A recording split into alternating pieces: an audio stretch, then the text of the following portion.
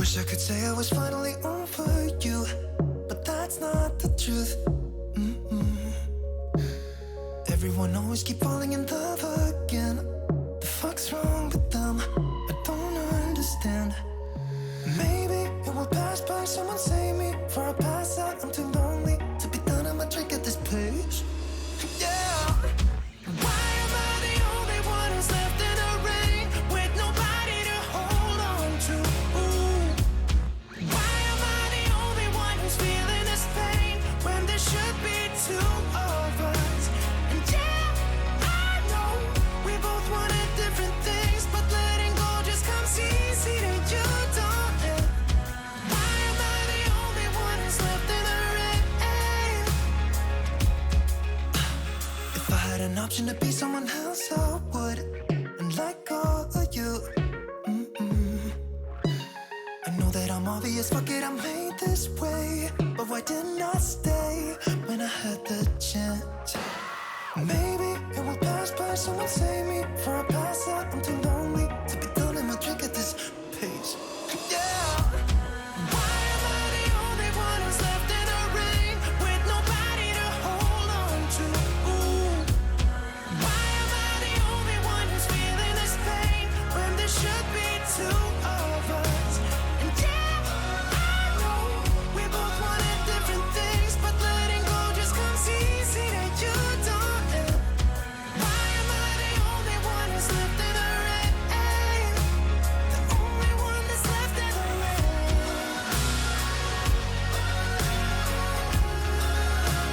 The only one that's left in the rain.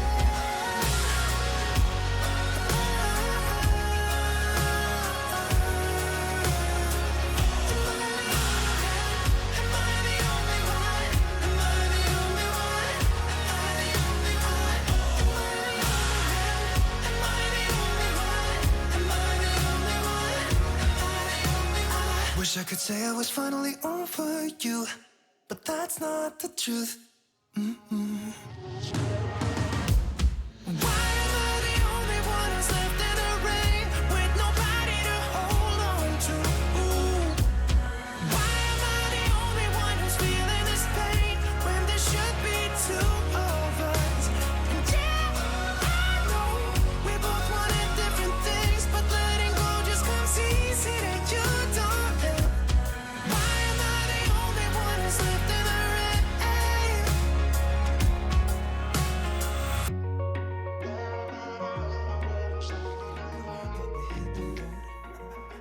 Doesn't matter where we go and destination unknown.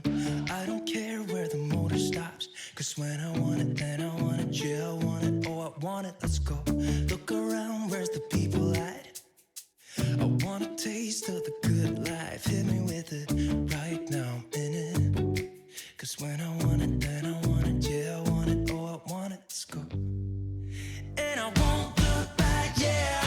I don't care about the bad shit back home. It's Cincinnati, baby, I just wanna let it go. Nothing matters when we're way out here. Oh, yeah. Baby, I don't have to know your real name. I'm just addicted to the way you take the pain away. Nothing matters when we're way out here. Yeah. Cincinnati, baby, Cincinnati, baby. Said, yeah, Cincinnati, baby, Cincinnati, baby. It's 2 a.m. when we close the bar, but we're in the get-go. Next place, give me someone I could dance with you beneath the stars. Cause when I want it, then I want it. Yeah, I want you. Everything stops when you move like that, and I wanna get in close to you. It's what I'm gonna do, cause right now I'm in it. I feel kinda dizzy when I'm staring at you. And I won't look back, yeah. I don't care about the bad shit back home. It's Cincinnati, baby, I just wanna let it go. Nothing matters when we're way out here. Yeah. Maybe I don't have to know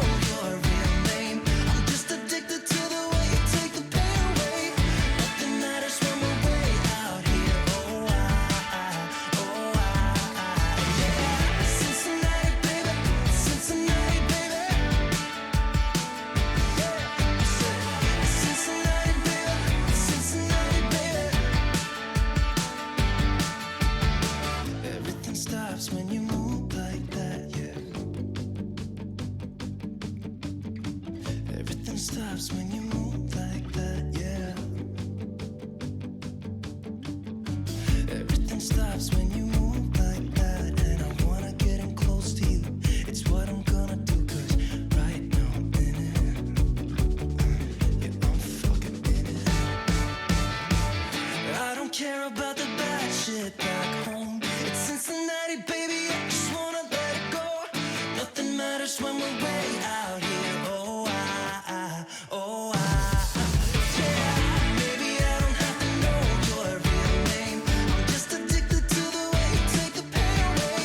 Nothing matters when we're way out here. Oh, yeah. Cincinnati, baby, Cincinnati, baby. I said Cincinnati, baby, Cincinnati, baby.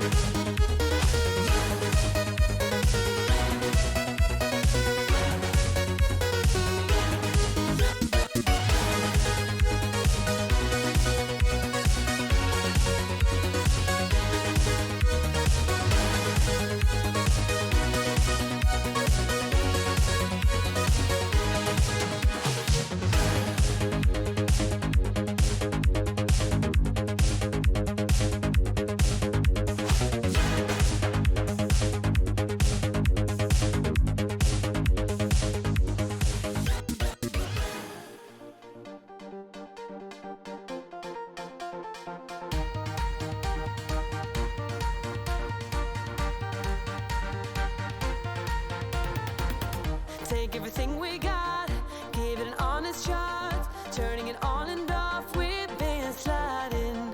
Riding the highest dream, keeping the fire real. I call for you. Hold your gun, cut the wire. Aim for fun, with a light your fire.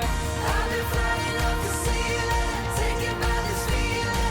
Maybe we're invisible at last. Fueling every engine.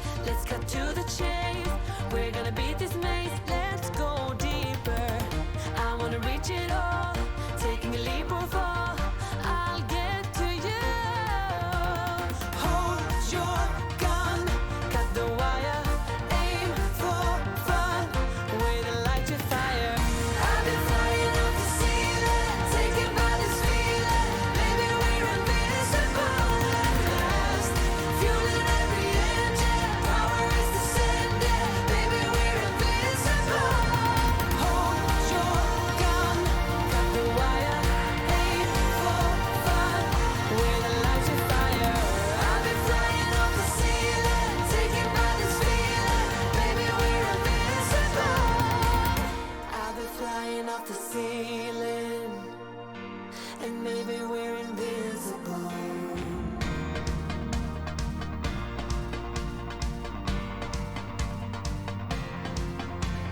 Hold your gun, caught the wire, aim for desire. Hold your gun, caught the wire, aim for desire. Hold your gun, caught the wire, aim for desire. Hold your gun, caught the wire, aim for desire. I'll be fine. Do what it takes to make you believe. With my heart on hyperdrive, we do what we want, but when I'm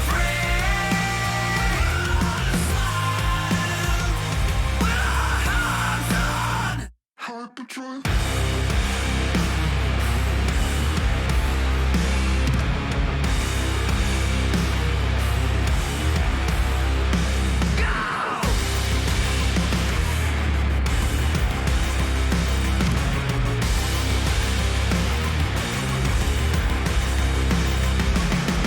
Hello, chatto! It's Thursday. Coming up today on Building a Nation with MTK Budapest. We are, of course, back in the Champions League groups, smashing our way along a little bit, slightly off Kiev. Fuck.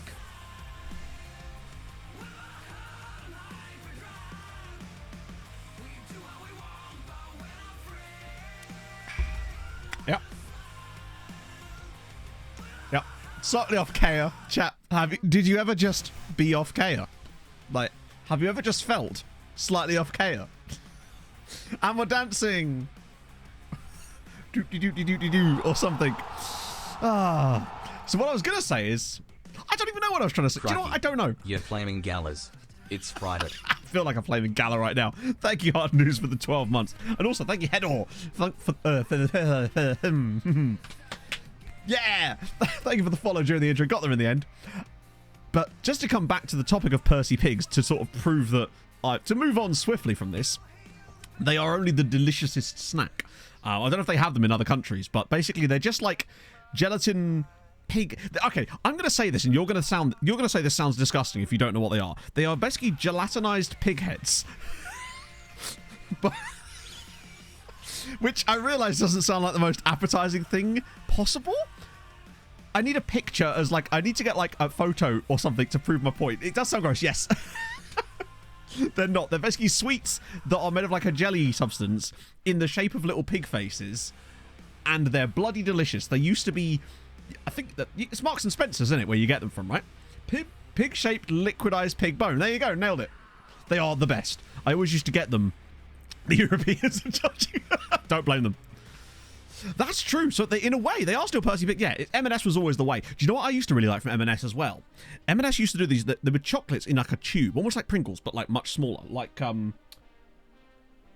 know why. As if I had some in here. Why am I looking around? And they had like little chocolates in there, and they each had their own little silver wrappers, right? Ah, yes, there you go. Is that the right thing? Yes, that's Percy Pigs. Obviously, I can't put it on stream right now, but like, if you click the link that James just put in chat, it's a Gyatso to what Percy Pigs actually look like. They're a delicious snack. But they also used to do these like, I guess they were called walnut whirls, but they didn't always have walnut in them. They were like these little chocolate volcanoes that had had like kind of whipped cream in the middle. Fuck, M&S do some bloody good snacks. Is the point we're coming to here? It's a shame we can't afford them anymore. But like, damn.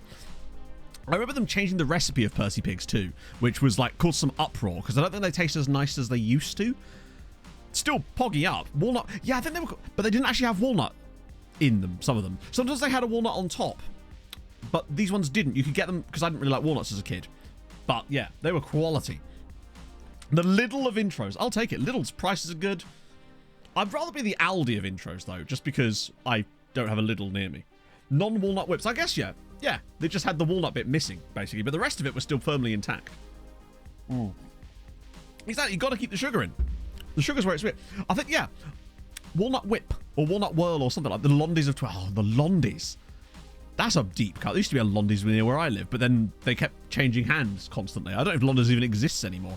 It's very much Nisa local everywhere now, isn't it? It's all these bloody franchises. They're taking over the world, chatto. Pog's here today as well. She's gone to the shop to get coffee. It is a good morning, a very good morning. Theo Walcott whip. Nah, man's not got that kind of crossing ability. The one stop. Are you drinking piss? Yes, I am. That is top quality piss. Call me Bear Grylls. What can I say? Do love a bit of piss. She just go to people on the street and is drinking orange juice. Be like, you drinking piss? Sherbet Lemons. Sherbet Lemons is a quality product in general. Wilco's as well. Oh, yeah, you got a solid glass of piss. You're ready to go, right? Basil, thank you for the 24 months. Oh, long one. According to my calculations, a year of subbing equals to 6 Danish priced margarita pizza, and now I subbed 2 whole years. Smile, so you're welcome. BTW gonna drop some whiz quizzes in the Discord later on less than 3. Damn, bruv. Basil, you just... That's what you're saying, is that you've donated me 12 margarita pizzas, and I've never been more proud. I wish I could receive all of my donations in pizza. That would be the best. A lot of it does get spent on pizza, if that makes you feel any better. Drink more piss, I was going to say. You want to be a bit dehydrated. Although, to be honest, I probably am, honestly. Just because of the rum. Aldi's brilliant. Do you know what used to be good? Netto. There's not been one new. My granddad once bought a guitar from Netto. Like, they just do it all, right? Yeah, Twitch take most of the pizza, honestly. Their slice is like, you're left with the crust. Not that the crust is a bad bit. Piss without pulp. Ah, sorry, mate. What can I say? I got lumpy piss. Norden, thank you for the Twitch, Babby. Oh. It's baby making time, Matto. Get those fluids in. Gotta point you north. Or something, I don't know. Some Viking shit right there. Jeff, he just loves the pizza, does big old Jeff. Because they're a German company, aren't they, Netto? So that would explain it, I guess. How many subs to drink beer? Well, to be fair, 10 million. Because you might as well put a number on it, right? Half's like, can I take out a loan? If so, how much for? Oh, recommend you pause with again. That's really weird. Let's get off of this. Let's get some actual... Whoa, hi. Christ on a bike. Enjoy 16 frames per second. What the fuck? That's just trashed my entire computer there. What the fuck happened there? Hi, FM? Are we okay? What in the actual fuck is... Hang on, I'm going to have to call Tasky up on the main menu. My entire computer's just lagged out. What the hell? Yeah, my entire computer's just started lagging out for no reason. What the fuck is going on? What is running in the background? It's just... It's all those tabs of hentai. Scott, thank you very much for the 20 months. Eventually I'll be... Why is it now stuck at 40 FPS? Let's get to some tactickling, my new fave word. I'd love to get some tactickling, but my mouse isn't responding. Yeah, no, I can't... What the fuck is OBS doing? It's just gone, hey, we're going to just sit here and take your entire fucking... Let me just go to the BRB screen for a second. Try and, like, let it release a little bit. Give me my frames back. And then move back across. For crying out loud! I don't know what's going on. What have they fucked with now? I don't understand what's going on. This is ridiculous. Right, the only thing I can think of is to... right. I've got an idea. I have an idea, chat. Don't worry. It's going to require a slight bit of tweaking here. Oh, wait. What the fuck? No, I still don't understand what's going on. It's... What the hell? Now it won't fucking go back to the main page. I don't understand what's going on here. Now it's broken entirely. I legitimately cannot get it off of this screen. What the fuck is going on with my computer? Yo, dealer, can I get more of them frames? Pretty please with a cherry on top. Oh, and some cocaine. That will be nice too. I don't know how to fix this. Cornetto when you're at it. I genuinely don't know how to fix this. Flute Dude, thank you very much for the 5 months. And also, Icarus, thank you very much for the 15 months. I do not know how... Oh, hang on, wait. No, it's fine now. It's fine now. What the hell was that about? Yeah, it's fine now. It's absolutely fine. That was so weird. It's like there was something in the background that... Maybe it was like some shitty Steam update crap. Although, what I will say is it's still using an obscene amount of OBS. So my guess is the moment we go into a game, it's just going to fuck it up again. Let's try it. Let's move along a little bit. But it is, that is mad. Was it Rob? Probably. Let's blame Rob. He's not even here, but we'll blame him. Wait, is he? Actually, can't tell this. Sorry about that, chat. And if you knew, it is like that always. No. Yeah, I think that's still going to fuck up the moment we go into a game. I don't know what it's doing or why it's taking up so much CPU. That's really, really annoying. But we'll try it anyway, obviously. But yeah. Sir, oh, hang on. Sir Cirrus, thank you very much for the follow. But I suspect that the moment we go into a game, it's going to just fuck up again. Because to give you an idea, it's still saying it's using 81% of my GPU. So, hello, Pog. Computer's just decided to shit itself again. You know, normal stuff. Yep. Save everything. I already save it after every game. Yeah. Has it overheated? No. Well, I can't actually see the temps, but it's, bear in mind, the GPU doesn't really, it's not that. It's just OBS does weird shit sometimes. And brilliantly, today it's chosen, to, of all days, to absolutely kill my computer. Windows update, maybe. Yeah, it's just, my guess is the moment we go into a game, it's just going to shit itself again. So we'll see. Perfect that this song, quit and reload. Unfortunately, I can't quit and reload because then OBS, I have to shut the stream off to do that. And then it causes, I mean, I can do it, obviously, if I have to. But I might have to restart the PC. I don't know what the fuck it's doing. But firstly, we'll try and do this game. Luckily, it's a game against Patchy, so it's not that important if it does fuck up. Because we can just, luckily, we get into result from the middle of the game. So if it fucks up, then it's fine. Because we can just kind of get on with our lives. I just don't want to fuck up during the Trabs and Sport game. So let's try this. Usually, if it's going to fuck up, it does it already. Is what I will say.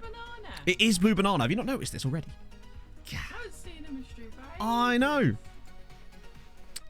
But yeah, if anything's going to shit itself, I'd rather it be FM than me. Right, let's see. That should be fine. Usually it starts creeping around when it gets to this screen. Hello, Pog. Pog got a tattoo, chat. I would show you full screen, but I'm afraid that it'll break my computer. Okay. Since that's what caused the problem, apparently, in the first place. Oh, really? Go full screen? Well, no, going off of full screen, ironically. It's the fucking animations. Genuinely, it's the animations. That's what causes the problem. Huh? Well, to be fair, if I do, I don't think it'd be the worst thing in the world anyway. So I might just have to figure out. That's what I was actually going to try and do, chat. I was going to figure out how to put it back to the old transitions, but I couldn't figure out how to do it live. I think this is actually going to work fine. It's fine. What the hell? She has an animated... Imagine an animated tattoo. Dre plays. Thank you for the follow. It'd be like Harry Potter with the newspapers. It actually would. Yeah, I think we're fine now, chat. It's absolutely, totally fine. That's so weird. I'll show him on the camera. Oh yeah, they can definitely see that. It just kind of looks like you've drawn on your arm. Yeah, man, black sharpie. It's not actually a tattoo. It's a tattoo to my wonky GPU. One of these days I will sort that out, I promise. I've got something in the works potentially that might allow me to get a new PC. Yes. Yes. So, yeah. That might be a thing. Is it porn? I think porn. You only need one kidney precisely, yeah. Slap at a base, chat. You pimping me out. Sorry. Yeah. Actually, though, ironic Christian. Perfect. Yes, Pog. Oh my god. The woodwork thing actually doesn't trigger it because it's a scene over the top of this scene, so it doesn't require the animation, so it's actually fine. I'm not saying test it, but I promise you the woodwork one would actually be the easiest one. It's the others that are the problem. Oh dear. I will have to check him after this game, Tim, if you remind me. Luckily it will stay on. Oh, Gift Orban. He was the dude that scored the 3-minute hat trick last night, wasn't he? Against God, who was it? Was it Trabzonspor? No, it was it Bash actually here? People are paying money on herself. What a win for them, by the way. You might notice this team is an incredibly weak lineup for us because we've got that Trabzonspor game midweek, and I figured we'd just throw a couple of randos in. Like people like Maecha, for example, as Navarro's in again. And also Josef Ehring. Don't look a Gift Orban in the mouth. True. Well, that's really good coffee. Well, I'm glad that little weirdness is over. But yeah, it's the stream animations thing that really causes it to slow down, I think. I think, honestly, if I could turn those off, which I think I will do from now on, it might solve our problem momentarily. But I am working on something that might allow me to fund a new computer, potentially. So that'd be good. Because, unfortunately, it's not just a case of me just getting a new... Oh! It's not just a case of getting a new GPU, unfortunately. I'd probably have to get a new PSU with it. And I might need to get a new case, too. So it starts to add up at that point. Pewter got uptight. It did. Finishing the top 4. Are they top 4 right now? Or have they fallen off a little bit? I know they've not won so many games lately, but like, I mean, they're still a very good... They have still conceded the least amount of goals in the Premier League, have they not? That was quite some assist from the defender. Hiding yourself out. The first part's almost slightly true, but yeah.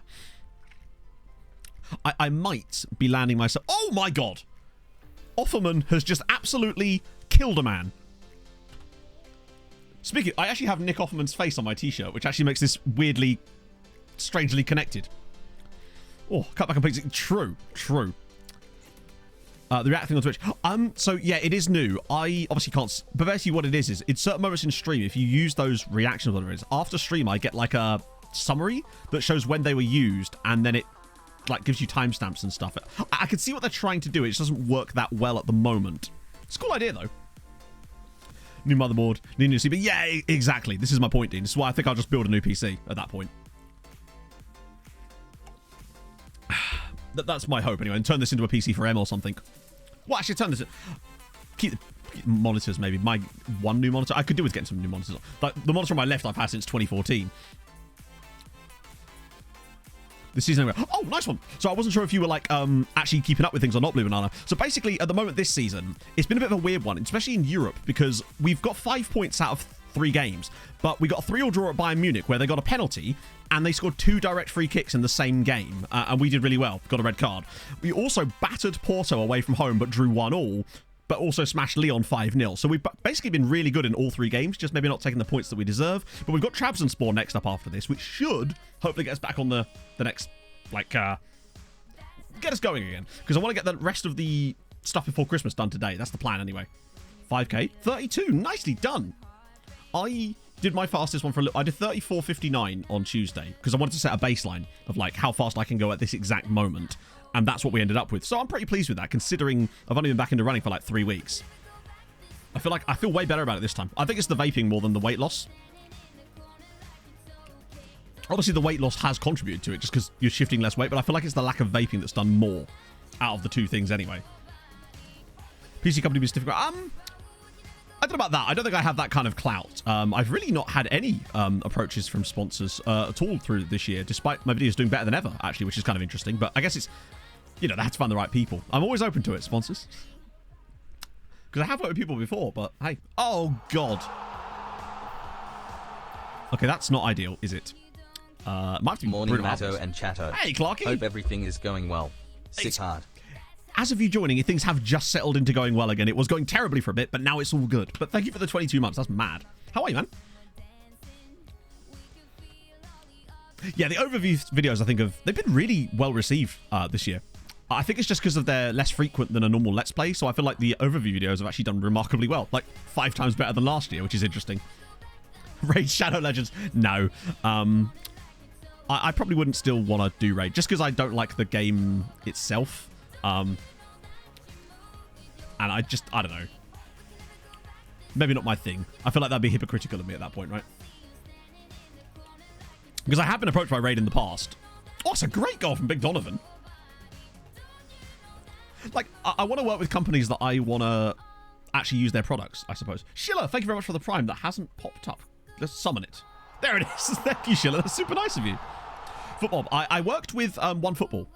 Before. As you'll remember, during Outcast to Icons, I had a series of sponsored videos with OneFootball. They were really good to work with. Like, really, really easy company to work with.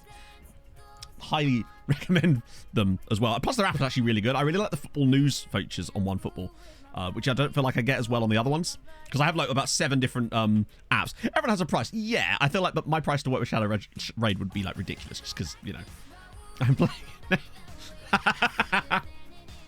No, I like both. I've used Footmob and OneFootball. Those are the 2 that I have installed on my phone. Oh, no, I have FlashScore too because of the hockey. Well, that's the thing, Owen. That's the thing about the evergreen content because, like, just this year, like this calendar year, since Christmas, we've had the Belgian one, which did 75k. We've had the Career Resurrection one, which did 80k. We've got the second episode of Career Resurrection, which has done 50k. It's much better. Now, obviously, there's less videos being made, so it's not like a huge jump up in the numbers of viewers it's got, but they're better from a kind of more sustainable perspective. Do you get Champions League games on live score? No. I mean, I don't watch them anyway, but like I just get the score notifications, ironically, from both apps a lot of the time because I can never be asked to turn my notifications off. That's a great finish. Pardon me. World-class player. Yeah, so was it Montiel? Right, I'm glad you mentioned that because we tried to find out which one was considered a world-class player because someone in chat mentioned it but then didn't follow up. So was it Montiel that was considered world-class? I'll look in a second. good though, isn't it? We're really getting there. So basically, last year I did some, I guess you could call it like presenting work for a mobile company. Where that's why you wouldn't have seen it on my social media, because it wasn't an advert. I did an advert for someone, but on their social media, if that makes sense. So it was like a presenting gig, basically. And they liked it. I was put forward to it by a viewer in chat who happened to work for a marketing company. And it seems that they are now wanting to re-up for a longer period of time with more of them, potentially. So that might allow me to fund that kind of stuff, like getting a new PC for the streams and stuff, which would be nice. Plus, it was just nice to be recognized for something slightly different, which was kind of cool. But that's essentially what it is. That's why you wouldn't have seen it. Because it was on their social media and not mine. In terms, it says you could say negative things about the game, but not the company who make it. Interesting. Yeah, I still think I wouldn't want to do that, though, because I feel like at the end of the day, you're still taking their money, right? And I'm just not really into it, to be honest. Like, the reason I worked with OneFootball was because it was an app I already used. The reason I worked with Manscaped is because I felt like it was a company that, like, was within this space as well. So it made sense to me to work with them. Give us a demo. It is interesting to see, because I thought that he was dropped because of like an injury or something. So basically, Basil, if I have to change some of the stuff around with the stream, it might be that we can move to that quite soon anyway. Because part of the reasons why I couldn't is because of some of the stream effects things I have to use to make the stream work the way it does. So that might be even better. Oh, the MTK game. Is that the thing with the... Yeah. Someone sent that to me on Twitter yesterday. Hilarious. The MTK goalkeeper, before a match, doing like, you know, little one-on-ones with like some kids. He's just saving their shots. He's like, no, this is training for me as well. Oh, it's brilliant. Oh, over the top of Zwane. Ghost Inside. No way. Hang on, Ghost Inside are in the UK. I fucking love Ghost Inside. I was so happy when they came back. That song Aftermath still genuinely gives me goosebumps when I hear the like the third verse bridge bit. It's something about it. It just hits me. I actually wanted to get a tattoo that says Triumph Over Tragedy because of that song. It's so fucking good. Bubble! Thank you, Mum, for the 30 months. You'll love to see it. Ah, Quinn Leo, thank you for the follow. Did I miss a follow earlier? I feel like I did. No, for some reason I thought I did. I would never want that to happen. Right, boom. 3-0 with a red card is pretty solid, I would say. We probably could have done more. We have underperformed our XG a bit this season overall, and we seem to have continued that trend today. End of the month. 2-2. Oh, that's awesome. You are a very lucky man, Tim. I bloody loved Ghost Inside. I'm hoping that we can get tickets to get to Dayseeker in May. Jarju's coming through! Oh, nearly. So, yes, unfortunately, he was, Basil. I'll have to make sure I only take one urination today. It was the only screen I could think of without going back to starting soon. I was worried that if I went to the starting soon screen, it might accidentally trigger the intro again. And, you know, we know how much we'd hate that. I'm glad we solved that issue, though, whatever it was. Really weird. A Honvid game. Ah, you're not allowed to do that. Oh, well, there we go. He's offside, isn't he? No, he looked onside to me. It is weird, though. It kind of sucks because everything about this computer is absolutely totally fine except for the GPU. Second half, the opponent keeper was having... Oh, it's the opponent keeper. Oh, that makes a little bit more sense, I guess. But also still, like, have a heart, man. Jesus. It's only a bit of fun. He's like, no, I will not be beaten. I'm keeping the clean sheet intact. Hello, Pogley. I love that this one, instead of just writing like a letter, they've actually written on the side of this cup, vanilla, latte, and oat. Except it actually says cat, because they've spelled it. They can't do an O properly. There's a cat in my toffee. We spent time on it. Fair play to her. Oh my god, your handwriting's so nice. Speaking of people, Alice! I don't know, it was a terrible segue. How's it going, Alice? It's the best I could do. I nearly called you a cat, if that helps. Like, oh dear. How was stream? You getting any? I nearly raided you. I nearly raided Shadow Legend. Did you? Oh dear, cat milk. I mean, never tried it. Never tried it. Hard news. Wouldn't know. I have no comments to make on this particular thing. Oh dear. Right, I've got some lookups to do now because I remember things sometimes. Put cat milk in coffee. I don't know. I mean, to be fair, how would you know? Maybe your cat just, rocks up, bang, little. Tea squeeze in your coffee. How would you know? You'd be none the wiser, chatter. You'd be like, this tastes excellent. It's full of cat tit, you know? Cat shit. Well, isn't that the stuff that's like gone? I know there's that coffee that's gone through a squirrel. I believe. I can't remember exactly what it's called, but there's a special name. Nothing unusual, Katie. Nothing. You are vile. Little review from Pog there. Oh, dear. We've only conceded one time in the league this season. Out of 11 matches, we've conceded once. Can't stream until next year. Oh, well, you know. To be fair, you'll notice way more differences, I suspect, going from F122 to 24. So, there ain't nothing wrong with that. It's called Squirrel Piss. Ah, I see. Civic. That's it. Yes, someone mentioned it before. Cat tits or squirrel shits? Is this like an either or, Kate? Would you rather cat tits or squirrel shits? Ah, right. Lookups. Let's do it. Gift Auburn. Make yourself useful. No Gift Auburn. But we do have Orlando Gimo, but no Gift Orban, which is odd. FC United of Manchester. There's, well, to be fair, if they were promoted to the playable leagues, they'd have to get promoted to the Hungarian league. But we will look anyway. What are they called in here? Isn't it like FC United or some shit? I swear they've got like a weird name on this particular bar that you have to type in.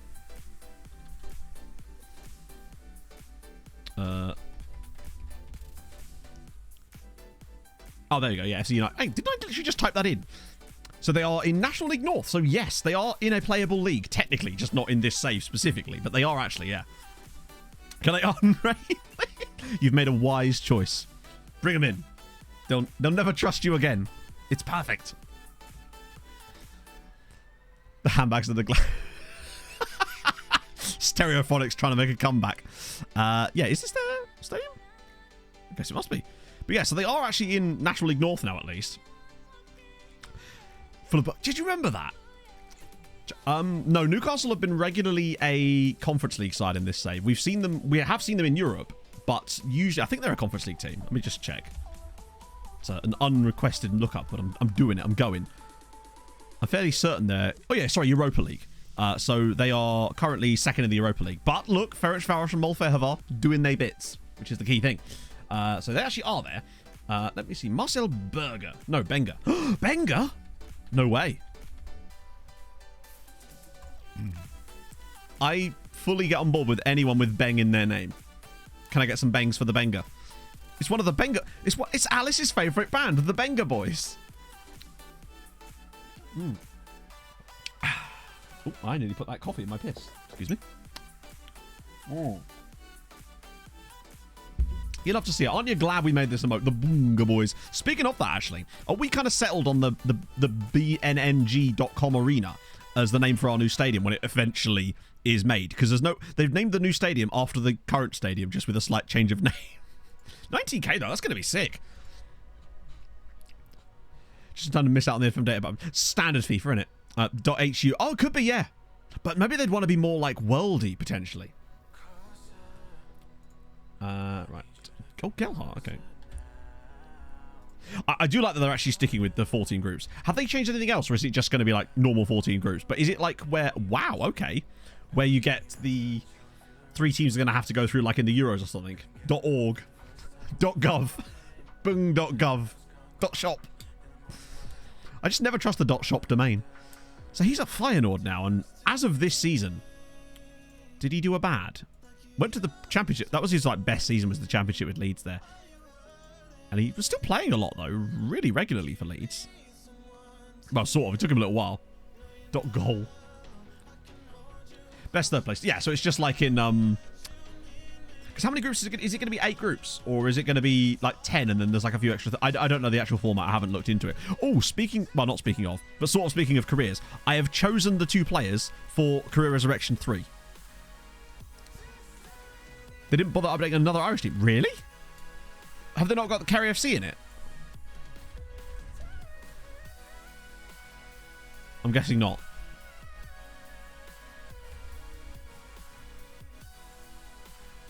No Kerry. That's insane.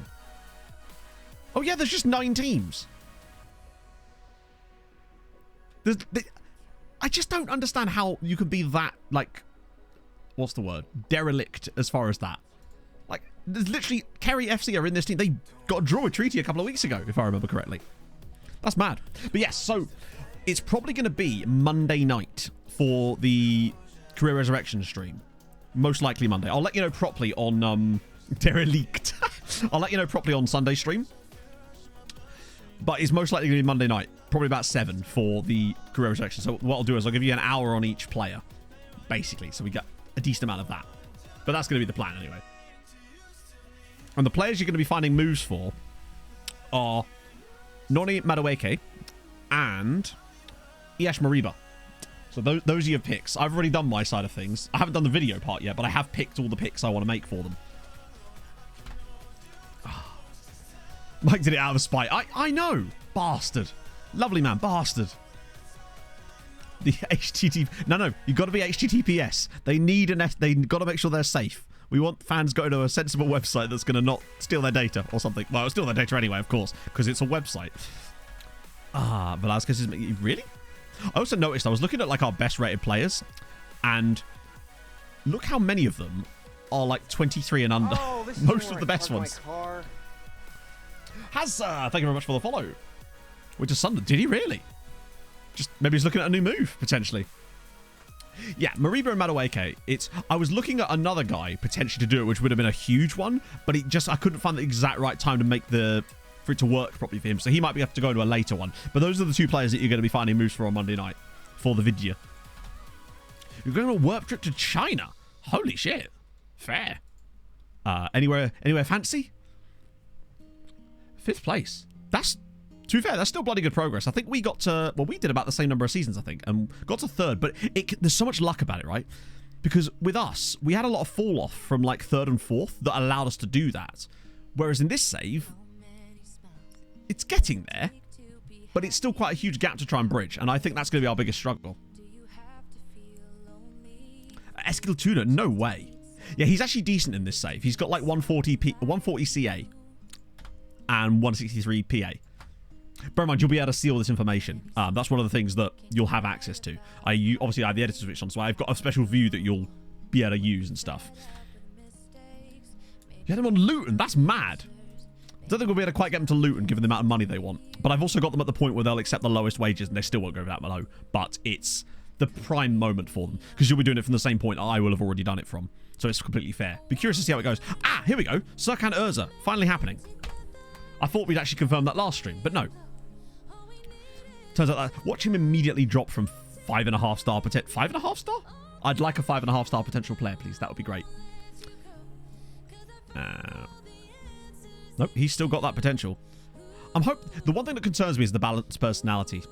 I'm worried that might mean that he might not be able to reach that, but he's got good he's got a lot of good things about him that makes me think that there's a player here. So I think like he's worth it. F24.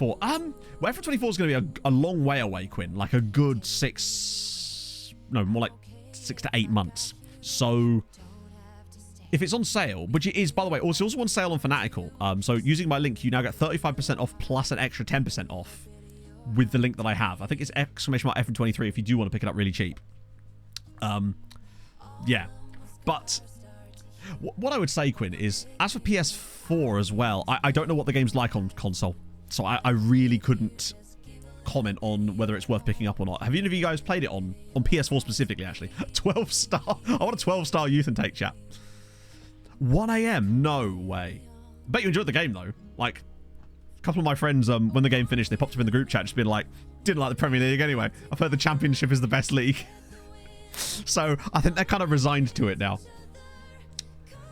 Brian Broken goes along. No, I would advise it. I would advise you not to, honestly. I would advise you not to pre-order it. I would say, like, just... Obviously, I have to, but see what the actual features are when they release them. And when they release them. See what it's going to be like and make your judgment on it, right? Because, put it this way, if I wasn't playing the game... If this wasn't my job, I would have looked at the features that were released for this year's game and gone... Probably not for me, and I'd have just waited, honestly. As a consumer, that's what I would have done in that position. I think that might have been the first year that I would have genuinely felt no reason to buy it, truth be told. I hope they don't do that again. I really think that I hope that there's been internal discussions to stop that, right? because that to me was just mad. As for Francois Xavier Hardy, he's on loan at the moment at Utrecht, and he is possibly going to go down as one of the biggest mistakes in this entire save. Maybe. I still think he can turn it around. He's still very young, but I am concerned. We spent way too much money on him. Yeah, I can't remember the last time I pre-ordered a game, if ever. Red Dead Redemption 2 on the PS4. That's the last time I... But the only reason I did that is because Rockstar, at least at the time specifically, had got a good record. And they were one of the few companies left with a good record that of actually putting out a working game in its current form. So that was the last time I pre-ordered a game. And that was what, 2018? 2019? It was a long time ago. I certainly won't be doing it again. We're back to the top here, which is really good news. Was the fee extreme? The fee for Flavian? £23 million. He is comfortably our record signing by literally 3 times the price of anyone else. We spent way too much money on him. Luckily, some of it's in clauses, but they absolutely mugged us off. I'm probably going to have to sell someone to actually cover off that just in case. Right, okay, we make lots of this. So Castillo's going to have to go through the middle because Suhi's injured. But we've got Yeboah and Silva and Navarro and Bellingham? Or Yoshi? Oh, Yoshi's hurt too, isn't he? Darla, Fernandez. Fernandez? Oh, sorry, wrong Fernandez. And Abdul Nabi, of course. Hey, Liam. She's had a baby! No way! Dude, that's amazing. Congratulations, my friend. That's so cool. Bringing a human into the world. You'll have to see it. What have you missed? Honestly, you missed nothing as important as that. I'll tell you that for free. Basically, it was just us strengthening a little bit in the transfer window, getting over 100 loans now, and starting the Champions League a little bit poorly. Dortmund have kind of paid for Hardy, yes, in a way. But I'm hoping I can mug someone like... I really think that someone like Suhi, if I can get like 100 million for him, like I was being offered in the summer, I might take it. Because for some reason, I don't think he's the long-term success role in our strike. And I feel like he's got injury issues. He's always going down with long-term injuries. And I feel like he's the type of player that if we could mug someone off hugely for him, it could be quite good. They've got Ennis Bardi here. And Kiana Hoover. And a guy... Oh, what a great name. Alexis Baker. Think of the buns. Right, we move. Fan of Borgen. Yes! I've seen it. I have the Blu-ray box set up on the shelf up there. Ironically, not how I watched it, but I do own the Blu-ray box set. Yes, love me some Borgen. Or Borgen. I need as much Brigitte Nyborg in my life as possible.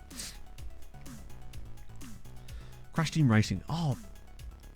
But my pre-order. Interesting. So I got Cyberpunk. Pog got it for me at Christmas, and I played a couple of hours with it and just went, nope. Luckily, I was able to refund. And get Pog's 50 quid back, so that was good. And I've not thought about touching it. I know I've heard it's got a lot better now, so at some point I might give it another go, but I just don't have a lot of time for other games, really. New assistant manager, exactly. Trying to think. Plus, particularly with the games that I pre-order, or the games that I buy are not the kind of games that you really needed to pre-order, I suppose. Like the last game that I bought,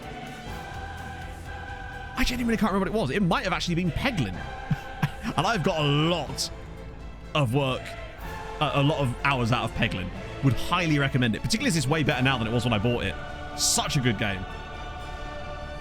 Right, let's go. This needs to be... This should be a win. There's really no excuse for not winning this. The way we've played against Bayern away, smacking Lyon, hammering Porto but not getting the result, this match needs to be... comfortable win. Is FM doing a thing? Oh, it is, isn't it? You cheeky bastards. Why now? Oh, I'll tell you why now. Because it's the Champions League. Isn't it? That's why. Champions League causes frame rate problems still. Oh, we are. We are still running at defense. You're right. I want to try it against Trabzonspor now. Now that we're here, we might as well just give it a go. See how it works against a slightly... Why is it still doing this? Yeah, this is definitely a Champions League thing.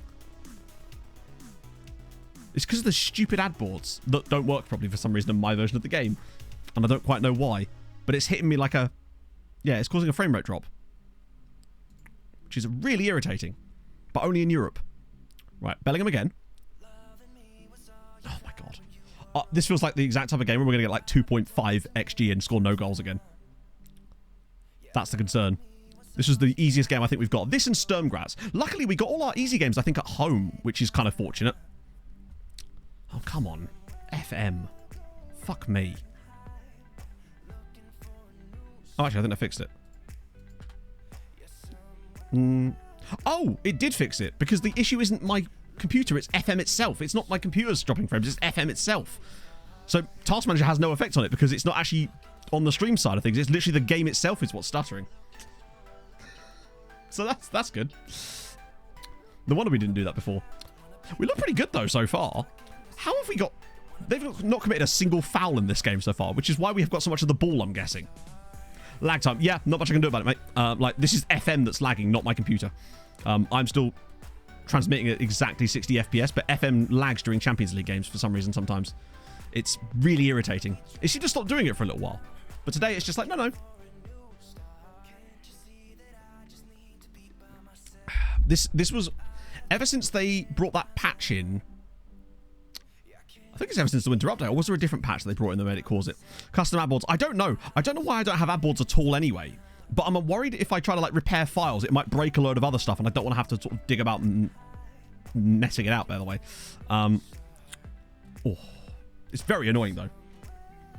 Because I can see the little 60 FPS thing in the bottom corner of OBS, and it's like, yeah, I'm doing fine. But it's the actual game itself that's stuttering because of it. Fucking irritating. Bear in mind, that's with the low... Unless it's adjusted our settings again.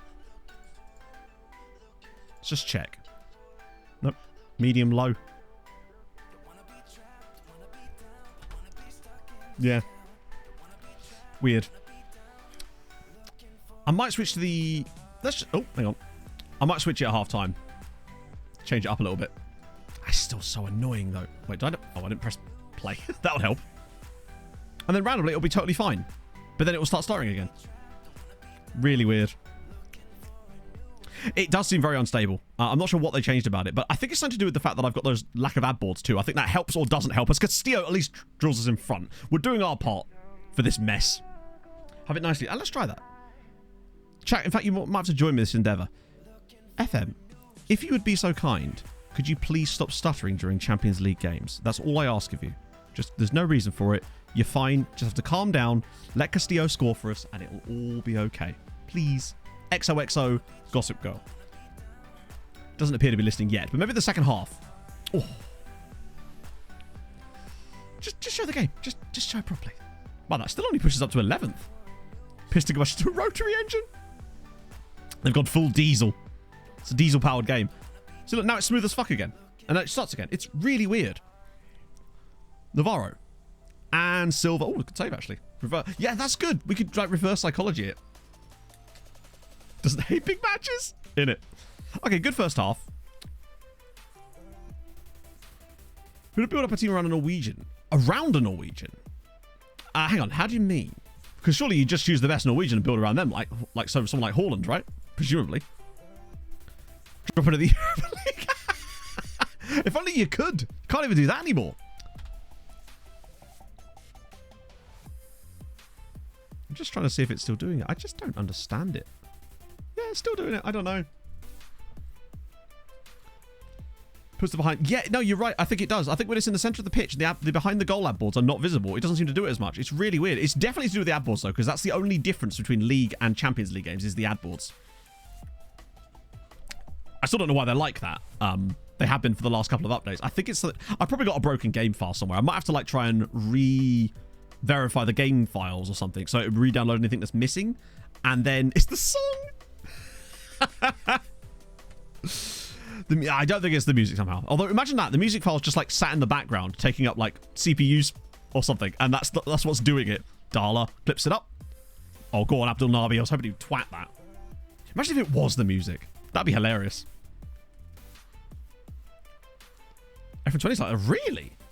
Because obviously my GPU isn't brilliant, but it's weird that it would only affect one thing, and this actually doesn't slow OBS down, only the game itself. Really weird. South, thank you for the follow. Remove the forbidden names. I don't think I did this time, actually, as it goes. Normally I do, just because I want to see if it will generate... I don't know what it would actually generate out of that. Right, now square it. Should be a simple tap in. Oh my god, he's missed the target. 2D in the back. Well, it will switch to... So if I switch to 2D, it will fix it immediately. Or does it? No, wait, does it? I don't think it does, you know. Why is it now flashing? So you'll see that when you switch to 2D, it obviously fixes it, but then the moment you switch it back, it just goes back to being shit again. See? It's very, very interesting. Oh, dear. Oh, welcome aboard, my friend. Sorry, we're just having some slight technical issues with the actual game itself. Turn the music off as a test. I suppose we could. Imagine if that fixed it. Oh, imagine though. That would be bloody hilarious. Surely not. Good save. Wow, we needed that. Bayern are losing. Maybe Bayern are just not that good anymore. Okay, right. Guillermo's done well, but God, I wish we had Brahim Diaz available. We definitely miss him. Hossman's done well, but he's a bit tired. Darla's on a booking. So now might be a good time for Terra Nova. Bellingham's done really poorly. So Big Moses' chance. Oh, I think it just hates working, unfortunately. Valve with TF2 looking for a load-bearing image file. Deleted it, the whole game wouldn't run. Wow. A load-bearing image file? That's amazing. Is he just... Did we just get a highlight of a man just walking around the corner flag? Because if so, I'm here for it. Well, what I will say is we've played well enough here with the more dribbly tactic, but at the same time, we've yet again failed to score enough. And I just wonder if that's because of the dribbling. Because it seems that we've been really underperforming our XG a lot since we switched that on in matches. And I don't know why that would make any difference, but that's the only thing that's changed tactically in that time, is the turning it to dribble more rather than pass more. FM's watching the streams, they're working. Maybe.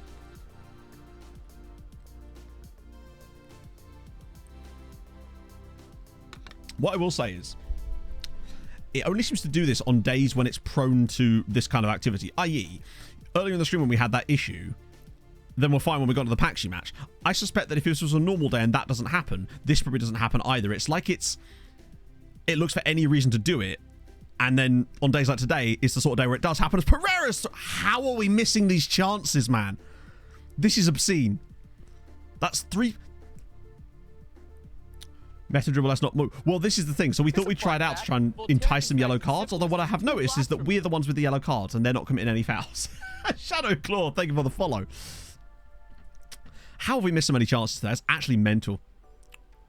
Well, I think it has to be something. The only thing I can think of, Saz, that makes it the Champions League is the ad boards. That's the only difference between the two. As now, surely, finally, we get the second goal as Jose Luis Castillo makes it 2-0. We've been really blowing smoke today trying to get a second goal here, and we finally get it on a plate because of the exact type of defending that I thought was supposedly out of the game. Like, what is he doing here? Why does he... Like, that's such an FM goal. Oh, just the 4.1 XG in here. We must have created more XG than anyone else in the Champions League, as we now go 7th. Nice. I reckon that you're right. It's got to be the logo. And now the moment we're out of the game, instantly fine. Weird, isn't it? Getting the other, yeah, it's weird. I think we definitely switch it off though, because it feels like you just don't. It's very small. It's apocryphal in it, but like, hey, we're up into 7th. Benfica and Basel drew. Wow. What about Porto? How they doing? Damn it, they won. That's annoying. But we're up into 7th, which is the key thing. We should have had more points. Like, we should be sat on 10 right now because we should have smashed Porto. And honestly, we could have actually won every game so far, which is saying something. But then it's a bit like that every year, innit, with us. Right. Okay. Rewarded for that with a win. We need that. Good from Castillo. He's looked solid this year. But he, I think, is still underperforming his XG. Which is mad. So I'll just turn that off. We'll switch to death by passing instead of death by dribbles. Okay, next day, though. Montero. Just looking at all of our Chileans. Well, I still want top 8 just because I feel like it's a sign of us improving. If we're capable of getting top 8... then I feel like it shows we're getting better. But like, truth be told, you're right. Unless they fix that thing, it's still better to not get top 8. Unless you get a really unlucky draw. But I think coming 9th and then having to play one of the worst sides that qualify is probably still good for you. Because if you look at that right now, like, who would that be? All right, I think we're out the stuttery area now. Because you could end up getting someone like Anderlecht, potentially, as things stand. Or even a Trabzonspor or a Sturmgras, someone like that. And basically, it's a tie you'll likely win over 2 legs. You get free money for winning it and free coefficient points. So that's... Also, or City. Yes, that is the downside to it. Or City. Anyone mad down here? Bayern Munich are 32nd. Their only point was against us, and they nearly lost that as well. They lost to Sturmgras and Arsenal. So maybe Bayern are just shit. Maybe that's why we... And the only reason they even did that was because Sabelslai scored 3 times against us. Which, like, don't do it. You're Hungarian. Stop it. Task Manager on. Yeah, we have tested that loads, but it doesn't work with that. I find that Task Manager is really good for getting OBS to release some of my GPU, but it wasn't that. It wasn't the GPU getting overloaded this time, because I get like a little pop-up that tells me about it. when that's the case. But for some reason, this specific thing that happens in Champions League games causes the game itself to actually lose frames. It's really weird.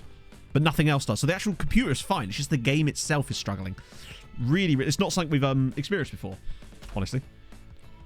Callum Finger? I love that. Eduardo Callum Finger. What a guy. Navarro showing pleasing progress. Yes, he is. He is absolutely phenomenal. I'm glad. I feel like he has got the role over Brahim Diaz now, particularly with his injury as well. But like even without that, lots more call-ups. Nicely, nicely, nicely. I feel like I just want one Brazilian international. That's the dream. So we've got 4 teams, I think, playing on this Thursday here. Let me just check. So today... Oh, no. Maybe not. Oh, no. Yeah, it is. Yeah. Wait, what? Let me get back to the correct scoreline. So, yeah, there's Conference League and Europa League today. So we've got Hajduk Split versus Újpest. Debrecen are away at Everton. So that's absolutely no chance. Although, as good as Debrecen have been, they ain't winning at Goodison Park. Or probably Brownlee Moor Dock, right? But then, in the Europa League, we've got Ferencváros home to Portimonense. That's a big one. That's huge for Hungarian football, because if they win that, it knocks points off of Portugal too. And who else we got? Where's Molfehevar? Oh, wait, Hertha. I would be very surprised if they take a result against Hertha, but we've been surprised before. Right, let's go. Come on. Show me anything good. Everton 3-1 winners. Újpest with a 2-2 draw. You know what? That's fine. The fact that Debrecen only lost 3-1 to Everton is pretty solid, actually. Foot Pagi, thank you very much for the follow. But points for Újpest, which is it's a strong result. Hajduk Split are not a bad side, and they're away from home. What about Europa League?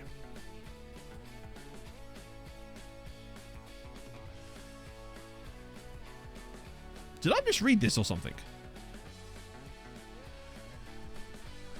I must have misread this, because I swear I saw that it was Molfehevar versus Hertha. Oh. I must have misread that entirely, since they're actually playing RB Salzburg and they have lost.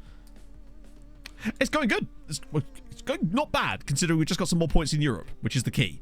So what does that do for us? So Ferencváros, 7th now, which is lovely. Hey, Crane, welcome back, friend.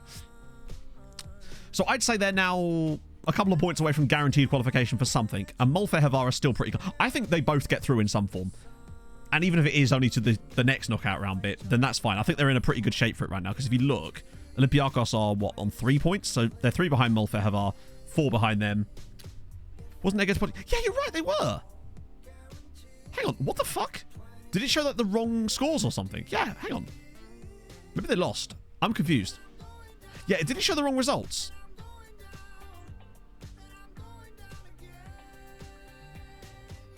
Oh, early kickoff. Early kickoff. The matches haven't happened yet. That was last week. It's because the Europa League, the Europa Conference League ones are 5:30 kickoffs, and the Europa League are 7:30 kickoffs. They haven't happened yet. Look, that's confused the fuck out of me. Yeah, that's why it is. I wonder why they were still in the same positions in the league. Christ. That just did my brain for an absolute loop for a second. Let's just check on the Conference League for a second then. So yeah, Újpest 22nd with 4 points, which is fine. They've lost 1, drawn 1, won 1. And then you've got Debrecen on 4 points. So they're still both in there. Cool. One more spacebar. Unfortunately, it won't show us the scores directly. We'll have to go back in. There we go. You can only select to attend one match, even if they're at different times in that situation, because it's on the same day. So now we go to Europa League. Ferencváros 0-0 and a 1-0 for Hertha. So no actual wins for Hungarian sides on this particular round of matches, but it's another point for Ferencváros. So we take that.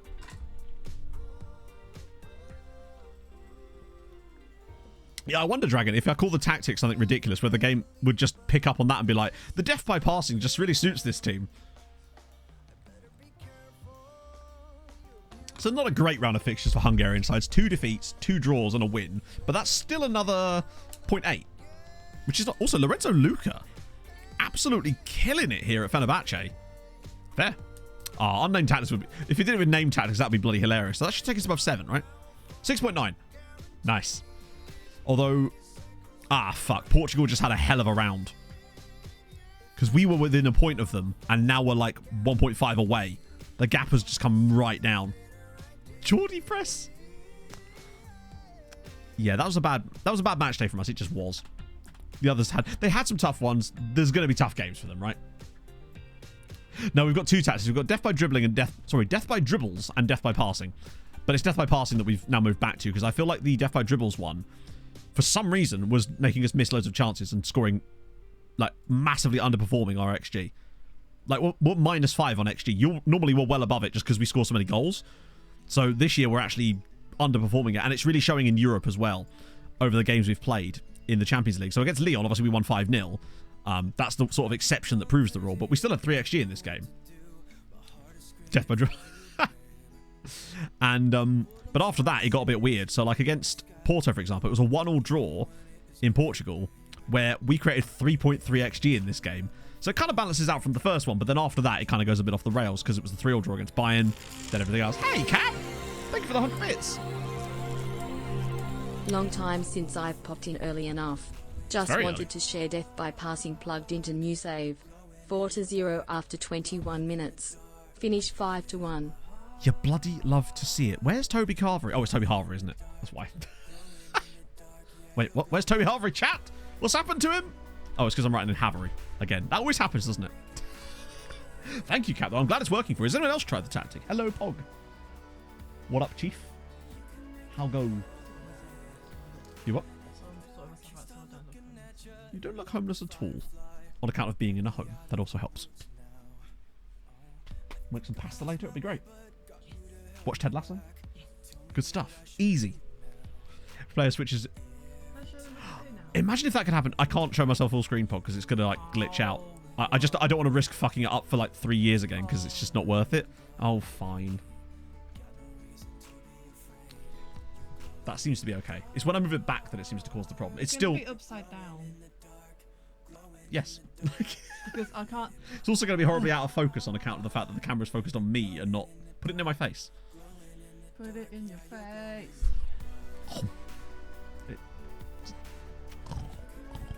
I can't just smile. It's the wrong way round for a I start. know. Well, that went well. Oh god. Oh no, we're fine. We're fine. We're fine. I think we're okay. It seems okay. We got away with it, chat. Oh. Yeah, I think having your players definitely do need to be able to fit it somewhat. It's when I tested it with some teams that started off with formations that just didn't have that kind of stuff, they would still work, but it didn't work anywhere near as well. Like the one with Wrexham was just ridiculous. Obviously, they're the best side in that league, up there with Notts County, but it was the amount by which they actually won that league was ridiculous. Matt, please return to Gideon Towers. Indeed, yes. You've been paying attention. Did I actually even show Toby Carvery? Because I feel like I wasn't paying attention to him properly. Boom. And there he is. Still only one England cap, yet playing for Real Madrid. He's like the anti-David Beckham. £50 million move to Madrid. Wow, bud. Like, can I interest you in a career resurrection, friendo? He just ain't playing for Madrid, is he? Do you reckon he'd drop his wages and come here? When's his contract expire? Oh, he's got 3 more years left on it. Toby, what are we doing? Not a fan. So we've got Derby in a second, and then I think there's a gap after that. That's what I've also noticed. You'll get some players that are just like... The best example is in... I don't know if I showed this in the video or not, actually. I had a Luton Town save with it. I think I might have cut this for time because I didn't want to waste... I didn't want to show too many that was just kind of saying the same thing. But I had a Luton Town test that I did with it, where Luke Freeman got 18 goals and 29 assists, I think it was, over the course of a championship season. Mental. João Pedro. Who does João Pedro pay for? And also, where is he in 5 years? I should stress, the reason I don't do career resurrections at the start of a save is because the players are still happy at the clubs, because you start with like a clean slate, so you don't get... Basically, they won't move for sensible... They won't move for sensible fees. So it's sort of pointless to try and do it at the beginning of a save. You have to go 3 or 4 seasons in for them to actually become unsettled and actually want to leave clubs. Because if you try to move someone, let's say, at the start of a save like that, they're happy at the club because the save has just started. So the club will demand insane fees for them, and the player will demand insane wages on their move, which is completely unrealistic. So that's the reason. And they still kind of do that even midway through, but it's better when you've got a few seasons under your belt. The best is when they're set to surplus to requirement. That's the key. That's the one that makes the massive difference. But at least being transfer listed does help. But it's when they're surplus to requirement. That's when they actually accept reasonable wages that match their level, basically. So that's what I have to keep finding. But I've already chosen the 2 guys for the next one as well, which you guys will be picking moves for on Monday night. Rui Fisher. We had a Rui Fisher last time as well, didn't we? We got it from Portamanenge. There's a lot of stuff that obviously I don't show or talk about in the videos, but you'll get an idea of what the struggles that I've gone through when you guys have to do it on Monday. Because I've had people saying, oh, you should put this guy in the second division. I'm like, they'll never move to the second division because the moment you approach them, they'll just go, nope, no, thank you. It's as simple as that a lot of the time. I've got some cool ideas for some other stuff, though. Right, so that's those guys. They're all still being scouted. Nice. Right, cool. Rashid, thank you very much for the follow. Familiar with over 600 That moves and I am and programmed Granite to Xhaka. get freaky. He must have retired, right? I feel like he'd be a good manager. If nothing, he'd be good at motivating people, right? There he is. Granite Xhaka, manager unemployed. Yes, he is. And he's dreadful. He is just fucking dreadful. Granite, buddy, would you fancy coming here for a little bit?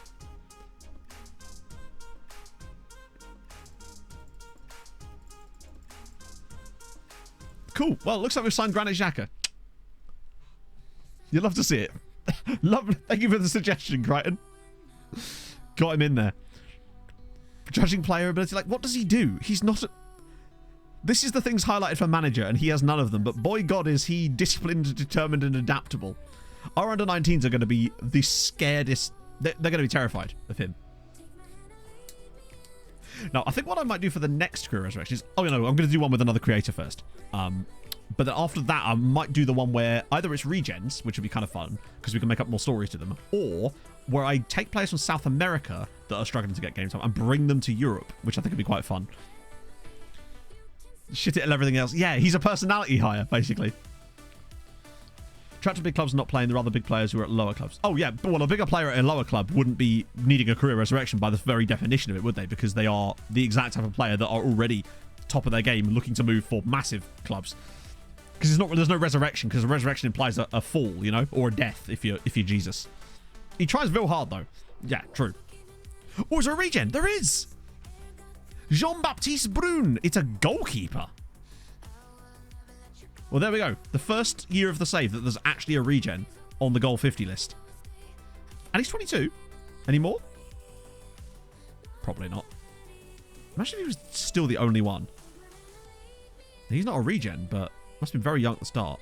Noel Aseko Nikili. Who does he starts at, Hertha or Bayern? Huge move too. Yeah, Sabelslai on there. So at least there's a... Raheem Sterling's at Barcelona. We've got that now. Nico Williams, also at Barcelona. No, PSG rather. Yeah, that's it. He's the only... But so far we've at least got one. That's the first regen on the entire list ever. We take those. You're going to play for Palace yesterday. Who was that? All I saw was Palace losing again. They are in a really bad run of form, are they not? Right. Yeah, it's nice to see a goalkeeper just rated highly by the game in general. I feel like goalkeepers just kind of get forgotten a lot of the time. 12 without a win, that's mad. Right, so we've got ages until the next... Yeah, we've got 13 games till Kekshmer, so that's fine. Castillo will start again. Bellingham in for a little bit. Brahim Diaz is back in training, which is at least something. Where's Yoshi? I feel like... Is he not ready yet? No, he's not, is he? Or is he? Doesn't appear to be. No. Okay, that's fine. After only losing games. It does feel like they're one of those teams that just seems to like lose all the time and never seems to get relegated. Because they'll go and win a few games a little spell and be fine again. I mean, I can't really compare them because when Fulham played them, they had 9 men, so it didn't exactly give them a fair run of the game, shall we say. It is weird, though. But the thing is, anyone from, like, 12th downwards is still firmly in that relegation battle, really, isn't it? It's brilliant. Well, brilliant in terms of, like, I feel like if you're one of the teams down there, at least you know that there's lots of other teams down there, too, so the chances of getting out of it are higher, just because there's more teams that you could potentially overtake. I genuinely think Fulham are going to finish 11th this season. I really do. I think we're going to slump down and end up finishing 11th. Like, we're never getting relegated, just because we've already probably got enough points to not get relegated, but it's like, I don't know. Our next run of games, though, after United at the weekend is going to be interesting. Valley's still up there. Some of them are. It depends. So, because values this year on FM seem to be way more based on the clubs bidding on your players, which I actually really like. So if a load of clubs bid on your players, the value gets bumped up based on the bids that they're putting in, rather than just being purely based on random other factors, which I really like. Mitrovic is still injured. I just don't see... He shouldn't be playing, but he has no choice to play. That's the problem with Mitro at the moment. I don't think he's been right since the World Cup. He kind of had that ankle injury or that foot injury before the World Cup, and he's kind of not really recovered from it. and that's kind of shit. But I genuinely think that he's going to have a really poor rest of the season, and people are going to predict him to like be washed or whatever. And then next year, with a full summer rest, he's going to come back and be Mitro again. But we do need to strengthen another area still, though. He has looked a bit better. He did a bit more of his hold-up play against Arsenal that was a bit more like him, but the service around him hasn't been fantastic lately either, as Radojic's through and he's flicked it over the goalkeeper and it's 1-0 Ferencváros. Ah, dear. Villa aren't rooted though, are they? They've been looking up. Like, Villa for me are one of those teams that are just slowly but surely under Emery, scoring a decent amount of points and getting it done. I think Manuel Solomon probably will stay.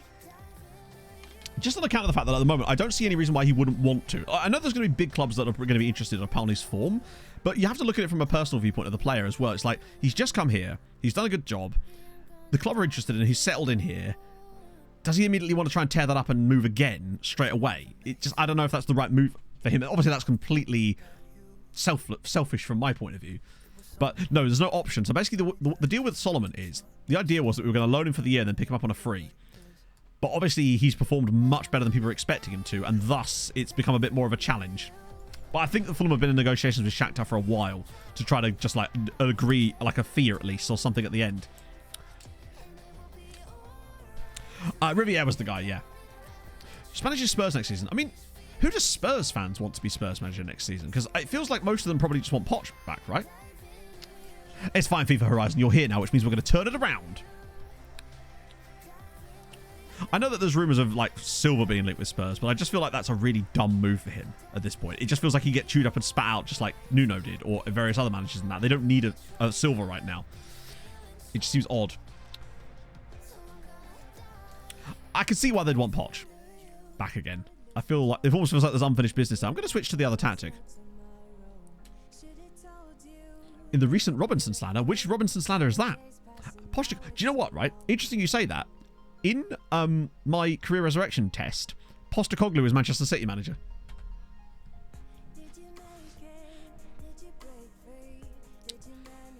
Give Spurs time, but what time are they going to give him? Isn't his contract up at the end of the season? So I don't see any fans wanting him to stay beyond that, and it just feels like at that point, surely they're not going to want to go. Yeah. Oh no, I mean, but Silva already has a history of that exact thing, though, because he's left clubs way too soon, joined bigger sides, and then immediately flopped, and then had to spend all this time rebuilding it, basically. Hamza, thank you for the follow. No, I just don't see that there's any way Conte is in charge next season. I don't know why De Zerbi would immediately leave Brighton. I feel like he's building something pretty sick there as well.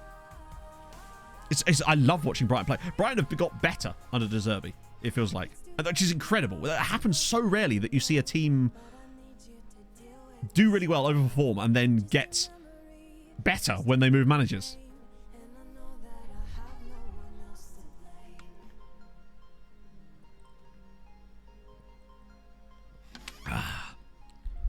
Yeah, there's no way that Conte stays at Spurs. Just no chance. Have you considered Scott Parker? Have you thought about that cardigan merchant potentially? Spurs fans, thoughts? Oh dear. He'll fit right in. He'd be the best dressed manager in the league again. Yes. You could have a cardigan merchant or a gilet merchant. Your choice. To be fair, I think they'd take fourth, wouldn't they, right? What's wrong with cardigan? Oh, I love a cardigan. Just not the wearer of the cardigan in this particular case. Giblets. Are there any good English managers? Well, I mean, yeah, Graham Potter. I just feel like, have people forgotten Graham Potter was actually a good manager all of a sudden just because of a little struggle with Chelsea? Plus, Chelsea seem to be picking things up a bit lately. Interestingly. Oh, I thought I was going to deflect him. Takes round 18. He did, didn't he? Yeah, I mean, I feel like fourth place would be a solid season for them, right? Still, I know it's probably a season where they were looking up, but like just sticking around there would be a good one. Yeah, for me. But obviously, I'm not a Spurs fan, so it's still it's a great block. If Chelsea fire Potter, then mate, whoever picks him up is going to be the luckiest club in the world. Seriously. At that point, I'd be like, you know what, Marco? If you do fancy the Spurs job, you take it, buddy. Mike was wearing a gilet on Saturday. Think of Klopp. I think he's a great manager.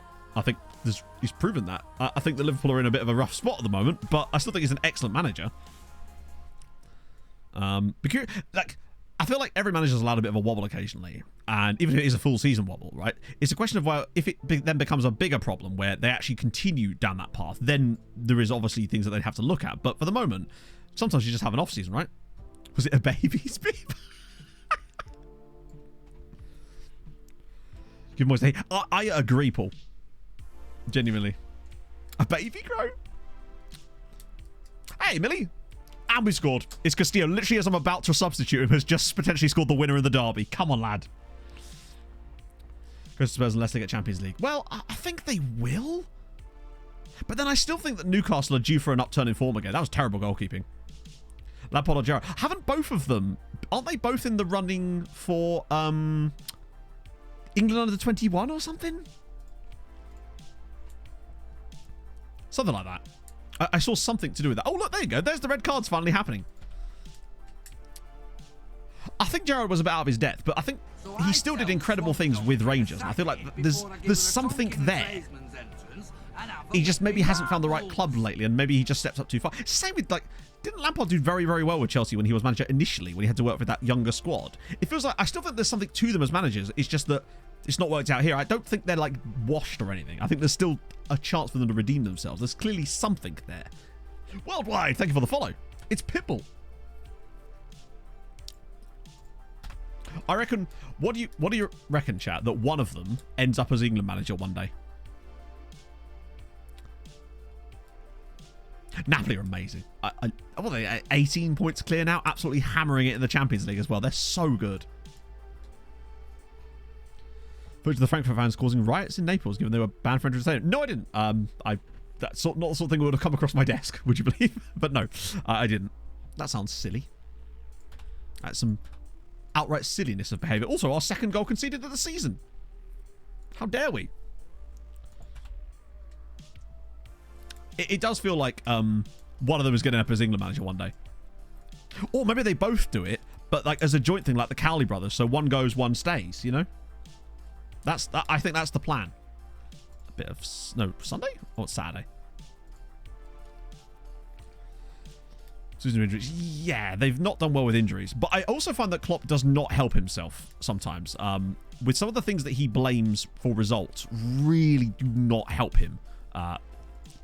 If you could have avoided that, that would probably be better. If MSC can't manage together, you see, we'd find a way. One goes, one stays. Who's Alonso? Because Alonso is in management now, isn't he? Yeah, Michael Carrick. I hope he doesn't suffer the same fate, because apparently the football he's got Middlesbrough playing is absolutely outrageous. It depends, Ike. In terms of streams, we've broken it down now to, I think it's like 5 streams to get through a full season now. But it depends on what happens a lot of the time. You know, if we go deeper in Europe, then obviously, yeah, that requires more. No, we didn't end up going punting, Paul. They cancelled it on the... No, Granit Xhaka. Well, we're getting Granit Xhaka. I don't care. Watch us now start losing constantly. But no, they cancelled our booking and closed the river because there was some rain the day before.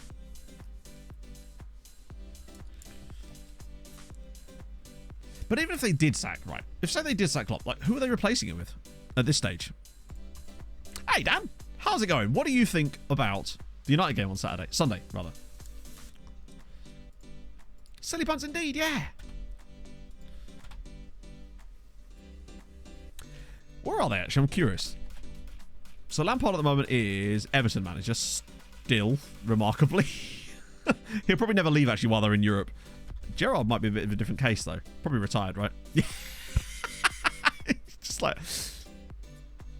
Just left as Villa manager, then just retired. Just, I've had enough.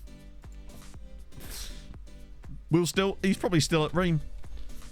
It's not his, but did you know, chat, that he played Football Manager? I know this is going to come as an enormous surprise to you, but did you know? Little known fact, chat. He played Football Manager. I know. God. Just thank you for the truth, thank you for the knowledge bomb, Matt. I know, crazy. God, they should really write some articles or publish videos on like some football media sites about it. Will's still going on about it. Oh. It's, yeah. I do love how, like, even a good thing is just ruined so easily by just constant over-reporting of it. We'll still, I mean, I guess we'll have to find out, but you can bet your ass, Hamza, if he is, then my God, we'll never stop hearing about it. For the next 10 years. Ah, dear. It's a bit like Championship Manager, but like, it's a bit like FIFA Manager, but you can't buy your own island, and thus it is sadly inferior. I didn't, Darth Wookie. I had no idea. Wait, Pereira's just scored for Hungary. Come on. Nicely done, Henrik. I love it always does that when you're happy. No, Lucas, it couldn't be. The footage. I can't show footage like that on stream. So, but thank you. Hey, Inferno. Anthony Robinson almost signing for AC. It is very AC Milan, Anthony Robinson, isn't it? It's also kind of up there with Fulham spent £8 trillion, and every club has one. That's just ours. I'm trying to think what the other ones for other clubs are, but every club has that hilarious trope that media will not... They have to bring up every time they talk about them. Usually it's slightly smaller clubs. Anyone outside the top 10, they're particularly like this because they can't be asked to research beyond that. Oh, yes, Inferno. We had some proper good linguini chat last stream. I can't remember what we were talking about specifically, but there was some proper linguistics chat going down. West Ham won the World Cup, yep. Loses, he reloads. Man's downloading tactics. Is the Michael Jackson... That's another one, actually, yeah. That's not been there for years. Oh, the Roy Hodgson could have signed Erling Haaland one. There's a lot of those, aren't there? The, you know, Pele could have played for Dulwich Hamlet kind of ones. Fiona! Oh, I don't know, mate. Indeed. Thank you for the follow, though. Oh, I haven't seen it yet, Horsby. No spoilers. I haven't watched the first episode yet. Pog and I are going to watch it later. I'm excited. Spitzmüller.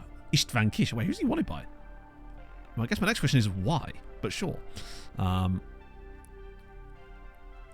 dear. 11 minutes. I disagree. And, yeah. Cool.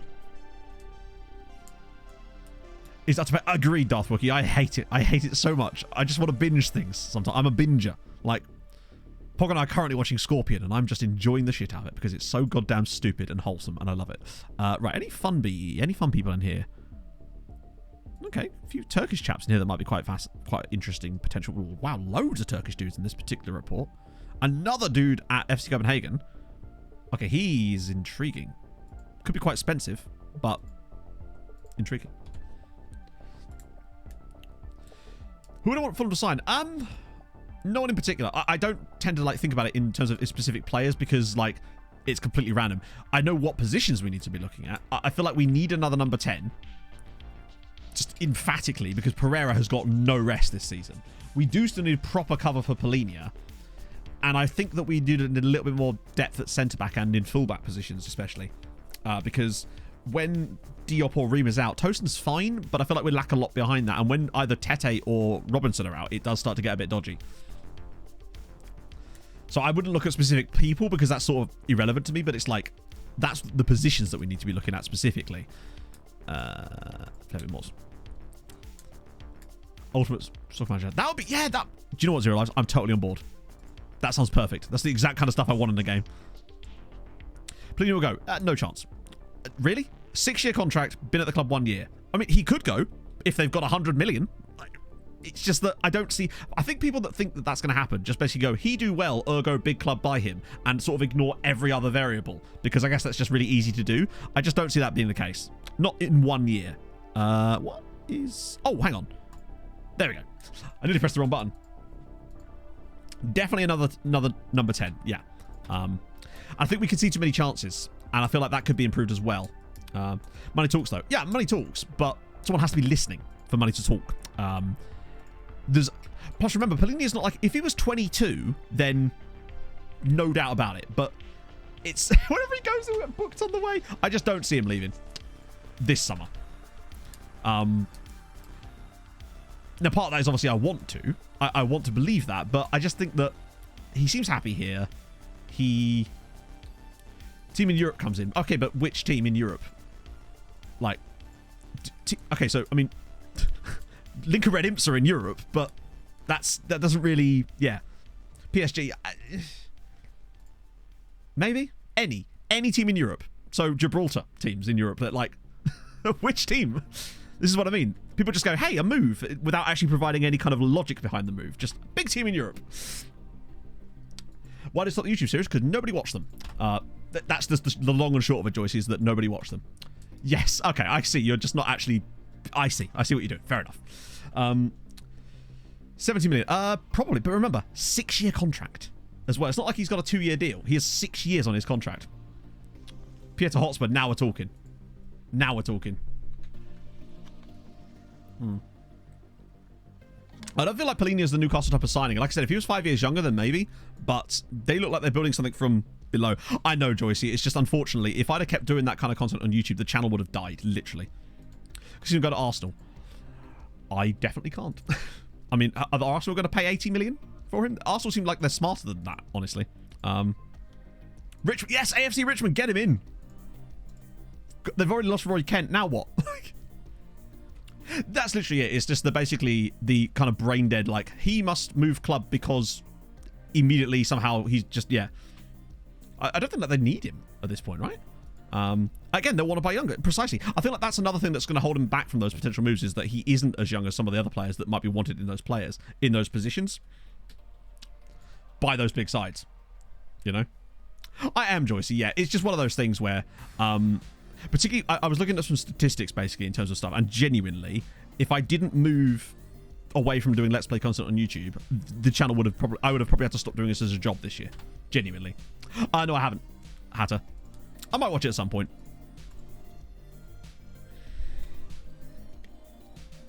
Oh, for 20 million. I think some of that is in clauses as well. If Norwich aren't there. I feel like Norwich doing less well in the Championship this year is part of the reason why we're doing so well. Oh yes, very soon. If Fulham go down, I mean, okay, yeah, but then why not anyone else going down? Like, we're 8th in the Premier League. Now, obviously, any team can drop off, as we've seen in the past. Like Leicester, for example. I'm surprised they're done. And West Ham as well. But, I don't know. I feel like we're building something kind of cool at the moment. Barrett, thank you for the follow. Look at us talking about football. Look at us go. How do we full belly? That's true. Yeah, true. How do we build this super team? I do think that most of this comes from just lazy football journalists that just makes you see any player that performs a little bit above the parapet at any club that isn't like the big six and just go, well, he must have a move. It's like, maybe they're just kind of happy. Like, have you considered they're just kind of happy? I consider the guy that's like pumping the badge every time he scores a goal to be quite happy. Like, yeah, hopefully a new contract for Silva would be very, very good. Friends discuss it at all. To be fair, we rarely discuss it here as well, Crying. I'll be honest with you. This is a rarity. This is the longest we've spent on football in a long time. Yeah, we get Suhi and it's done. It's about football. How dare you? I'd rather talk about tennis than Brentford. Oh, dear. They are very good at that. But I think it's just because they need content, right? They just need something to talk about, and that's very easy content to make. Oh, I didn't actually even get through that, did I? Oh, the guy we saw for... I bet he's still there. I bet you he's still knocking about at Milan. Oh, Jean-Louis, buddy. He's even signed a new contract. He's been there 5 years. And has had a grand total of 2 starts and 1 goal. Jesus. Starting Walkers, yeah, exactly, yeah. The relegation battle is kind of mad, though. I really don't feel like Wolves are... Wolves have a habit of being quite good and then just losing random games way too often for their own good. But I don't think... I think Lopetegui's far too good to let Wolves actually slip into that. I think they're just too good for that, truth be told. I really like... Plus, I watched some of... when Wolves played against Fulham earlier this month, Wolves are really fucking good. Like, really good to watch. They're exciting to watch, which I haven't said about Wolves for a while, but they were really fun to watch in that game, even though... yeah. Gaitan. Is this Nicholas Gaitan? No. What's his name? Christian Gaitan? What's the... I need more than just the Gaitan. I think. Who am I looking for specifically? Hey, Aiden. We've managed to get a win on the board in the Champions League, which is the key thing. Had some computer issues as well. Palace are in trouble, I think, but they've got a bit of Nicholas, I must have retired then. Yeah, that's weird. They've got a buffer enough that gives them a little bit of chance to turn things around at least, which most teams don't get. There he is. Is he actually playing for... He is at least playing for Dortmund, but it seems like his career... I think we sold him at the absolute perfect time. He has not kicked on at all in his career. He looks exactly the same as he did when he was here. No more Belgium caps as far as I can tell. He is playing for Dortmund, but I think that was the perfect time to sell him there. Get the money, 24 million, bang. Well, isn't there some weird stat going around at Wolves where it was like they hadn't had a recognised striker score a goal for them in like 40 matches or something? And I believe that's now gone because didn't Hwang get one at the weekend? I don't know if he counts as a striker in that, but it was some absolutely mental stat. Which is fine if the goals are coming from elsewhere, but it is kind of incredible. Amari Hutchinson. Hwang is a winger. Aha! So they still haven't... So I take it they still haven't then. Yeah, I mean, I can understand why Jimenez has not been the same player. I mean, that's a hell of an injury to sustain, isn't it? Right? Oh, thank you, Woogie. 16th. Jesus Christ, that is quite some result. I guess the thing is, right, I reckon the tactics actually work better than they do in the video that I show, because all I was doing in that video was implementing the tactic, forcing the team to use it, and then simming through the season. I wasn't signing players specific for the tactic, so which I assumed you'd be doing, which means that it actually probably works better than it looked in the video. Jota, really? That's mad.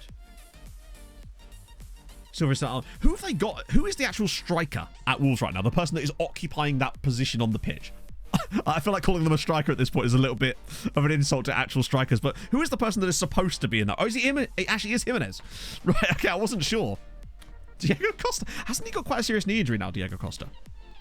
From what I heard. Ruskin with a gifted sub to Darth Wookie. You love to see it. Thank you, Ruskin. How's it going, man? 8 caps and 4 goals at the start of the next season, switch to England. Oh, that's so annoying when they do that. We had a guy that was on my, not the last day, the one before. He was Tahitian, and he'd got caps for Tahiti, and then boringly he decided to be French, and then didn't play a single game for France. Why would you do that? Man just didn't like leaving Son Etienne every couple of weeks to fly to Tahiti, I suppose. Hang on, they have Kalajdzic as well? Christ, I actually didn't know he was even there. To the Conference League round of 16, which you lost 10-2. Holy shit. You meant your striker in RPM? Wow. I think the striker had really good passing. Well, they're like a DLF type of player. So yeah, Eden Terzic is currently the Dortmund manager. I can't really show you much beyond that because obviously we don't have the league switched on, but their key player is Giovanni Reina. But actually, let's show you their hot prospect. It's this guy, Leo Antwerpen. If he hasn't got Belgian second nationality, I'm disappointed. You can't be called Leo Antwerpen and not have Belgian second nationality.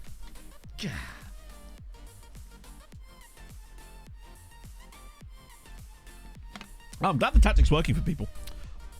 It seems that the patch hasn't actually buggered it the way we thought it might have done. We just got really unlucky. We just got a terrible spell of luck in those couple of games that we played immediately, and it made us think that the tactic was completely busted.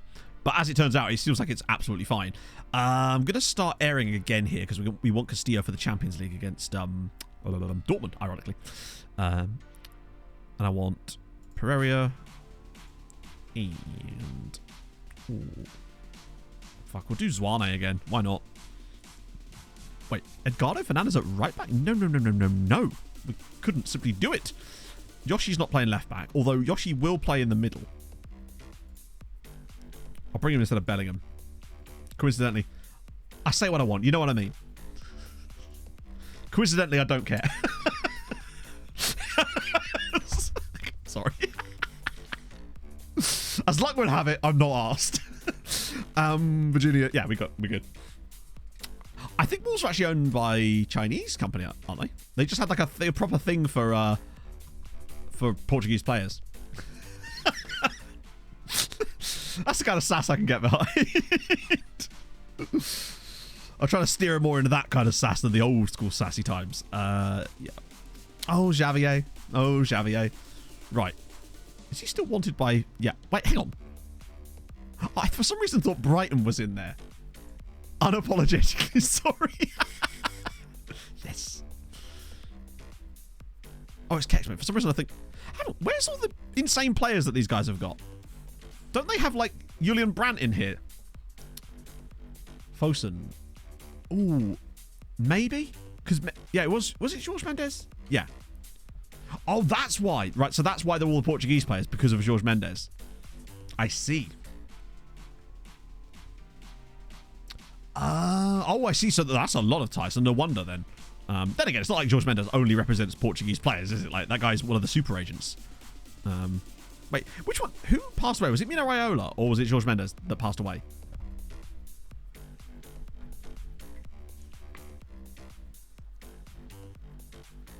It was Raiola, okay. Wasn't sure. He wasn't even that old, was he?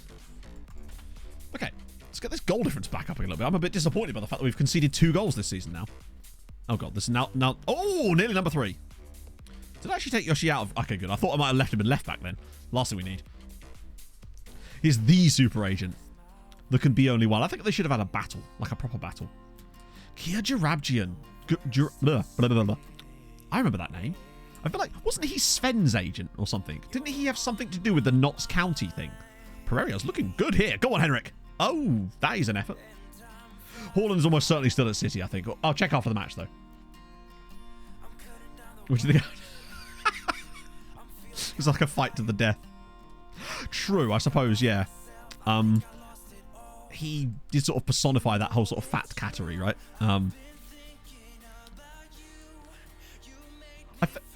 Also, the fact that Dan Burn is right back in that system is kind of mad. Because I remember one time when... this was back when Dan Burn was at Fulham. And Phineas Magath played Dan Burn as a right back against Stoke City away. And I, at the time, was like, this is one of the dumbest things I've ever seen. And yet now, here he is, flourishing like a giant beanpole running down the wing. What a guy. I know. He's like 6'7", isn't he, Dan Burn? When it was him and Breda Hangland, we used to refer to them as the Twin Towers. Like, absolute monstrous people.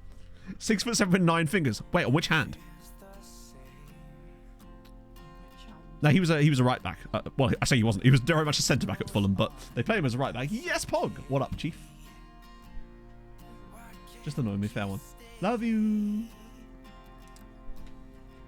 Wide target man fullback. I want that as a new role. That'd be great. Hangler was so good. The way we treated him was horrible. Oh, he's left back at Newcastle. In that case, I take it all back. It was him playing as a right back was still the dumbest thing I've ever seen. It might have been that actually it was left back. I don't remember. Dan will probably know. It was one of the last few games when Magath was still here. See, Hangland is another one of those players, actually, just on the topic of Palhinha-esque players. Those players that were clearly better than the club they were at, and yet will always link with these moves, and they never actually materialise. It feels like it could be a sort of that kind of situation. Left back against Asaidi. No. So it was left back. In that case, I take it all back again. Why did you call Pog? I don't remember. I genuinely don't remember why we call her Pog now. It's just the thing I started doing, and wow, we've been trash in this game. Because anyone remember I can't remember the Pog law.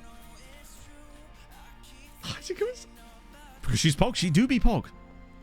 Toasting getting a slight nerf for the latest update. Oh, basically, I think, unfortunately, it's completely deserved. As Zwane misses the target. Pog is a Christian name. True. So basically, yeah, no, I agree. I think he did need a slight nerf. Tosin has not been the same player this season. Now, part of that obviously comes down to the less game time, but there's a reason he's not getting the game time, and it's just, unfortunately, that Diop's just been better. Tosin has this terrible habit of just trying these, like, Hollywood passes that never come off, for the most part, and unfortunately constantly like lose possession through it. He also has this habit of like trying to get a touch on things that don't need a touch on them. So the ball's going flying across the box and it's clearly just going to go all the way out for a throw or something. But instead he'll get like a little touch on it that ends up taking it into the path of the wrong attacker. And he's just not the player that Diop is, and Diop's been spectacular at times for Fulham this season. I'm so glad that he's redeemed himself a little bit, because I know he wasn't particularly thought of that highly at West Ham towards the end of his career there, but he's been I've loved his work for Fulham this year. I really love him on the ball.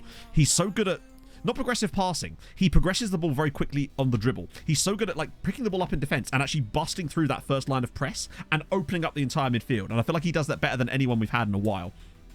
I think it was her old Twitch name. Nothing on Sven Botman though. I don't know.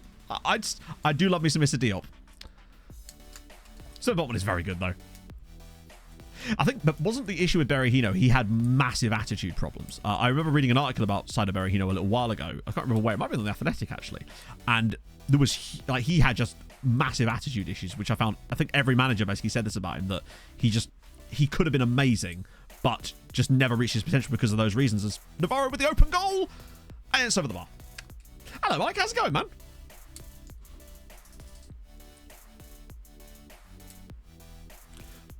Tosin can be able playing centre-back. I feel like last year he was able to get away with stuff like that in a poorer league, but in the Premier League it's much more highlighted. The best example, I actually think, was a goal we conceded against Forest at the City ground earlier this season. The second Forest goal, I think, was entirely because he did something like that, where he just randomly touched the ball down when it's going across the box, and it touched it back into the path of an on-running Forest player. He does that way too often, and now we do get the second goal. Burundi International, damn straight. Also, how are you, Blue Banana? How is life treating you? We haven't spoke for a while. And a shocking tackle of Fabio. Oh, I don't know, Mike. He could have been killed. Absolutely could have been. He could have been killed if he was within 5 yards of him. I still can't believe that. I saw a clip of it later when I got home, and I genuinely couldn't, because on the TV when we were watching it, it looked like Mike just sat there with a panini. It was incredible.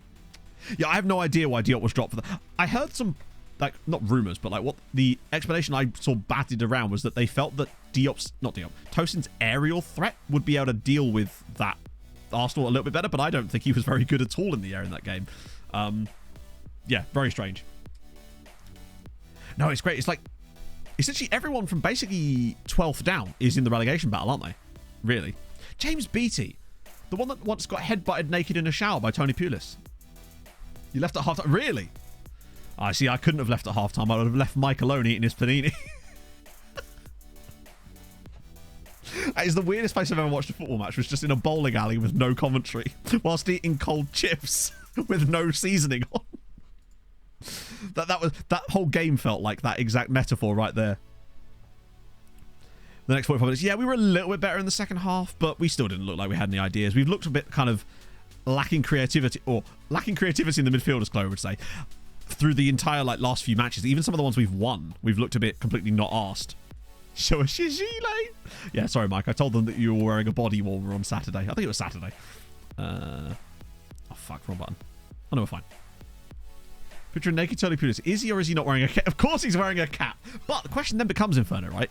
If he is wearing a cap, is he then not a naked Tony? He's then surely not naked Tony Pulis at that point, right?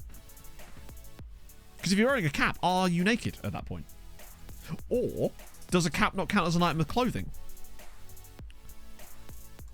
Yeah, he is still at City. 182 goals. He is 30 now. So I don't know if he's actually going to beat the record, honestly. I mean, he's done it in an obscene amount of games.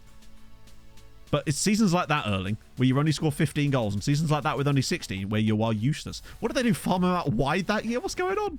It's born with a cap. It's actually like fused to his head. This is a weird analogy, but in the book I'm reading, there's like a race of people. There's loads of different races, obviously, like different, I guess, species, I suppose, and they're called the Parshendi. But they have like these shield that becomes part of their body, and they have like these helmets that are like part of their face, basically. It's like that, but it's a cap, and it's Tony Pulis. That was a really long way of explaining that. EPL record. Oh, well, it'll still be Shearer's one because I don't see anyone else beating it. The Carapace, yes, indeed. The Carapace. I'm 900 pages into Way of Kings at the moment, so I'm nearly there, nearly through the first book. Are we doing puns? Let's do it. Fucking jacket-based football. Let's go. Ken managed to beat it. Oh, you're right. He did. No, I think he was very close to it. Hang on. Let's just work this out. 271 goals, but obviously not all of these are for Spurs. So we take off 12 there. Take off 14 there. Whoa. Chat. I think he might have done it by one goal. What's the record? 256. Is it 256 or 258? Because I think he got 257. I'm fairly certain he got 250. Oh, it's 260. It's 260. He didn't do it. He didn't do it. Oh, the book I'm talking about, it's Stormlight Archive. Well, technically, the book itself is called The Way of Kings, but the series is Stormlight Archive. So, yeah, I don't think he did it. I think he got 257 Premier League goals because he's like the... Well, these seasons here, when he somehow got 2 in 28. Shearer keeps the record. But yeah, it's Way of Kings by Brandon Sanderson, part of the Stormlight Archive series. It's a long-ass book, though, I warn you. Like, I read fairly quickly, and it's taken me 16 days so far to read the first 900 pages of this book. Because not only is it long, but it also takes longer to read as well, because there's so much lore being dumped into you a lot. But it's incredible. It does feel like a prologue, though, I must say. It feels like a build-up to something greater. But I'm totally invested in the characters that I don't care. But fuck me, it'd make an amazing TV series. Ken is a left wing. Really? The first 900 pages? Yeah, it's 1,008 pages. I love how multiple of you picked up on that. It's 1,008 pages, the first one. And that's the shortest one. I think the rest are all like 2,100, 2,200 pages. But... fuck me, it's great. Oh, it's so worth it. It's so worth it. It's like reading, it's like, almost like watching a series like Game of Thrones. It has that kind of sprawling world and rich characters, but also, it's like I'm binging a TV series. That's how the way I'm reading it at the moment. And it's order. Thank you for the follow. Tells you how many words are in each book. First book is... fucking hell. Mad. A game plan. Yes, I'd heard about that. Like a board game, right? Or is there an actual game? Because I've seen something to do with a board game. D&D film. Oh, dear. Hang on, I've got to know. As in like a video game or a board game? An actual game? No way. I know there was a board game. Yeah, we're 13 for 13 in the league. We've also already conceded 2 goals, which I think is a nice little treat for us this year. Video game. That's amazing. I know they're making a Mistborn movie, which will be fascinating. I don't know how well that's going to go. I think it might have been better as an animated series, honestly. How big are they in hardback? Fucking massive, I suspect. I'm probably going to buy it for my dad for his birthday because he's a big reader, and I normally just read books and then buy them for him. So I'm probably going to buy him that. Just have to see if I can... It's going to get a low wrapping paper for that one. What's it called, Paul? If I was talking about this still, then it's Way of Kings is the book. Stormlight Archive is the series. No, we've not done a perfect league season. We had really, really close to it once. Which was... this season here. Wait, where is it? Hang on, one sec, Pog. This one here. 32 wins. Oh, you got a driving lesson? Yeah. Nice. Enjoy. Enjoy your brumming. Purbury Venice? Like that. I like that a lot. Yeah, we were one game away. It was a 1-1 draw against Kishvada where we had like 4 XG and didn't get the win. But the 7 goals against thing was ridiculous. We only conceded 1 goal in our first 17 matches. Leviathan Adventures, I haven't, no. But I have been listening to some of this book. I bought it on audiobook as well because I did that thing where you do the Amazon matchmaking and get it really cheap. So when I was out for my run on Saturday, I just was listening to Stormlight Archive the whole way. It was brilliant. I ended up running 4K further because I wanted to keep listening to my book. And I intend to do the same thing on Saturday. Ah, good, he's no... I swear he already... Wait. Hang on. I swear I just got this notification. Oh, happy to stay and then drops like a football concern. Right, okay. Video game clip. VR. Oh, that feels like that's a... No, I hope they don't butcher it. George Vest. George Vest! I actually really like that, though. Yeah, it's interesting. I mean, I'd love to see an adaptation of it done in like the style of like The Witcher. That, do you know what I mean? That type of game would be made, or it's like Skyrim. Patrick Rothfuss. No, bear in mind, I've only just got into fantasy books this year. So I'm still very new to this sort of stuff, and that's what I've been mostly reading this year. Mostly fantasy novels, with that little spell where I read a load of like romance novels for about like a month. But other than that, it's been mostly fantasy. Mario Man's Tunic is very good.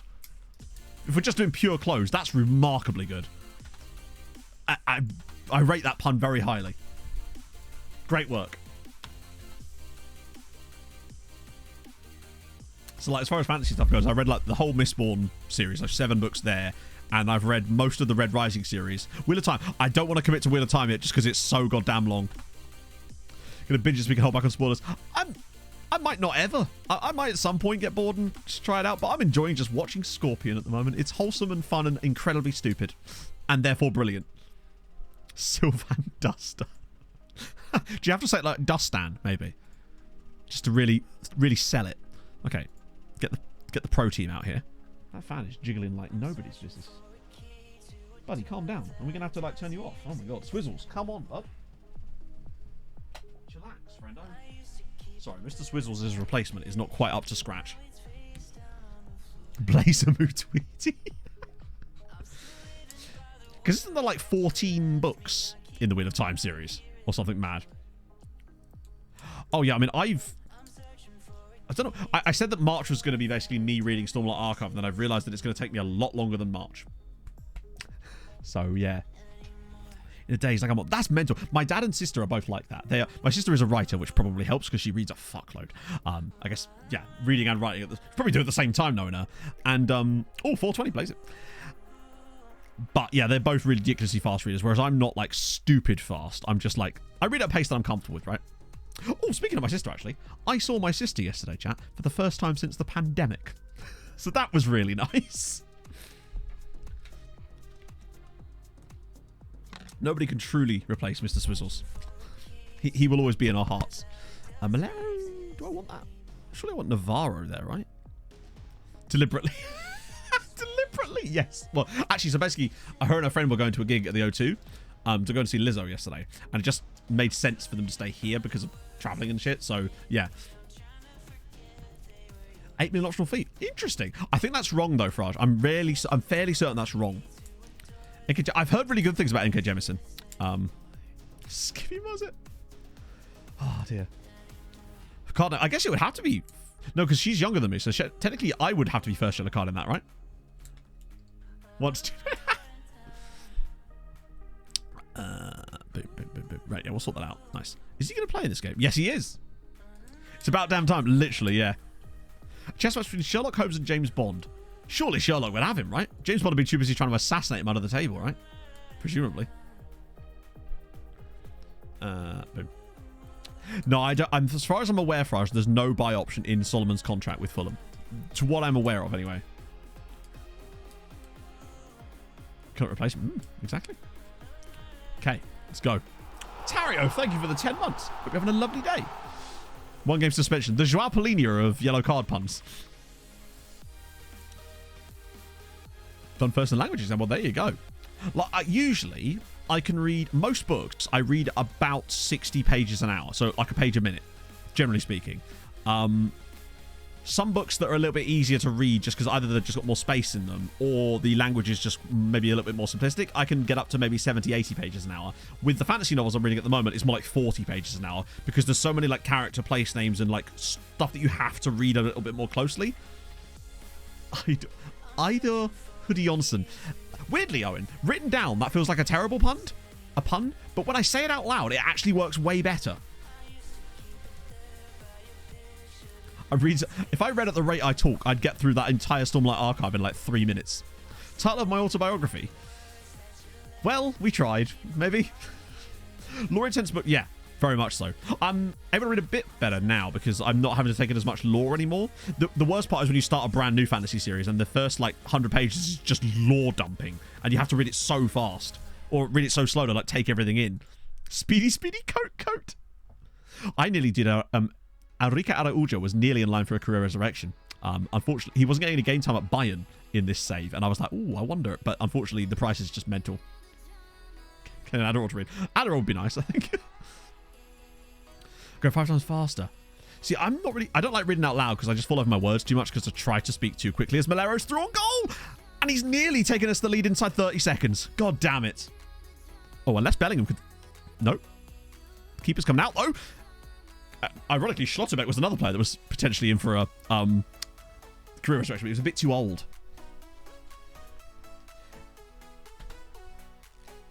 That is a very good point, Will.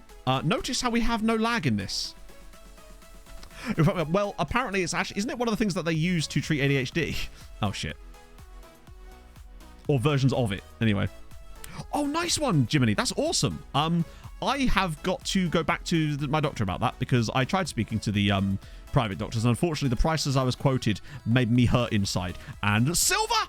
Oh, come on. This is ridiculous. We've already created 1.6 XG in the first 7 minutes of this game and still haven't managed to score a goal. What is wrong with us? How? Imagine if it was actually the music. Well, we don't know about if it actually is that, Mal, but it might be. I mean, the evidence we have so far suggests that at least it's not, certainly not caused any problems with it. Can we actually win a football? We're about to concede a goal here, by the way. I'm almost certain of it. No? I'm still kind of certain about it. Not really using it. Yeah, I think in the UK it's this thing called El Vancer or El Vance or something. I'd have to ask Millie. That's awesome. I'm really, really happy for you. No, the prices I was quoted was like £900 just to get the consultation done. Oh, come on.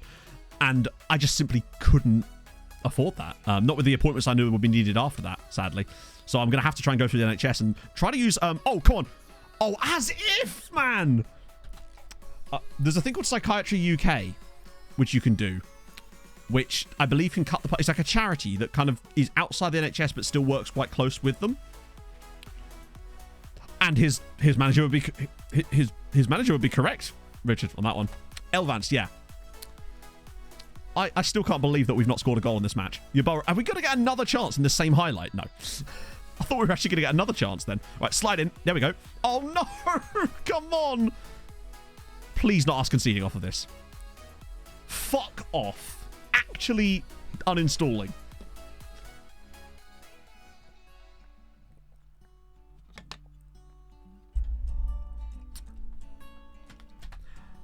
I would say go to your doctor and talk about it, Blue Man. If you get the right doctor, they'll be very receptive.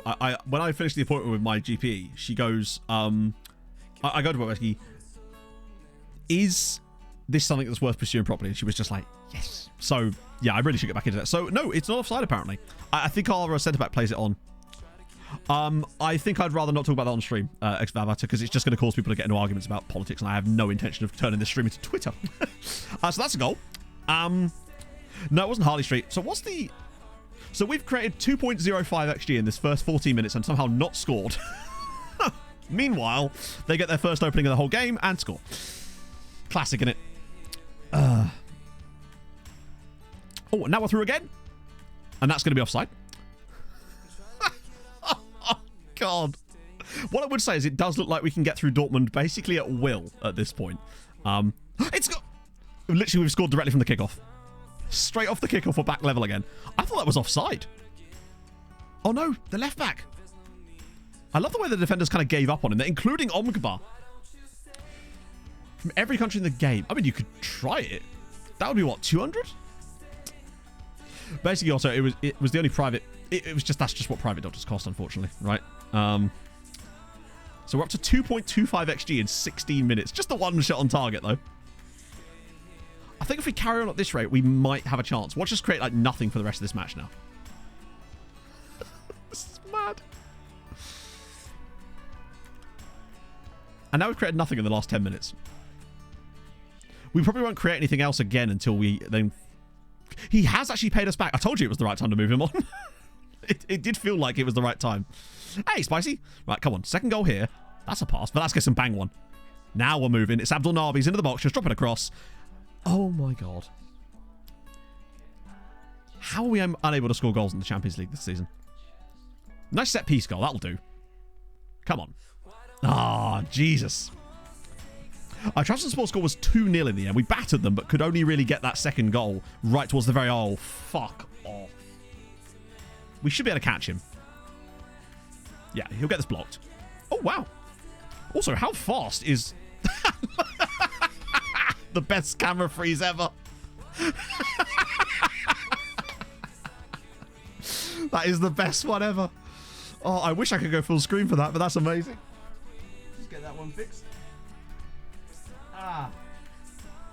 You'll love to see it. That is a perfect... Whatever. Right, where's my button gone? Also, Dresslers guy, how did the interview go? Boom, we're back. Oh... When someone eats all your Percy pigs. It's basically an emote. Yeah, it's just me whenever we miss in this game. I reckon we get 4 XG in this game. Easy. Castillo's through again. Can he dink the keeper? Oh, for fuck's sake! How are we missing everything? DJ FM, thank you for the follow.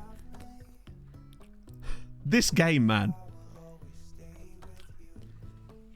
I'm finally hit another shot on top. Oh, fucking hell. It just gets worse. So, Suhi's back in. He's not fully ready for this, but we've got no choice, really, do we? Holy shit. So, nice normal first half. Just the 3.07. It's the lack of shots on target. We've just hit everything wide today, apparently. That injury better not be too serious. We're getting a lot of interest in our strikers lately. Yeah, I feel like we can still turn this into something, Yolfi, though, right? I feel like there's still stuff for us in this game. We're playing so well that surely the chances... We'll just have no chances for the rest of the match. This is the passing one. We turned off the dribbling one because we noticed it was missing chances, but apparently that's just everything now. So, good point, though. If we lose this match, I might just have to uninstall. Okay, plenty of time, though. Velasquez has now taken a knock. Oh, good. I'll wait. I'll hold off on that for a second. I want to see if it's an actual injury or whether it's just like one of those ones that they'll recover from. I want to see if it's actually yellow because it doesn't have anything on his head. Right, that's it. Drop it deep. Nice. Here we go. Lovely build-up. Right, where's that one good pass? That's all we need. Abdul Nabi, square it! Square it! Or just score. I think he's offside. Oh, man. Their hands aren't up. He's offside. I think he's offside. Yeah. Jesus. I think that was the wrong pass. There were other passing options. I feel like maybe just spreading it. How close is this? Wait, what? Yeah, he's offside. Although that guy's foot is... Hang on, sorry. That guy's foot is miles past the line that it's drawn from his foot. Allegedly, this is the line, but somehow his foot here. Okay. I mean, I still think he's offside, but like, where's these lines being drawn from? Hey, Chuck. How's it going, man? Did you see the Hendrick penalties? This better be another 1-all. Concerta. Oh, so it is riddling. You came in summer. Get dry. I've heard about the dry mouth thing. But it must just be nice to be able to get things done, though, right, Millie? That's just kind of awesome, right? We've been robbed. We've not been robbed yet. It hasn't actually. The robbery hasn't finished yet, Alfie. There's plenty of chances for the game to let us lose as well. Oh, here we go. Abdul Nabi down the right. Okay, let's have this. Good ball in. There's 3 guys in the box. Pick one out, and then we're happy. Thank you. Finally.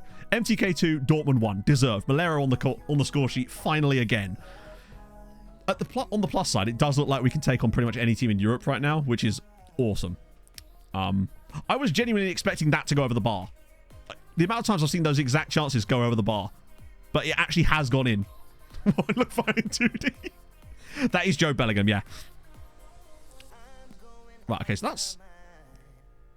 We're winning now. I think now might be the time to look at Velasquez getting him off. He says he can shake it off, but I'm concerned about having our anchor.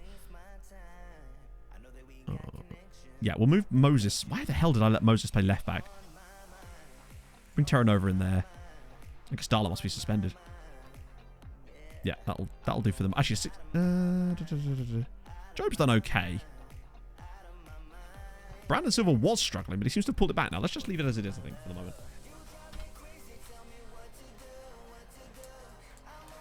I'm with you on that one, Anderson. I had terrible experiences with doctors for so many years, but luckily there's a new GP at my local, and I specifically decided that I was going to try and get an appointment with her, and she's the best.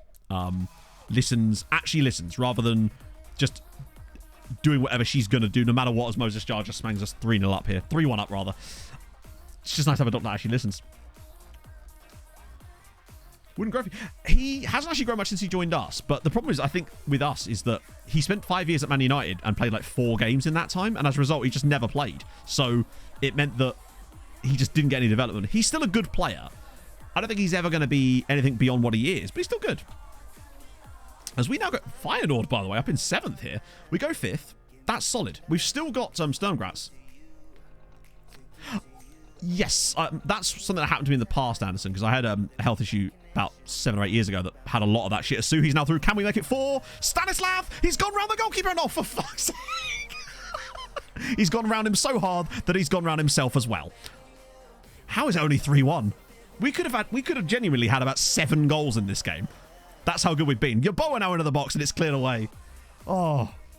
No, Anderson. That's not well, it is distracting, but like I don't mind getting distracted.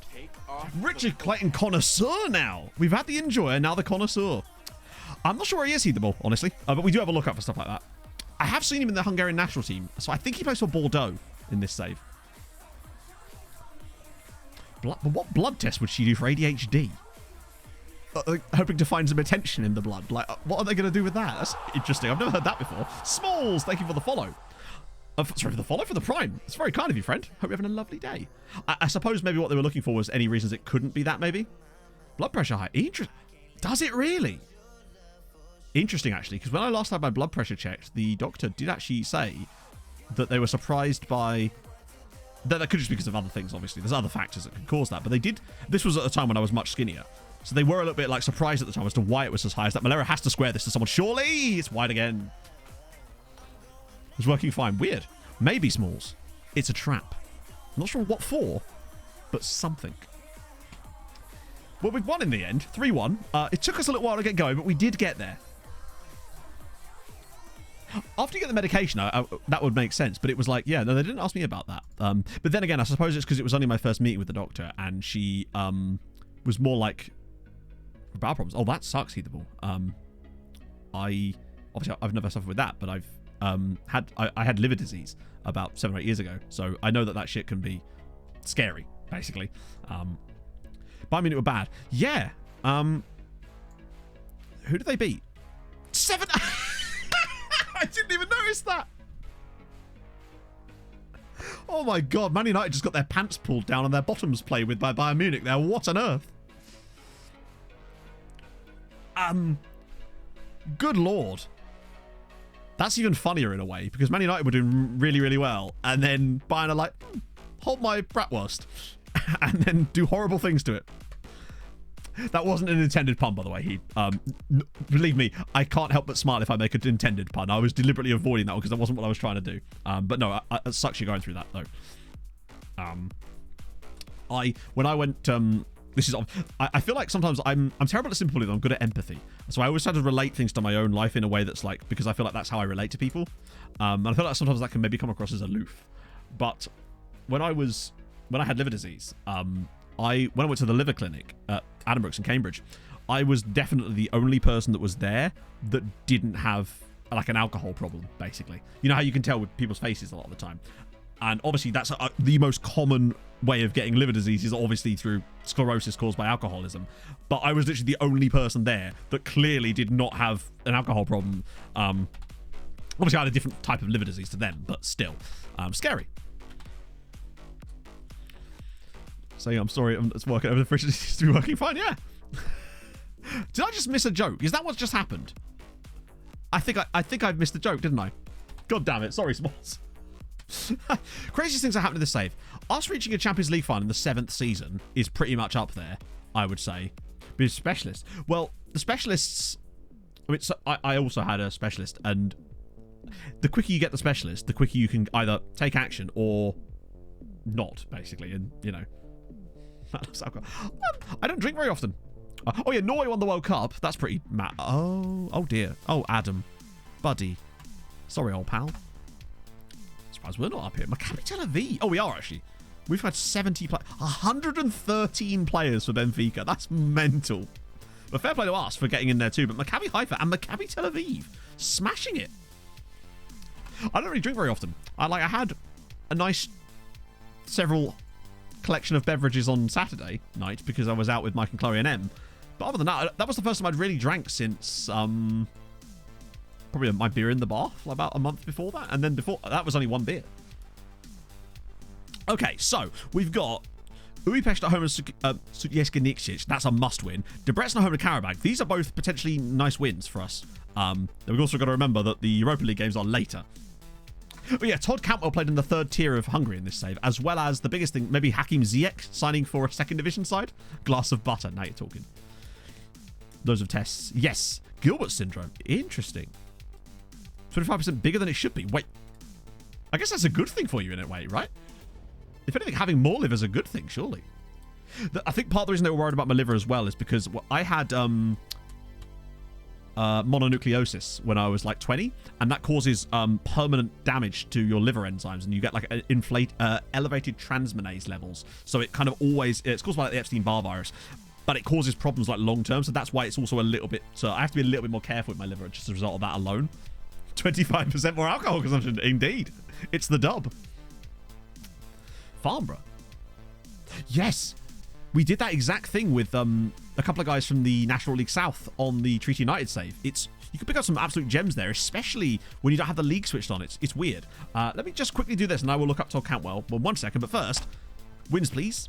This should be, I would like to think, 4 points from these 2 games for them.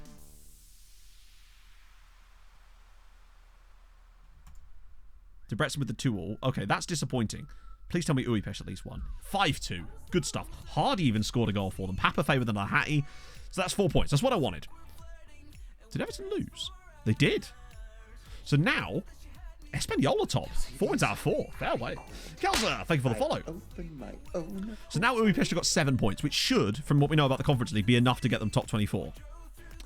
As for Debrecen, they're still on 5. They've kind of fallen off the wagon a little bit lately, but it's more points. I think they'll both be fine.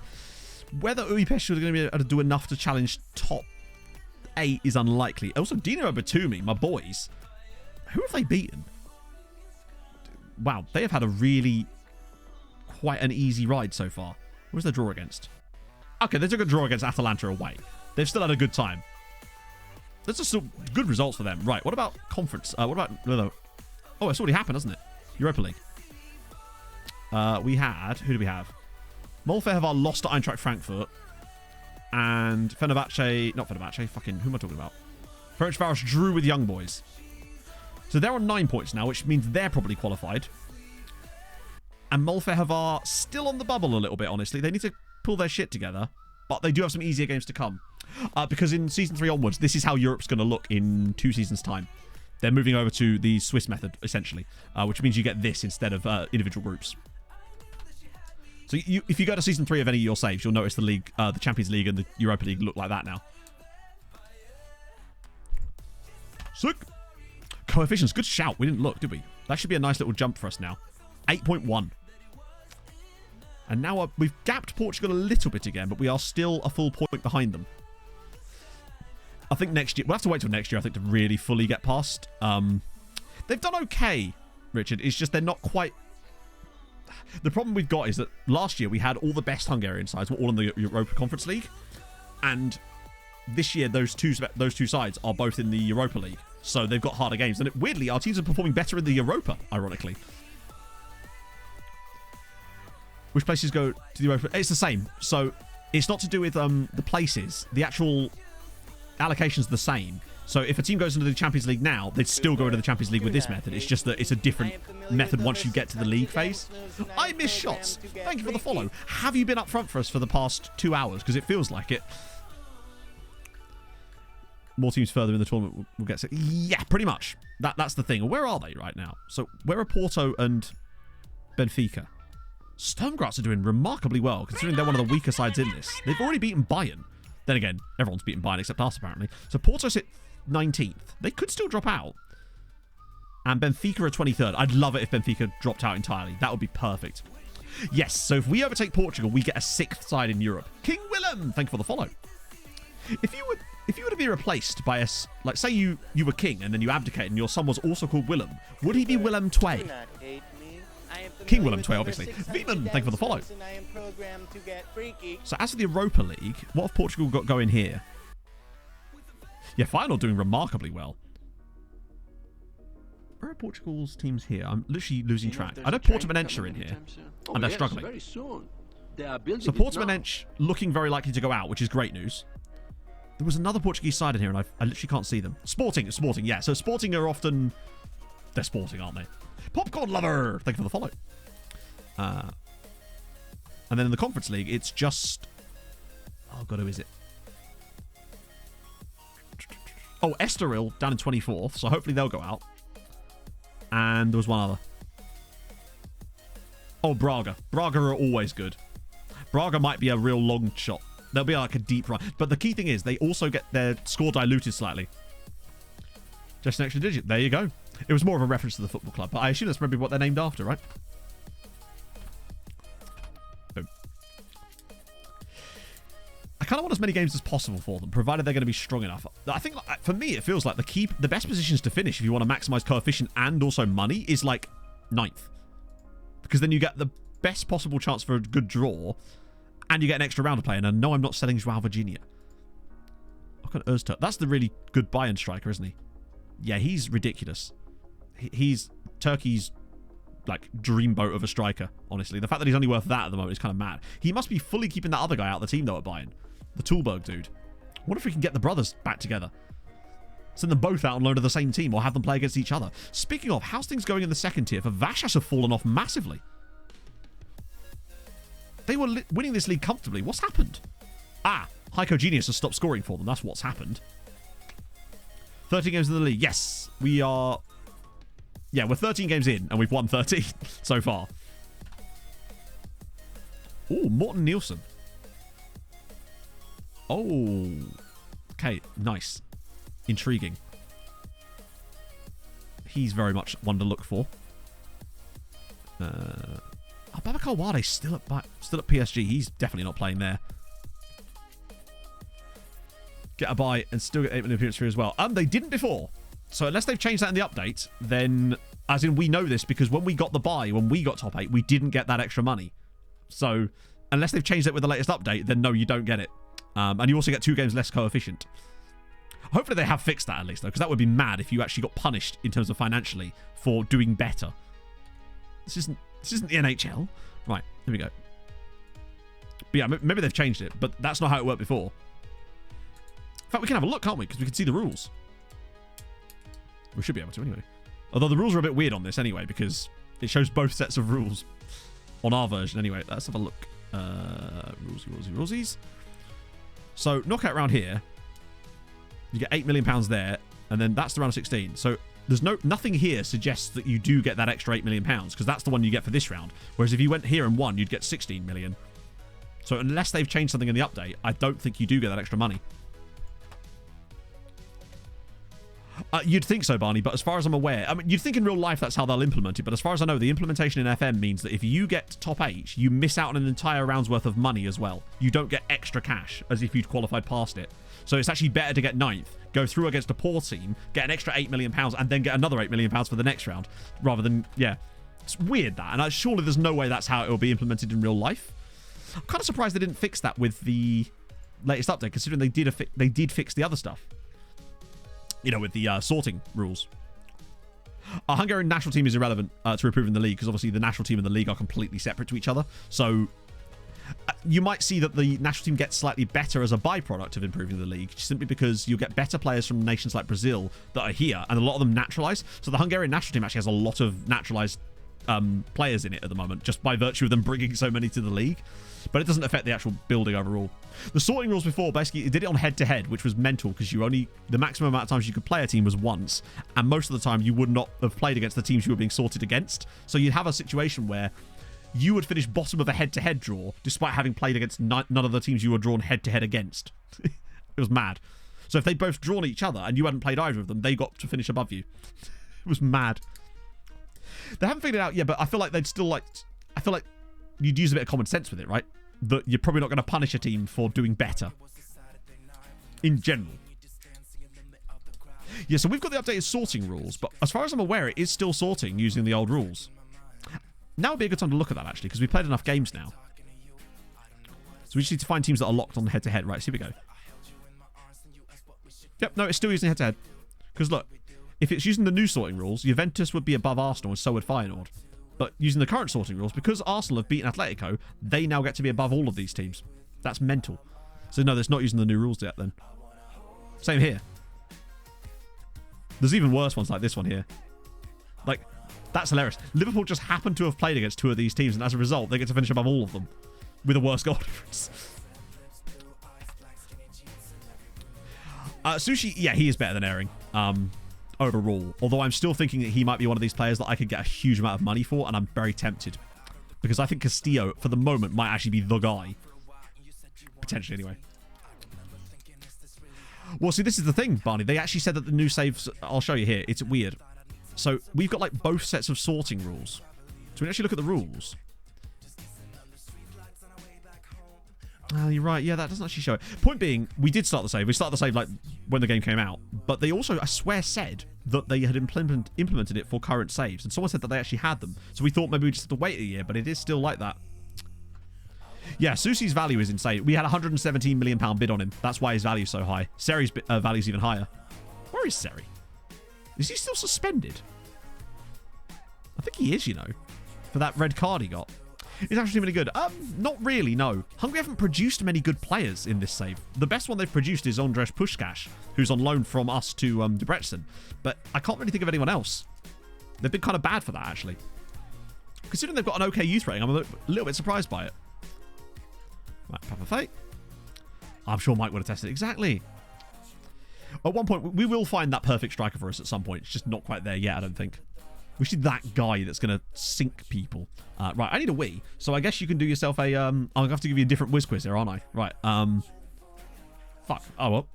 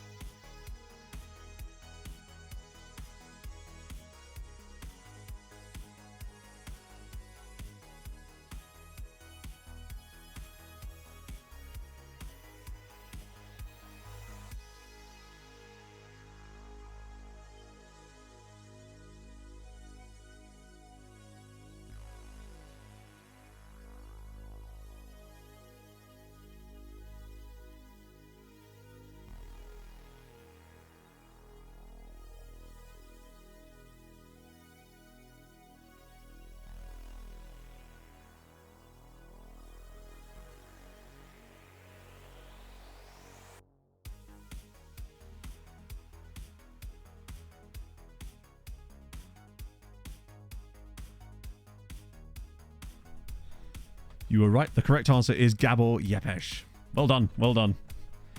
I'm trying to remember who sent me that one. I've actually started to move into the other areas now. Oh, we haven't looked up to Cantwell either.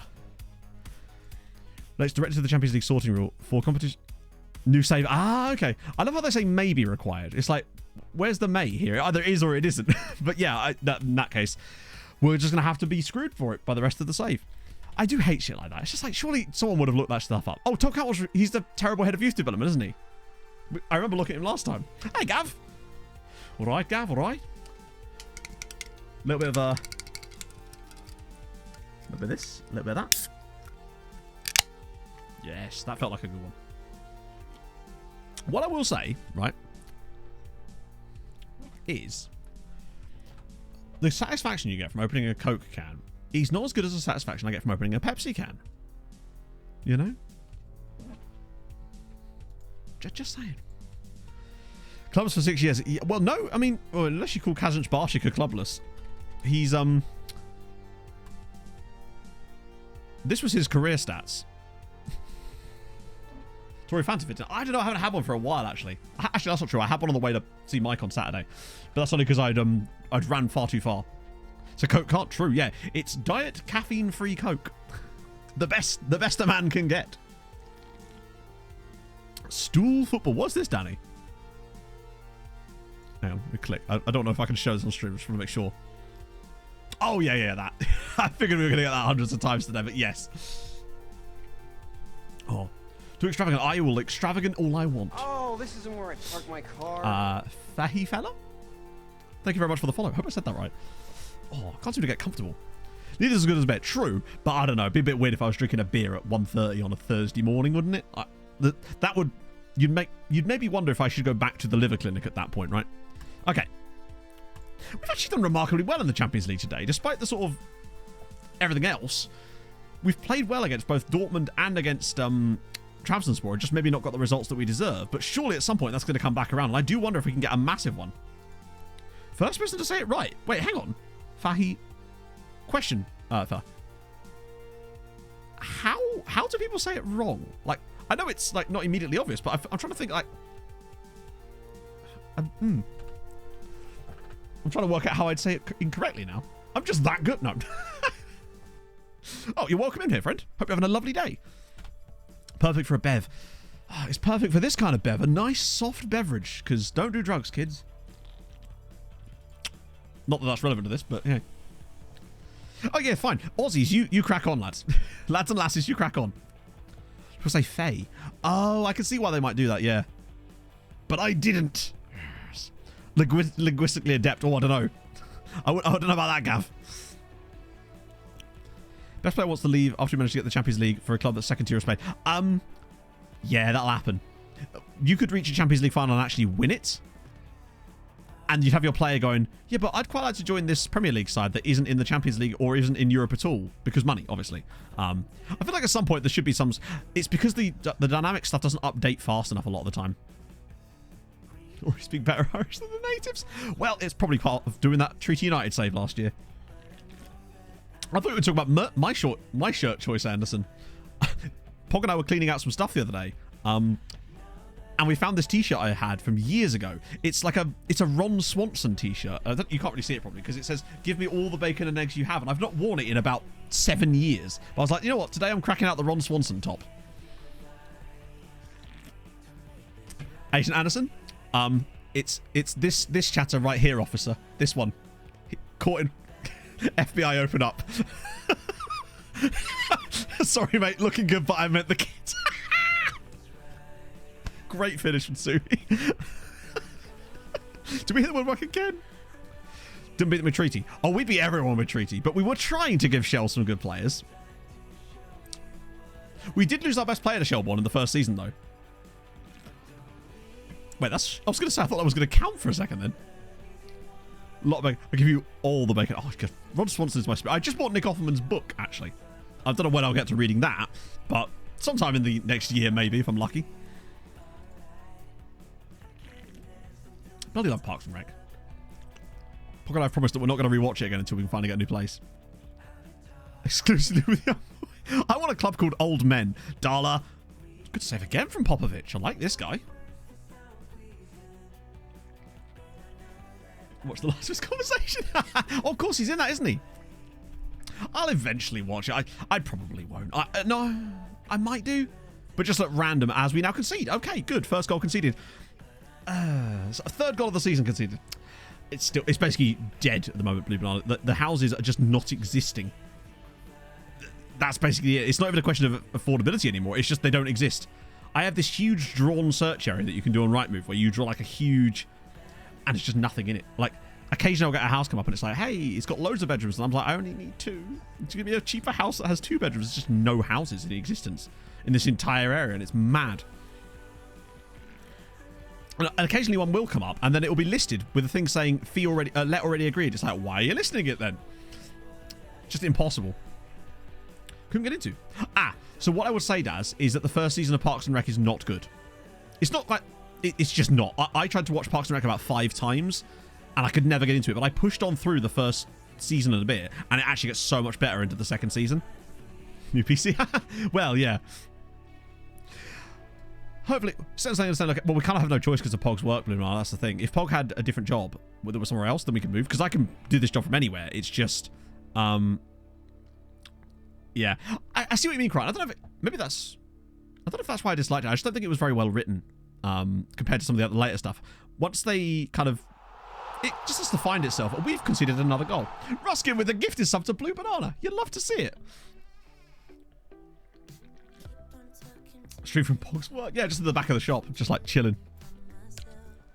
So maybe when Pog learns to drive, which he's in the process of doing, that could open her up a little bit. And it's also, what a goal from Francois Javier Hardy, by the way. We're 2-0 down against Budapest. This is going to be our one defeat of the season, inevitably. Oh, dear. Oh, I didn't do sub-hype. My bad. So naturally, this is going to be the one game that costs us the flawless season, isn't it? Saperstein's in the screen. Yeah.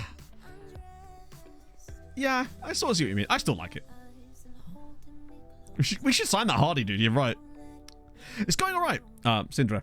It's Europes anyway. At the moment, we are unfortunately looking like we might lose our first league game of the season, which is a bit of a shame. Suhi! Oh, come on now. Is he on loan? No, he's on loan from us. Both of them are, in fact. But yeah, Hardy is on loan from us to Budapest. What are we doing? This is what I mean about Suhi.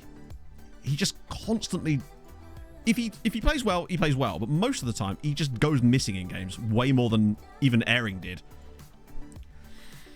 No, Papa's still on loan. He's one of the few players that's actually managed to like stay on loan. I open my own hotel. Juice FM, maybe? Not sure. But thank you for the follow, nevertheless. Do let me know how to say it. Intense. Yeah, exactly. Wow, Silver's struggling a little bit. Second half, we just go plan B. Expressive the shit. I might even turn. No, I'll leave that on. We've learned our lesson there. Cool. Sort of 1 year subs. You'd love to see it. Are those all gifted subs, Blue Banana? Still not got Danny's record, obviously, but this is very much looking like a. Maybe we can do it. But you're getting there, Pierluigi. You are getting there, my friend. I actually can't believe people are able to watch those entire VODs, but I'm glad I put them up there. I think it allows people to stay in touch a little bit. So he's in again. Oh, come on, man. It's just one of those days in general, isn't it? We nearly had this day earlier against Dortmund, and we're very much getting it here. Usually, though, that's what happens when you have those runs, though, isn't it? You'll start to look like you're going to go on that run, pull yourself out at the last second, and then eventually... Right, here we go. Suhi's through again. Thank you, finally. Managing Belgium as well. Nice. So what division did Boom start in, Gav? That was a hell of a breakaway. What a pass from Fernandes to Silva. The two Universidad guys. The two Catholics teaming up there. So he finally manages to finish a chance. Right, we've got the rest of this game to try and at least pull out a draw, but really a win should be on the cards. Oh, boom. Oh my God. Oh, Budapest are a good side, which is a good thing. But no, it's Brandon Silva. He's a Chilean right-sided player that we got from Universidad Católica. At the academy. Not our academy, no. Best player. I'm trying to think who the best player we've got from our academy is. Probably Tibor Angel, honestly. He's a Hungarian international, just somehow. But he just is. Our academy's actually been pretty bad in this save. I blame Emmett. Oh, God, it's Effie now. Right, breakaway chance maybe? No. Now? Yes, right. Here we go. Now spin it back in, Suhi. Then bomb in behind. This is your... Okay, he's just going to go past everybody. Come on, Stan. You're better than that. Nice. Nice. Here we go. This is 2-2. Then we've got half an hour to go find the equalizer, the winner. Jarju pulls it back across. Silva! No! Ah, Blockbuster Series. I didn't end up trying it just because I heard such awful things about how unbelievably bad it was that I just couldn't even be asked. Like, I very rarely start new TV shows ever, most of the time. But that one I wasn't even going to give the time of day from what I heard. Not that what you hear is always, correct, but like I just wasn't going to give that one the chance. I don't know how many Budapest have got specifically from us. It's a fair amount. They'll have some of the 101 players that we have out on loan. Some of them will be at Budapest. Let's have a look, actually. Paredo's on loan. Morton isn't, actually. Effie's on loan. Hardy's on loan. Papa Fay's on loan. Felix Peters on loan. Jockey Monster isn't, but Sakara's on loan. I think Augusto's on loan. Wiggly was a permanent signing. So was Vaj. So they've got a few permanents from us as well. Forever Shadow rewatch. Ooh. I don't know. That's a really tough one. Twitch offers, thank you for the 12 months. That's a full year. Happy 1 year. Community. Oh, I loved Community. Just had to be in the right mood for it. Oh, Christ. What? I had to rewatch. I don't know. Do I do a week? Like 1? On average. Sometimes none, sometimes 2. 1 or 2. It's usually between 0 and 2, generally speaking. And we're going to lose. We are going to lose.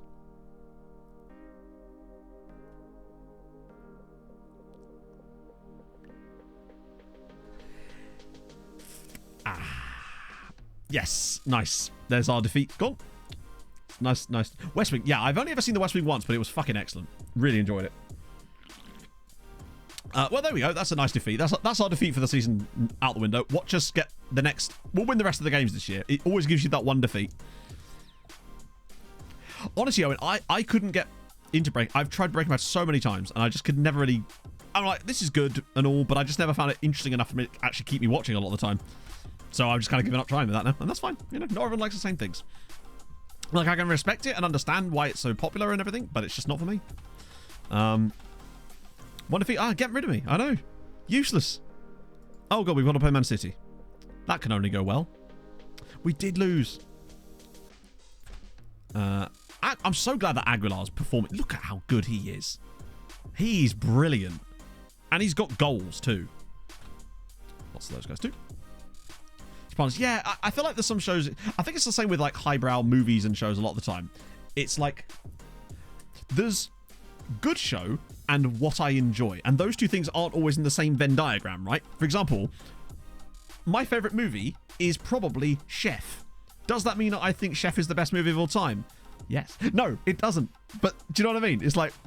I think sometimes people confuse, like, good and I enjoy. Like, I'm not going to sit here and pretend it's the best movie of all time, but it's my favourite movie. And that's fine. Because it's what I got the most enjoyment out of, right? Eurovision songs. I've heard a bit of the British one, the English one rather. Or, no, it's British one, isn't it? And I know we've got no chance. It's almost like we just definitely didn't want to host it again. Tried a new dirty takeaway. Not the same as our in Birmingham. No, there's some good dirty takeaways in Birmingham. Psych, I've seen Psych. I've only watched it once though. Parks and Rec, I've only watched it once, but that's because we're saving it. I think I've seen How I Met Your Mother like 3 times through. That's always a fun one for me, just because it's a sort of comfort show, I suppose. Like any of these things, Owen, often once you get through they tend to be, they struggle a little bit at the start, right? Oh, Tom Hardy one. Oh, yeah. No, that's exactly it, Crumb. But if you enjoy them, that's what matters, right? Chuck. Oh, I thought you were talking about the show, Chuck. Chuck, the show is also very good. Other Hungarians are doing okay in Europe, Luigi. They've let us down a little bit, but they've still got some quality stuff. Pirate Bluey. Speaking of, you mentioned Castle. Castle was great. I've seen Castle a few times through. That's a fun show. Leverage as well. Leverage is a show I've probably seen through quite a few times.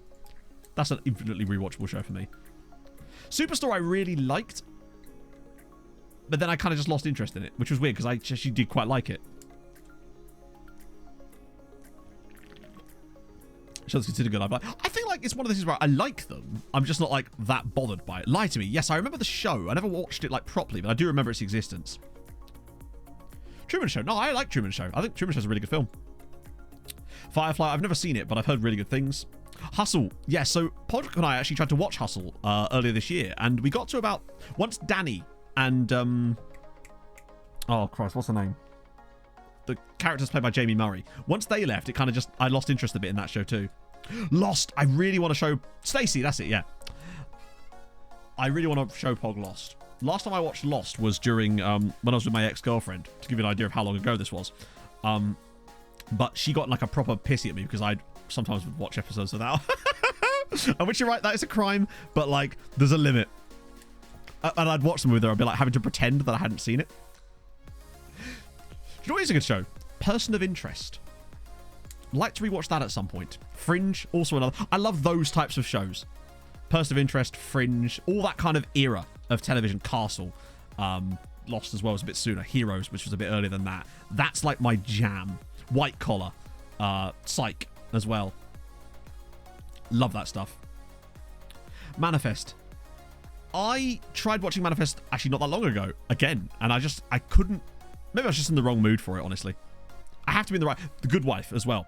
Another great show. Suits.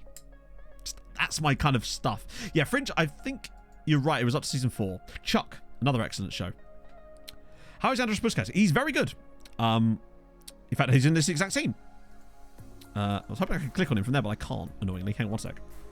Seen The Expanse? Yeah, I have seen The Expanse. I haven't seen the latest season of it, though, so I actually do need to watch that. But yes, I've also read the first book, which is really, really good.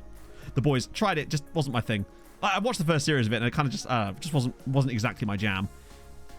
That's what you'll notice, that as we get more modern, I start to get less interested. I feel like a lot of them, I find modern TV, like when I say modern, I mean like the last couple of years, 3 or 4 years, I find less and less shows that I'm actually like kind of enjoying.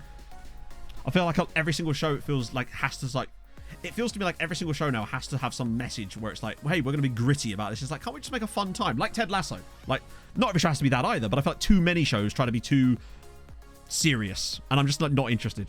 I started The Last of Us yet? No, might not do, you know? Never played the game, not super interested in it. Might do at some point. Might not, you know? I hate The Boys nowadays. I mean, I don't hate it. I just wasn't for me, right? I think I tried Off on Black once because my sister watched it, but again, just wasn't for me. It's like there was a show called Designated Survivor, which had a really good premise, but it looked like they only had 1 season's worth of content prepared for it. So when they had to go into a second series of it, it kind of fell on its arse a little bit. But that was good too. I tried watching Criminal Minds. I've never watched CSI. Bones was another one as well that Pog and I watched a lot of. And the spin-off of Bones, The Finder, is absolutely peak. So fucking good. Would highly recommend that. Even though it's only like 13 episodes because it got cancelled, it's amazingly good. But because it was a spin-off of Bones, it was so good. And I like, there's a lot of shows that like, or like 1 season ones. Dark Matter. Dark Matter? It's not based on a Blake Crouch book, is it? Because if it is, then I very much need to watch that, because that's literally my favourite book. If it is, then I need to watch that. But if not, then no, I haven't. The final was so good. Warehouse 13 is really good as well, yeah. Archer as well, I really liked as well. Yeah, I don't mind. I feel like it's the American shows more that I'm talking about, Stewie. British shows, I know exactly what you mean, though. All shows that just try really hard to be edgy, and it's kind of a bit... Oh, it's a sci-fi show. Yeah, but basically there's a book called Dark Matter by Blake Crouch. It's my favourite book, and I wonder if they'd turn it into a TV show, but I think they're turning it into a movie. So I don't think it's the same premise. What else is good? There's a lot of shows that got cancelled really soon. Like, it did have a crossover with Eureka. You're right, it did, yeah. What's it called? Fuck, Forever. So good. It had Johan Grufford in it. Basically about this guy that was immortal, but he ends up becoming like a New York police detective. Well, not really. He's like an ME. It's really, really good. It definitely should not have got cancelled. Oh, God! Yes! We take that. So I tell the swamp Polar Bear Pins, thank you for the follow. Before I give her a tonk in a tradesman's entrance and have a lick me yarble. I've been meaning to watch Bodyguard. I actually think I started watching an episode of it one time, and then it distracted me, and I never came back to it. There was a TV show version of the movie Limitless as well. You know, the one that had Bradley Cooper in it. The TV show was actually superb. And again, it got cancelled. And it had the perfect setup for a long-term show. It was so good. Don't know why that happened. There was also another... it didn't get cancelled. It had like 3 seasons. It was called Code Black. It was another one of these medical shows, but it had a very different take on the medical drama type of show. And it was amazingly good. Really, really enjoyed it. It had great characters. Everything was so intense all the time. It was brilliant. Would highly recommend it. Rob's like, yeah. What's he called? Richard? Is it Richard Madden? The Black... Right, so... Okay, Gav. I have tried to watch... This is one of these shows that I feel like one of these days I'm just going to sit down and bomb through as much of it as I can to understand why people like it so much, because I feel like I should like it, because it's right exactly in my wheelhouse of TV show, and yet I've just not been able to grasp it. But I feel like at some point I'm going to get it. And I want to make that happen at some point. I might even recommend it to watch with Pog after Scorpion, honestly. See you later, Blue Banana. Next stream will be Sunday morning. But then there's possibly one on Monday night as well, because we're doing a different sort of thing. Jericho was the best. Jericho was so good. I actually have the Jericho DVD box set up there. That's a box set. It's like one box. No, Jericho is so underrated. Amazing show. Monday night stream, yes. Yeah. It's because we're going to be doing Career Resurrection. So it won't be MTK Budapest. It'll be the Career Resurrection video or stream for the video, which will be coming out next Friday. That's the plan anyway. It'll either be Monday or Tuesday, but most likely Monday night. The idea is that I'm going to record my bit on Monday during the day, get a bit of the editing done for that, and then come and do you guys' bit in the evening. That's the plan. See you later, everyone. It's lovely to have you as always. Oh, good save. There used to be a show called Greek as well, which I really liked. It was on like ABC Family, so it was a little bit more light, but it was just basically... it had the girl that plays... she's in Rick and Morty. I can't remember the name of the character in Rick and Morty. The daughter character. Summer, I think her name is in Rick and Morty. But she's in it. Pereira. Oh, it's flicked. Oh, what a save. So what odd? No, I don't think that's odd, Owen. Like, besides, they make cartoons for everyone these days, right? It'll be 7 o'clock in the evening. That's the plan. If it's going to be Monday, it'll be 7 till like 9. The idea being that you get like an hour on each player to decide what move you want to make for them, and also get us a chance to make sure the move is actually viable. That's the hope anyway. So it's 5 years into the future, this one. The players are None Madueke and Iesh Mariba. Once again, we're underperforming. I really think it comes down to our strikers. I wonder actually who's getting the most chances, because we can find that out. As long as we keep a clean sheet again. I'm still annoyed that we lost. We shouldn't be allowed to do that. Not into Chelsea. I think he's actually at Chelsea still in this save, hence the need for the career move. I was about to say who I'm potentially sending him to there, but that would be giving you away stuff. You have to make these decisions on your own. And for reference, I have, I think I have the top 8 or 9 leagues in Europe loaded, and the second divisions. Not that it's relevant for this. Simming it live. No, you can't sim it live because it would take like 10 hours to sim. So the idea is that by the end of the stream, you've now made the moves, basically. So what will happen is you'll get an hour. You can ask me anything you like, and we can look stuff up in the database. You'll have access to all the CAs, PAs, all the hidden shit as well, which is important. And then after the hour's up, you'll have picked like 3 teams, and then there'll be a poll, and then chat choose which one will be chosen out of that, basically. And then we'll do it for the next player. And then at the end of the video on Friday, you'll see what happens in it, because I wouldn't have done the sims at that point. But yeah, that's basically how it's going to work. Recess was so good, though. Like, Recess is an absolute banger of a show. That first Recess movie as well was a cracker. Normal chat is game, but yeah, in it. Well, I just mean that you could be like, hey, can we just take a look at this like middle of the table French club to see if it's a viable move? So you'll be able to see it's you versus me, yeah. But by the time it comes to the stream, I will have already picked my picks and done that part of the video. Do a hard time, or maybe. Pass. So what you'll sort of have to do is almost like elect like a representative that's going to be like the analog between me and chat, I suppose. Hopefully it won't get too messy, but I'm sure, you know, we'll keep it simple, we'll keep it fun. I won't say what clubs I've picked, no. So you won't know which teams I've picked, because I've already picked them, and I've also picked the 2 like nearly but not quite clubs as well. So you won't know what those teams are. You'll have to watch the video to find that out. Well, if you pick the same ones, you pick the same ones. It happens. It'd be very interesting. But remember, you also get to help me negotiate the contract that the player gets at those clubs. So they could have different contracts potentially. So that could actually play a factor in it. It's playing time, shit like that. Hey, Rob, how's it going, man? I think it's unlikely we pick the exact same clubs. That would be quite remarkable if we did. Although, you know, you never know. Can we do trades? What do you mean? What if they moved on fairly quickly? Then they move on fairly quickly. That's the point. The whole point is about finding them the move, not sustaining the rest of their career. That's kind of the thing. It's like trying to pick a move that not only helps them in the present, but also is going to be a platform for the future. That's what you got to think about. Are they still watching Montiel? God damn. Extra stream with you. That's exactly what I'm going to do, Inferno. On Monday, when it's like during the day, I'm going to put a community post up on YouTube talking about the stream that later that day. That's the hope, anyway. I'll just use the thumbnail that I'm going to use for it as part of the image so it's more obvious. No, bear in mind, it's not just you competing. It's you competing against me and competing against the AI as well, because we'll have the third option of they could be both of us. Like they did last time with Fabio Carvalho. I can't believe how much the AI agent mudded me in the last one. He had the absolutely ridiculous career in that save. So we could both get our trousers pulled down by the AI. Easily. And I'm thinking for the next one after that, whenever it will be, probably next month, I'm going to try and bring on another creator to do a head-to-head with someone else, specifically. I think that'd be quite fun.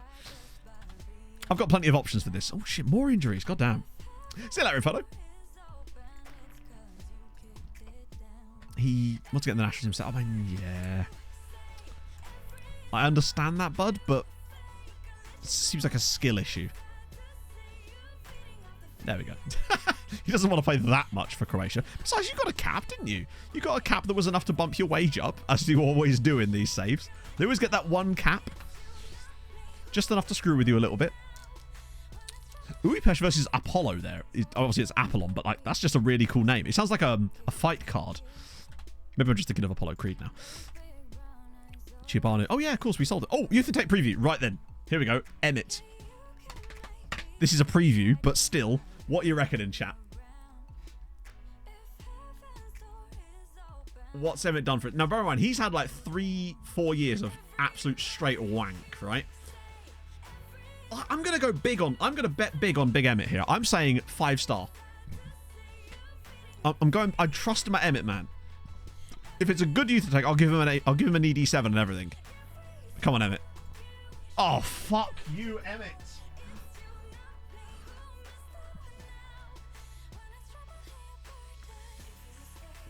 That's appalling. We have one C and the rest are E's and F's. That might be the worst youth intake preview I've ever seen. Bear in mind, we have exceptional youth recruitment and exceptional junior coach. Like, where are they? Where are they then? Oh, Emmett. Sad Emmett noises, but I'll give him an ED7 anyway, just because I feel like I've just... We really do need the minor key. I know it's already in the minor key, isn't it? But we need like a sort of somber version, like an unplugged acoustic version of the Emmett song. But this will do, I guess. Or not, because apparently... Okay, apparently the button doesn't even work. The ED7 button doesn't work. I am pressing the button. Emmett, bud. Are you okay, son? Emmett's just not here at all. Has like Stream Deck maybe crashed or something? Stream Deck's crashed. 1 second, Emmett. Okay. Hopefully Stream Deck will work now. Because the problem is now that I've pressed that like 7 times, it's just going to be constant Emmett now, isn't it? Right, does this work? What the fuck? Why did the music just pause? You could see the Emmett stuff going on in the background. It paused the music. Everything else is working fine, just not the Emmett part. Good.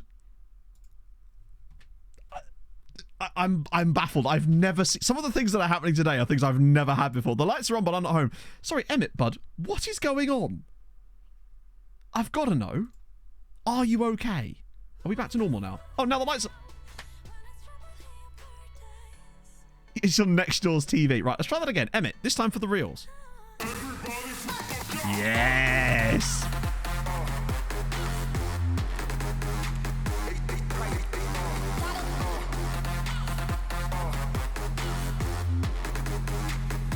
That's more like it.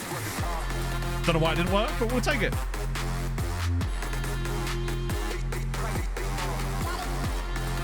Yeah, watch it just not stop playing now. I wouldn't be surprised.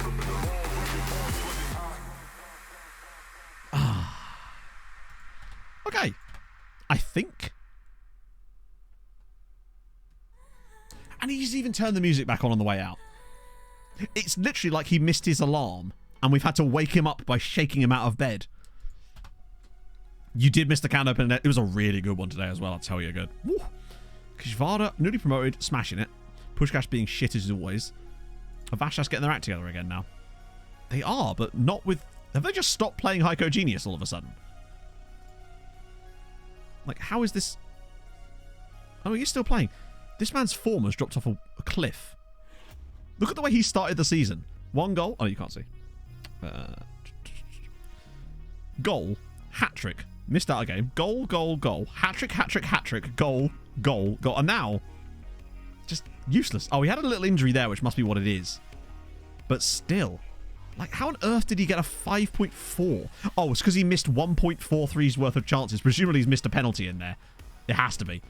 He still has 19 goals and 17 assists in the league, which is still remarkable. But the point is, he had like 18 goals after 10 games or something ridiculous. £11 million?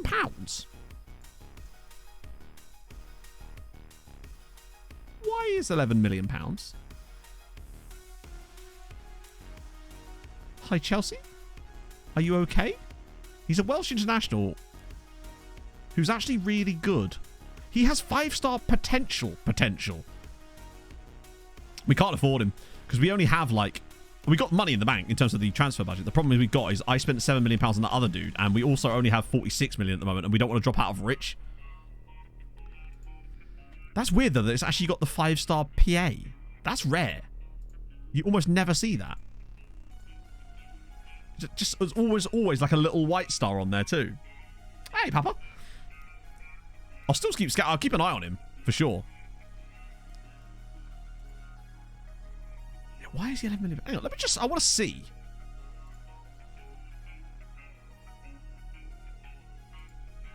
His wages aren't even that high. Why is he so cheap?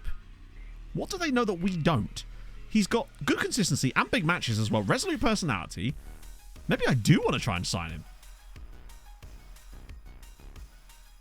Number white star. Yeah, I know, but usually you don't get that still. For a fringe player. Wait, did he say fringe player? Injury prone, but it's only orange. Besides, some of our most injury prone players don't have injury prone, so... It's got low aggression. There's no element of competitive streak in here, which means he's not dirty. He's fast. He's got good crossing. He's got good tackling. He's got good marking. He's got... He does argue with officials, so that's one element. Let's just see how much they actually want. Okay, that's 15 million, Chelsea, so that's a lie.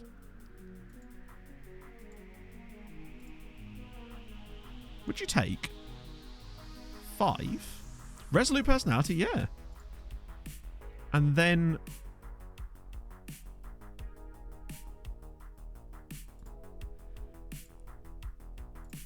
Would you take 5 and then 6? Okay, we'll get rid of that. 5 million up front with that there.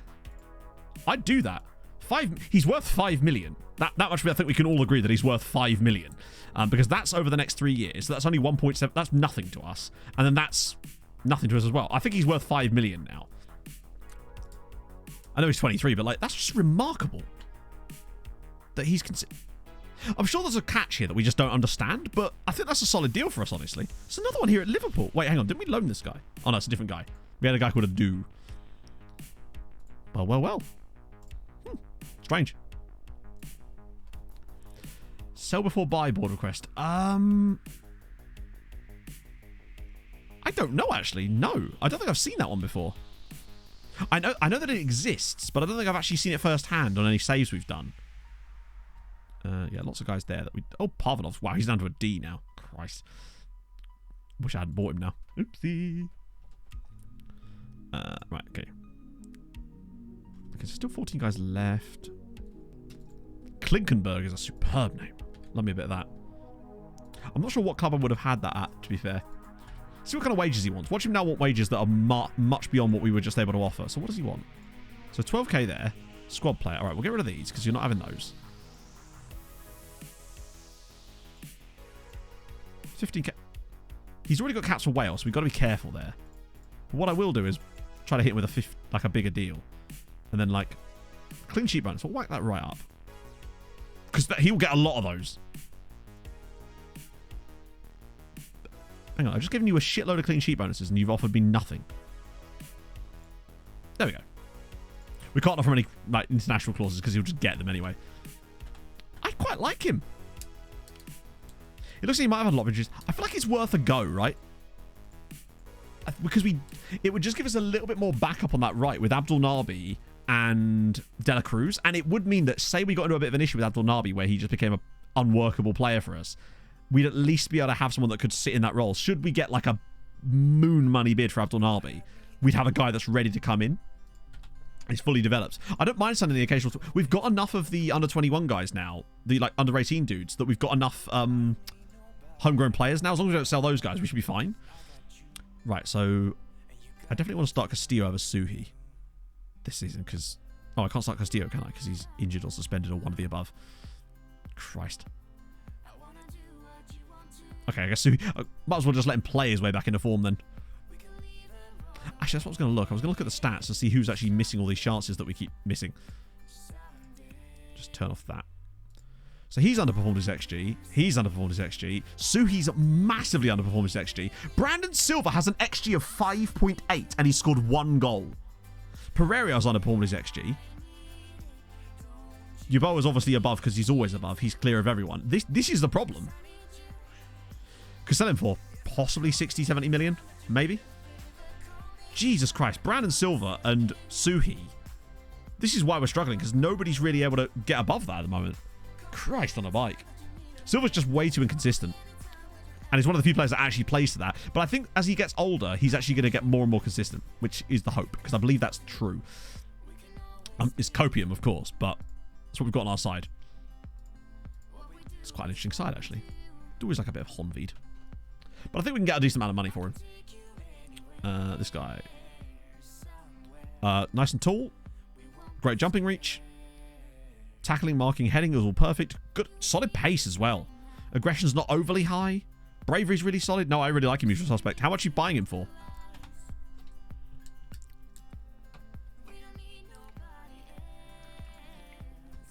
Oh, expressive in the league.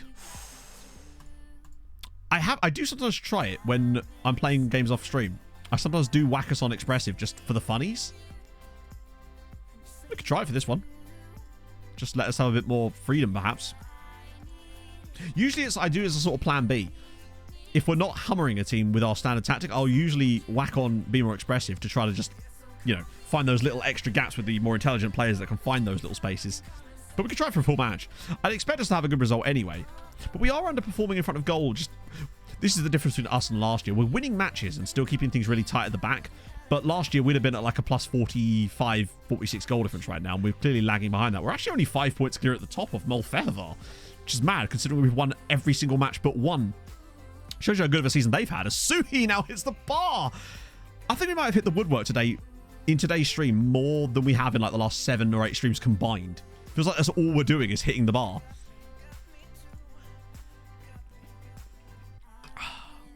God damn it. It's like we're magnetized to it today. I'd be curious to look at those stats actually for the woodwork hits, potentially.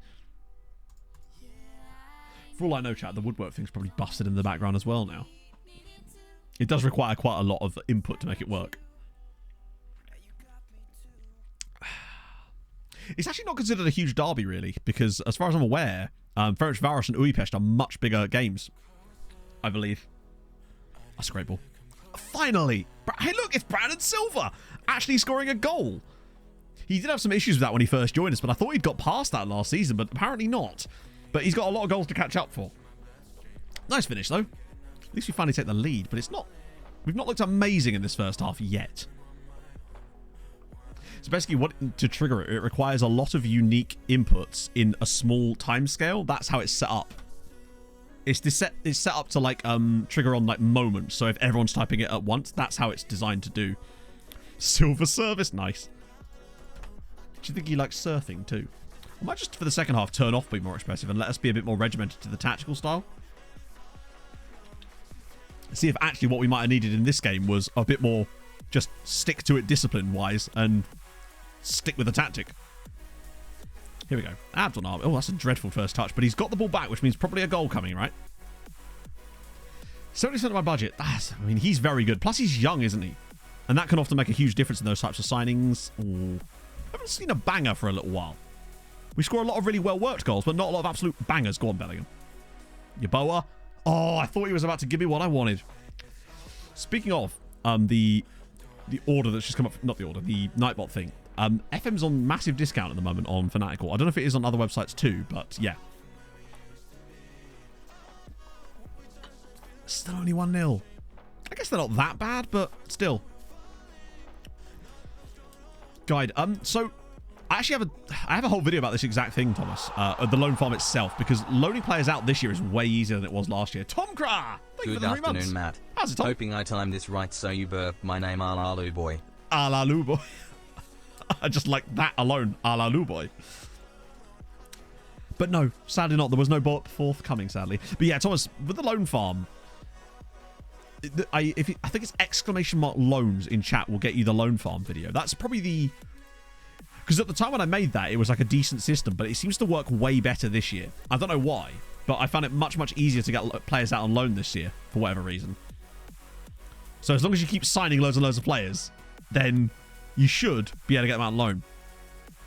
Also, lots of free signings, I think, is a really good way of doing it too. Because then you're not even costing yourself any money out of your transfer budget, just the wage budget, obviously. Oh, God. Oh, as if. Oh, no. I think there are some games that exist like that, but I don't think they've got the...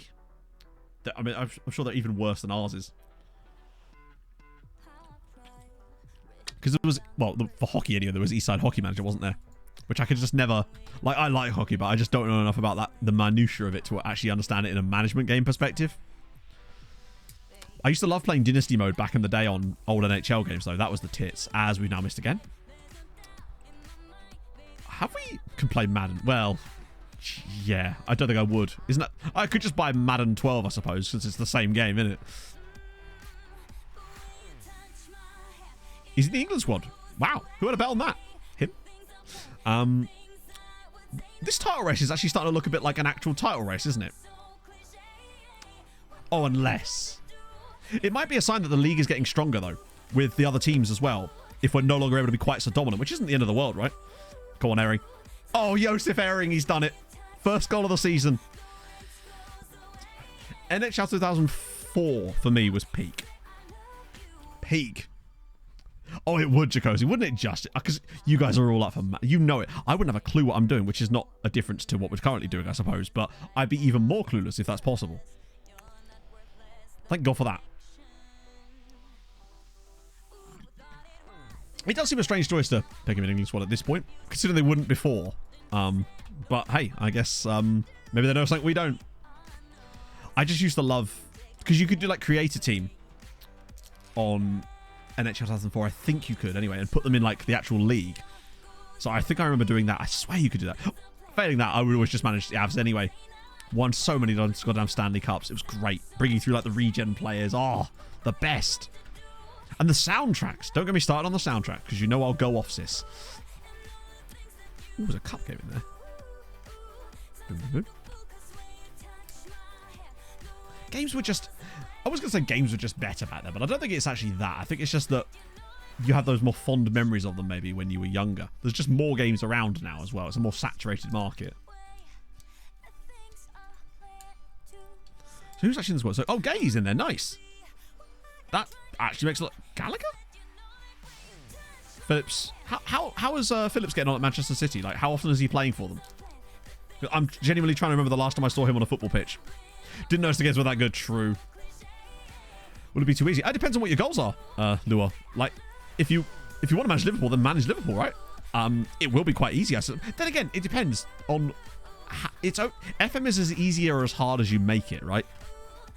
You can do self-imposed restrictions on transfers, tactics, all that sort of stuff to make it harder or easier, right? Oh, so it looks like we're getting Joe Medinger. Just randomly, because he's a 23-year-old with 5-star potential. He's got resolute personality too. If he didn't have that, I'd be a little bit concerned. And there is an element of that, but I feel like for the price we're paying, I'm still very confused. Is he even playing for Chelsea? Not really. That might be what it is. Maybe he's just not playing for them. Like, he's a Welsh international. I reckon he gets straight back in the Welsh national team immediately. Okay, right. Okay, so we've got Champions League, then we've got Europa League straight after that, and there's also another Europa Conference League game there, which is the one that you guys don't normally see, but we will be able to watch it today. Oh, no!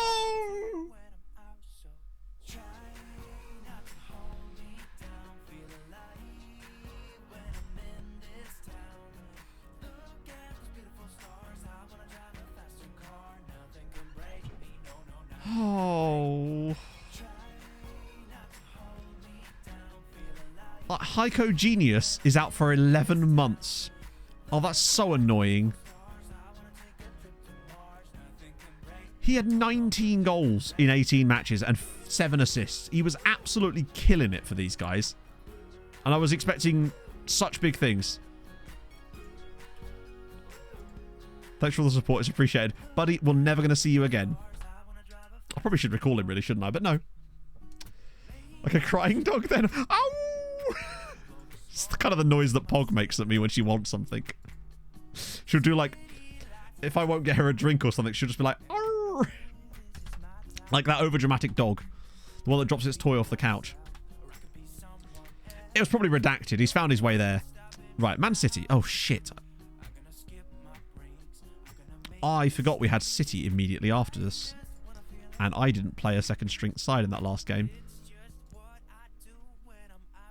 Fuck. Malero's going to have to start. Jarju? No way. No chance. Yoshi, you're in. Velasquez will have to start. Darlo, Fernandez, Montiel, and Terranova? No. Abdul Nabi. Oh, dear. It doesn't matter. We're going to get twatted. Though we are at home, and our record at home in the Champions League is very good. We weren't that convincing last game, no. But in Europe this year, we've actually still been really good. Any fun names in here? It's kind of mad that they've still got, like, Ruben Diaz, Laporte, Rodri still in there. Bernardo Silva still there at 36. Phil Foden, and then Jeremy Pino through the middle as well as their main striker. Fair one. Where is Haaland? Good question. Gashed lower leg. The man's a robot. Just put a new firmware patch on him. It'll be fine. Pop it in the wash. It'll be grand. Race across the world. That does sound kind of interesting, actually.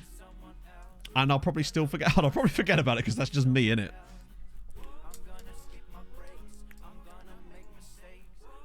Yeah, I can see why they'd want Barella there. Look at the state of him. Christ. Yeah, Barella's a bit good. How much? 45 million is an absolute bargain for that someone of that. Look at that. And he's also got good attacking output. 8 goals and 10 assists that season in the Premier League. Nothing but constant performance from Barella. Gash lower leg play. Probably someone in, like, Serbia. Not Serbia. Like, Switzerland. Okay. We're going to struggle. Potentially.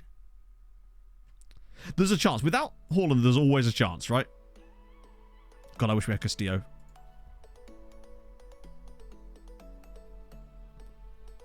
I'm just checking to make sure that we don't have Castillo. Oh, Seri's nearly back from his injury as well. That's actually going to be helpful. This is going to be tough. Where is City in the league? They're 17th, though. Their 2 wins have been against Trabzonspor and Shakhtar. I know you can't see this. They've drawn against PSG and Inter, and they've lost against Milan. 4-2. That being said, we know how often these things are with Manchester City, where they'll be doing crap in the Champions League or whatever. You'll play against them, and they'll play like peak Manchester City. I expect us to lose this game 4-0. Or nearly a full team of regens. Well, minus the 2 players that aren't regens. Close enough, right? The music does seem to have genuinely fixed our problem. I'm sure it wasn't the issue, but it is hilarious how since we turned off the Champions League music, we're not having those glitches now. I'd take a point here. If we got a point off City here, that would be brilliant because it would set us up for a really good run after Christmas because we still have to play Sturm Graz at home, which I feel like would be enough to get us to 15, and that would be a damn good shot at qualification. Or it certainly give us a really high top 16 finish, which is what we kind of want more than anything. But watch us pull off an absolute miracle here. Yeboah getting sliced open there. Bernardo Silva dropping midfield. Okay. Singo, he's the guy that's at Torino, isn't he? At the start of the game, anyway. He might have left now, but last season's game, he was, oh, what a ball from Barella. Oh. God, he's bombing forward from ball-winning midfielder. Off he goes. This is going to be a long day. We need Suhi to finally start playing. And be the man I know he can be. But I think that's what we've just been missing. That consistent striker this season. Oh, Pino's through again. And he's missed the target. Wow. Yeah. They're a bit good. I think we're going to get torn to shreds here. Potentially. Jesus, that's cutting it cry. That's cutting it very slow. Cutting it slow? It's cutting it very close. Yeah, they're just not letting us get out of our defence. We're doing quite a good job at holding onto the ball in this area, considering, though. But I feel like we're about to concede possession at any minute now. We got to get the ball to the left. Here we go. That's more like it. And then that's not. Like, after all that wonderful football, we just lump it randomly to Yeboah. We finally played our way out of the defence, and then we just give up the possession immediately. Right, now, this is more like it. Slip it in. Yes, Suhi, come on. He's got support from Abdul Nabi. He's into the box. He's going all the way. He pulls it across, and it's not an own goal. It's 1-0 MTK Budapest, and it's Yakubu, you bastard Boa. Come on. Oh, it's 1-0. That is somewhat against the run of play. What a pass from Navarro. That is such a good pass. I thought he was going to spread it. But Suhi just takes the defender on, goes to the byline. What a pass. The defender should be doing a lot better than that. But Yeboah, you bastard, does the trick. Oh, what a guy. He's been my favourite player over the last couple of seasons at this save, is Yakubu Yeboah. That would send us third. Albeit, long way to go. But we've shown that we can do it. Possession's a bit even. We're looking all right here. We're having a few little openings, it would seem. I still think we don't win this, but the fact that we've even taken the lead just shows how we just always seem to be able to do it in these games. Right, come on, Yakubu. Yes. Oh, no! What's he doing? Let's just hit him on the back, I think. Yeah, man, you're really struggling in this save now. Oh, it's so close. We're very close to nicking the ball off them at any given moment. All right, Abdul Nabi. Oh, he should have gone towards it. Are you actually shitting my arse? Are we seriously going to concede this now?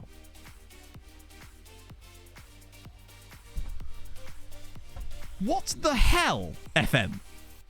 It's directly at him, isn't it? Oh, as fucking if. Sorry, what? It's not like it's deflected up and over him. Like, the ball is right there. He's... Oh, my God. Wow.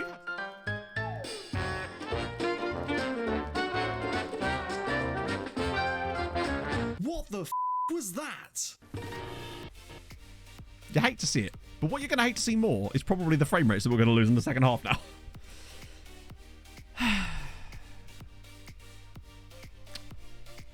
Thank you, Bearded Child. I'll definitely be coming to clip that for the recap video. Expect to see that next week. That's annoying. That's really annoying, actually. I think in the second half, I'm going to turn off work ball in the box, just because our best move in that goal was just getting forward. That's a shame. Yeah, keepers are fixed. That's irritating. We're doing our best here, but it's looking unlikely that we're going to be able to go on from there. It'll be annoying if we actually draw this game 1-1 now, because we'll know that was the goal that cost us the points. Pino's not had a good game for City now, which means he will inevitably score in a moment. Okay, what changes can I make here? No one's had like an absolutely woeful game as it goes. But I feel like Brandon Silva on now would be a good chance to do that. And also, Velasquez is dead. So Moses Jarju is in, everyone's favourite. Abdul Nabi's also dead. So Donovan, just keeping the fresh legs in those key areas I think will help us. Don't really want to do that change. I think Pereira for Yeboah. I think Yeboah's got maybe another 10 minutes in him. Might be fixing the next update. I don't think there's going to be a next update. I'm fairly certain that, for me, I bet you there's no more match engine updates the entire year. What we've got is what we've got. Hang on, speaking of Yeboah, was it a stroke of genius to leave him on the pitch? No. But he's won us the corner, and if we score from the corner... Okay, well, I guess we'll never know. Okay. He's had another 10 minutes to prove himself, and now he's reached the level of knackeredness that I think it's time to get on Henrik. Got one more sub. I think Yoshi for Bellingham. Freshen the midfield up a little bit. Oh. Okay. We've done well in this game, which means we are going to lose. I was kind of hoping that the bad luck we'd had in some of the other games would come around a bit today, but it hasn't seemingly gone that way. I feel like if we could nick the ball off them in this area, we've got such a great chance for a breakaway, but that is... Here we go. Yes. Precisely like this. We've just taken way too long over it. We've just dilly-dallied. Donovan's... Oh, he's done well to keep hold of the ball there, to be fair. Right, now, finally we can build something up. That's a really bad pass. But we've still got the ball. Oh, I was worried we were going to give it away there. Bellingham's looked quite dynamic since coming on. Keeping the ball away from City a bit. There we go. I feel like we're building to something good here. De La Cruz, Pereira, slips it across. And Navarro! It's MTK 2, Manchester City 1, who are back in front. This would be a massive victory in the Champions League. Come on! That's been coming. We've been good in this second period. Lovely work. Once we got the ball back off them, I felt like we could build something. Navarro's just, he has absolutely beamed that. Great pass from Pereira too, but look at that thump. He's not placing nothing. Lovely finish from Navarro again. It's 2-1. Right now, unless we get an insta... Fuck me. I was going to be like, right, now we'll just slow the game down, put it on time wasting, do what we need to do, but luckily we're going to concede immediately off the kickoff instead. Phenomenal. Don't you just love Football Manager? Directly from the kickoff. Within 10 seconds of the kickoff. Like, head in the game, bud.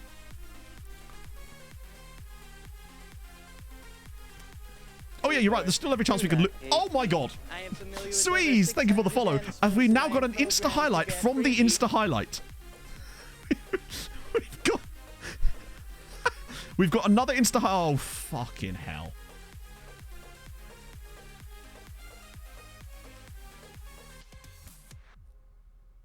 I think we all know what's about to happen. Or do we? Are we about to insta-highlight them after they insta-highlighted us? Probably not. I'm just going to let this play out now. I have no idea what's going to happen in this play. What do you reckon? We concede a penalty in a minute, maybe? If we knock that down, if Navarro can actually... Oh, we can, but it's not gone 21. I have no idea what's going on here. Oh, here comes the goal. Drills it across, right? Fuck off. Actually, fuck off.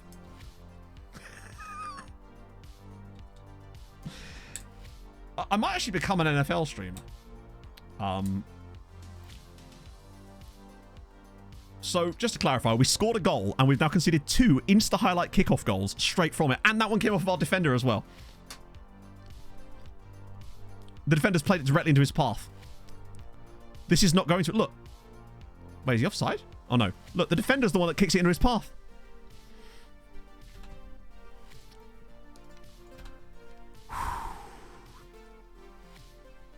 Imagine if we then equalised here, having taken a 2-1 advantage 4 minutes ago. Jarju's ball in. Silva. Oh, no. I actually can't believe we're losing this match. That's insane. But completely what I was expecting when it's Manchester City.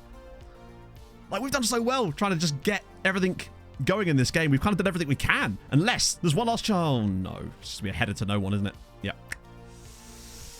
I mean, they were the better side in total. It's just the way that those 2 goals came about is just horrendously annoying when you can see 2 goals straight from the kickoff after taking the lead. It's like, what?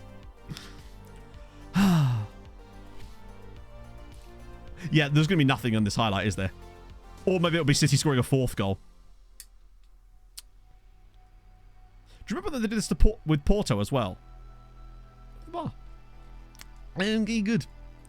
Oh, yeah, and the first goal as well was the Joao Virginia one. Of course it fucking was. So we score in the 87th.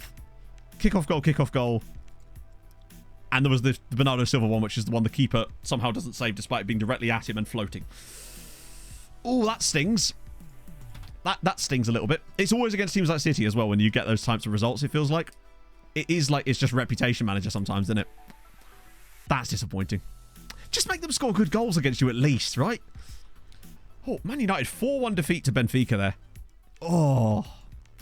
So where are City? Bear in mind, City haven't even been that good this season. Like, they've only just gone level on points with us with that result, which they now go above us on head-to-head. Watch us as well also now go out of the Champions League in some way because of that result. I don't think we can. I think we've already got enough points in the bag for nothing. But, well, yeah. So, what games have we got left? There's one hard one and one easy one, right? Actually, we've got 2 away games at Celtic and Sturm Graz. they feel potentially like they're both winnable. Out of the two, especially with Celtic having loads of injuries. Although we're going to be missing Abdul Nabi and Velazquez for that game, so that's fun. They feel like winnable ties for us, honestly. I think we've got more points at this stage than I expected, and we should have even more. That's what's kind of mad about this season in the Champions League. Those two draws against Porto and Bayern, we should have won both of those games. Porto, we hammered them, and somehow got a 1-1 draw. Bayern was the 3-3 draw where they scored 2 direct free kicks and a penalty in the same game, and that was our first defeat. So actually, we could arguably have won every game so far. Which I'm at least getting a lot of hope by the fact that we are now really going toe-to-toe with any team that we come up against. We're not getting battered by anybody in Europe anymore. Like, we're not getting 4-1 beat by Chelsea like we have done a few years. We really are on that level now. That's the thing, Tom. Yeah, it feels like it's the way the goals always seem to come about in those types of games. Was the mic crackling? Well, let me check. Yeah, it might have been. Actually, yeah. My interface... Hopefully it's okay now. My interface is a bit funky sometimes. You remember it happened one time before. Usually the way I know is I go into Discord and it will say it recognizes the new interface. But is it fine now? Saboslide didn't he just? Hang on. I'll do the coefficient update in a sec. We've got 2 more matches to... see, this is what I mean. I think if Bayern come in with a huge bid for Suhi, I sell him. Because it could fund so many transfers for us. And I'm not that attached to him. Like, particularly the way he plays. Okay. So, Újpest against Limassol. And Debrecen away at Punic. I'd expect wins for both of those two. Come on. He's not... Well, he's had so many injuries. He had that broken leg as well. Punic with a 1-1 draw. That's bad from Debrecen. Hopefully, Újpest have at least won their game. What?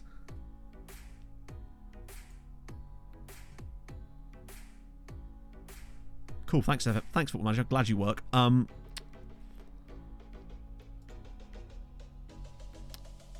This might be from last match day. I'm not sure now. Yeah, that's last match day. That's disappointing. Let me go check the UEL for the others. So what were the results? Ferencváros lost at home to Ajax. That's disappointing, but expected. Molfehavar lost 3-0 at home to Newcastle, so they both lost.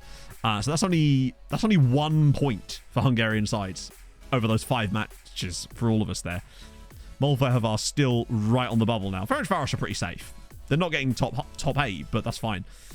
Those were tough games for them, in fairness. They weren't expected to win against Ajax. Then again, they have beaten Ajax before, I think. And obviously, they were never going to beat Newcastle, who are flying away at the top. Though they did draw against Red Bull Salzburg, who are also a very good side. So I don't think that's going to have done much to the coefficients at all, really. 8.3 we're on to. And Portugal have now actually overtaken us on coefficient points for the season. And France are having a bloody amazing year. So Portugal are actually extending their gap to us now, which is disappointing. And so are Turkey and Austria are actually ahead of us too. Skin is Saz23. If you do exclamation mark skin in chat, you'll get a link.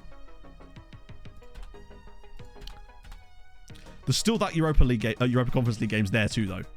And obviously, we've still got ours after Christmas, and so there are obviously the 2 Europa League games there too. Oh, Ovalar can now speak Hungarian. You'll have to see it. Everyone just racing to the command, innit? They haven't they've definitely tweaked some stuff with the valuations, but I don't think it was actually this patch. I think it was already like that. We've definitely noticed that players being valued at much better numbers based on how much they're being bid at. So because Velazquez hasn't received a big bid lately, he hasn't got such a high valuation compared to some of the other guys. Oh, it's very competitive. Yeah, we picked up Ovalar on a free because he got released, so we figured why the hell not at that point, right? I was going to show this some skin. Hey, you know, I'm happy to. Let me just give you a bit of that. It's fine. Yeah, exactly. Just knuckle down and you'll be the first to it next time. Worry not, chat. I'm just going to let them pick whoever they want. I think part of the issue in the City game might have been that because we played a full-strength side of the game before accidentally, they might have not had that longevity to play the tactic for the whole game. I don't know. I'm just finding excuses at this point. Still very annoying. Particularly as that is the second game in the Champions League that we have lost when winning and then conceding double kickoff goals straight after scoring the winning goal. I don't know if it actually was... Actually, with the Porto one, I don't know if it was actually double kickoff goals. It was 1 goal followed by an immediate kickoff goal straight afterwards. Still annoying, though. And it would be... Emmett would be very, very up there, wouldn't he? Even if he didn't have like the full career that he could have, not that he could have done. He had a ceiling and he hit it. But the thing about Emmett, at least, one thing we will be able to know is that he very much must have reached his PA. I think we got every single possible thing out of Emmett that we were ever going to. That man played for much longer than I would have expected. Can't forget Classy Neck though. But I don't think anyone's going to come close to the amount of goals that Ovalar scored. Because Emmett, even he didn't get the Ovalar number, did he? He got a good number of goals for Treaty, but even his numbers were nowhere near what Ovalar got. What was Ovalar? He got 450 goals, I think, for Tromsø. And I really doubt anyone's doing that in this save. Just because we haven't yet found that consistent striking. And I don't know if it's even going to be Castillo either. One day we will. I kind of hoped it was going to be Fran, but he has just not happened at all for us. Yeah, Neck was... I don't think he was there that long either, was he? Because I don't think he was ever actually a permanent signing for us. Go on, Jude. Bend one. Oh, it's glorious. And again, it's hit that same part of the post that every single one of those do.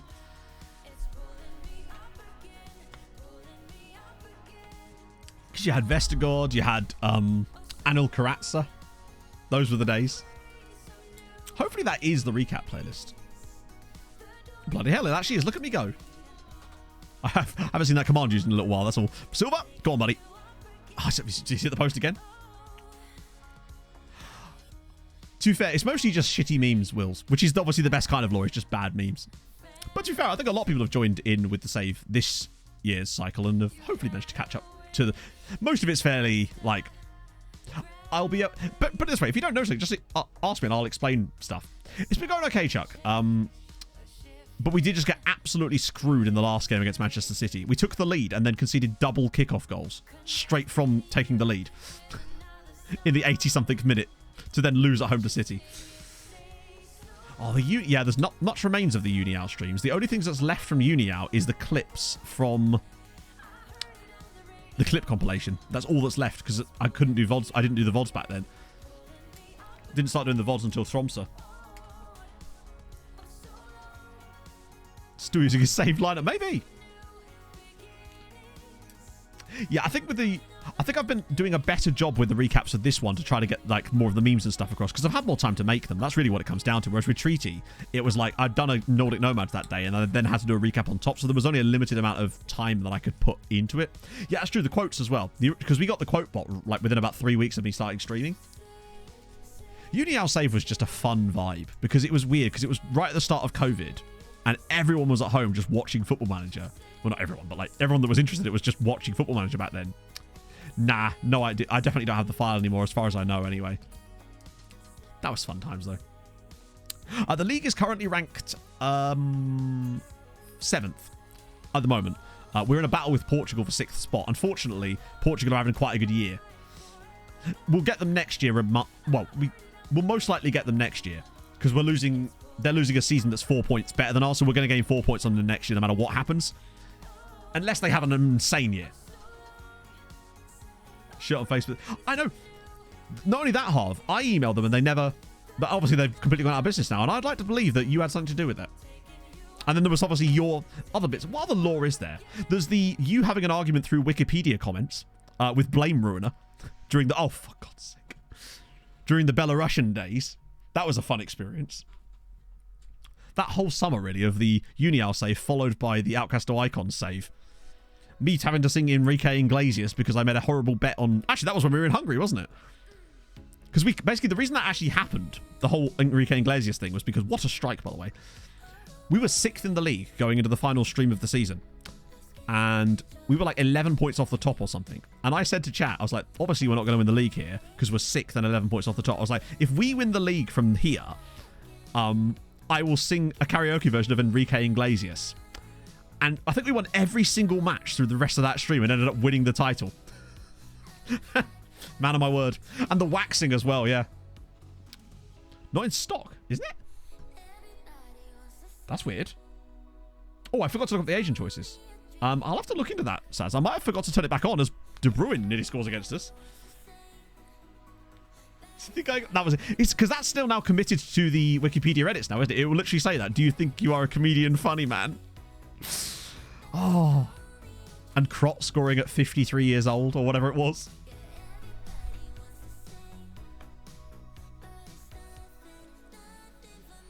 Then there was the reversed Rabona backheeled free kick.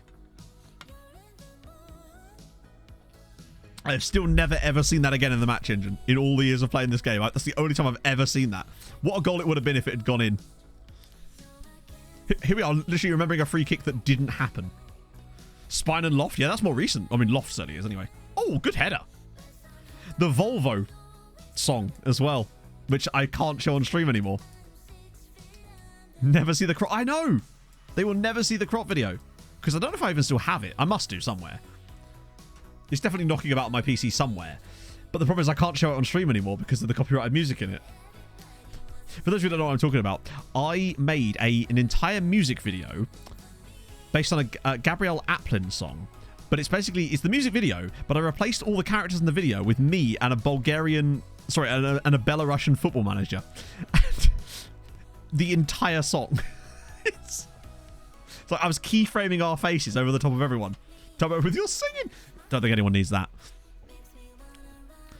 Yeah, Crotty's not in the database these days, is he? Bless him. Because it was only a mistake that he was in it in the first place. He was only supposed to be a manager. And what a manager he was. Right. This is going reasonably well. Also, Bruno Alvarez doing an okay job through the middle for us. Maybe he's the striker we needed all along. It probably is on my PC somewhere. I just don't know where. Because usually it all just goes into my Adobe Renders folder, but it's definitely not in there because I looked. So maybe it's on my external hard drive. I definitely wouldn't have deleted something like that. I'm a data hoarder enough as it is. I certainly wouldn't have deleted something like that. I think they must... To be fair, the Hero Sing-Along thing is still visible because it's in the first Twitch compilation. Twitch Clips compilation. I put it at the end of the video. So that one is actually still in there. Yeah, it was... We went to Atalanta. It was Leon. It was Leon and Atalanta we took him with. And then there was also, obviously, IF, the Sports Spurs. Yeah, so it is on YouTube. It's the first ever Twitch compilation I did on the main channel. Because I couldn't care less if it got copyright claimed. I don't think it... Weirdly, I don't think it did, actually. Remarkably. I guess it's because it's a karaoke version, right? And also my singing is definitely somewhat distinguishable from Enrique Iglesias, thankfully. Thankfully for him. He doesn't want more competition in this world. It's the hair, isn't it? Wait, what's off about the spine clip? How do you mean? Is it the fact that I'm probably like 2 stone lighter? And I left Fall Out Boy. Wait, what's my hair look like? I'm curious now. Really? The board? Right, that should be okay. So, meet the... Chat. Okay, do you know what's weird? That's so weird. I am wearing the same shirt today as I am... Obviously, the hair helmet. Bear in mind... Oh, no, I could have had a haircut then. I am wearing the same shirt that I was then. I haven't worn this exact shirt for ages because I wasn't scared enough to wear it. But today I saw it in the cupboard and I was like, yeah, no, fuck it, let's try that on. I'm wearing the same exact shirt. Just fits a bit better now. That's mad. It is a bit of a Lego helmet, isn't it? It's a shame that Twitter ruins the quality of a video. Voice sounds slightly higher, uncannily higher. New board, same as the old board. It partly is probably down to Twitter messing with the audio, but also I've probably changed my audio settings since then. Maybe. Oh, it's because I'm using a different microphone. That's why it is. I had a different microphone back then. That was when I had my old Blue Yeti. This is a different mic. I think. Malero. At least Diaz is back in games at least. Off the steroids now. Oh, getting all. I got 2 hench for my own good. I saw the shirt in the cupboard earlier. It was right next to the normal blue denim-y type shirt that I wear. And I was like, you know what? I'm feeling like a light blue denim today. So I went for it. Because I wasn't sure if it was going to fit, but it did. And now we've conceded again. At least Joshua De Bruyne's getting some goals. A different mic. It's the same old mic. Yeah, no, if you turn all the effects off on my mic, I sound completely different. But every now and then someone will ask about it, and I will demonstrate what it sounds like without the filters on. Newsflash, it doesn't sound good. So with the compressor and the EQ off, this is what the microphone sounds like. I guess you're getting an idea of why I don't use it as a raw audio signal, because this microphone does not sound like good. Unless you turn on actual effects over the top of it. It just sounds really tinny and raw.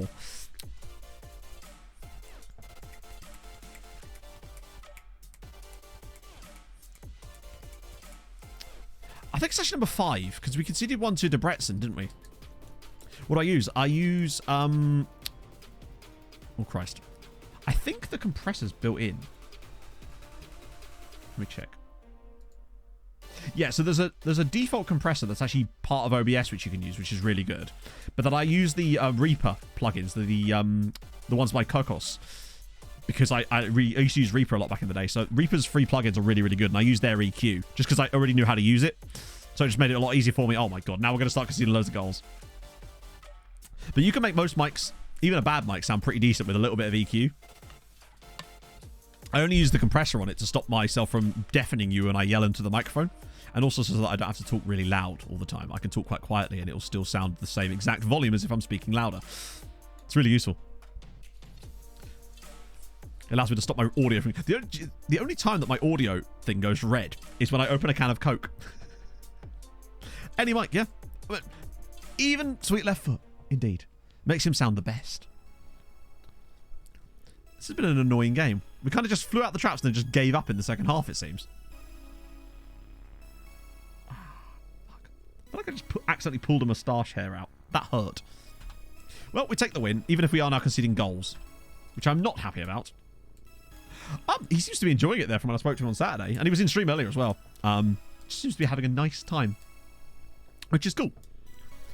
10-point lead now, but then they've still got that game in hand on us. The toast sound wave mod. What? Also, Dios Jury. Have they won a game yet this year? Or is that 3 draws? It feels like 3 draws. It is. They've only drawn... Wow. They really are showing new levels of horrendousness. We've conceded... So we've actually now conceded as many goals this year as we did in that whole season that time. Because Kizvada have scored 3 times against us. Bastards.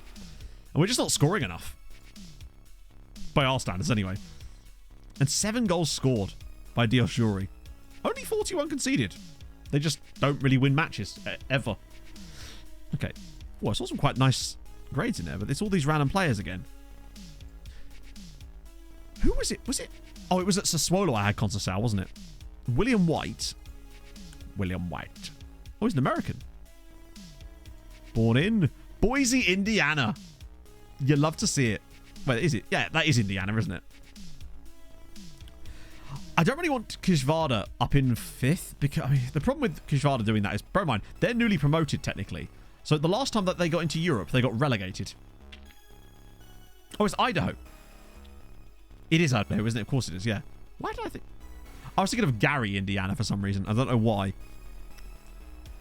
It just sounds right when I say Boise, Indiana, and I don't know why.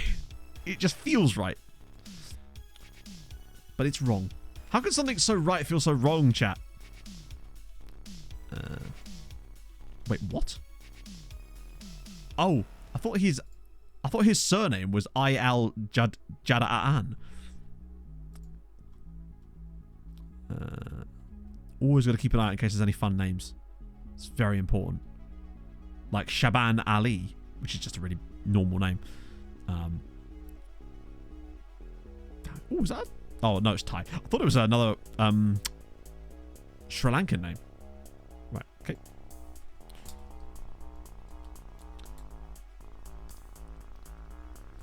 Gary Indiana. It's unlike you know. Oh, I knew about Gary Indiana. I think the reason I know about Gary Indiana is because I think it's referenced in Parks and Rec. I reckon people know. I think every nation has fun names, right? Carwin Cole. That's a great name. Big fan of that. Is he really? Gonorrhea, Indiana? Now that sounds good. Let's all head down to Intercourse, Pennsylvania. I'll have a lovely old time. Just want to see if there's any fun nationalities in there. There's this guy here. What club is that? Mateo Marusic. My guess is he's going to be one of these players that the first scout report looks good because you don't know enough about them. But then when you get an actual scout report, they're rubbish. Right, I should do these lookups now. That's definitely something I should be focusing on. Okay. And first up, the agent choices. So first is Noni Madueke. So he won't actually even have gone to Chelsea in this save yet. He's still at PSV.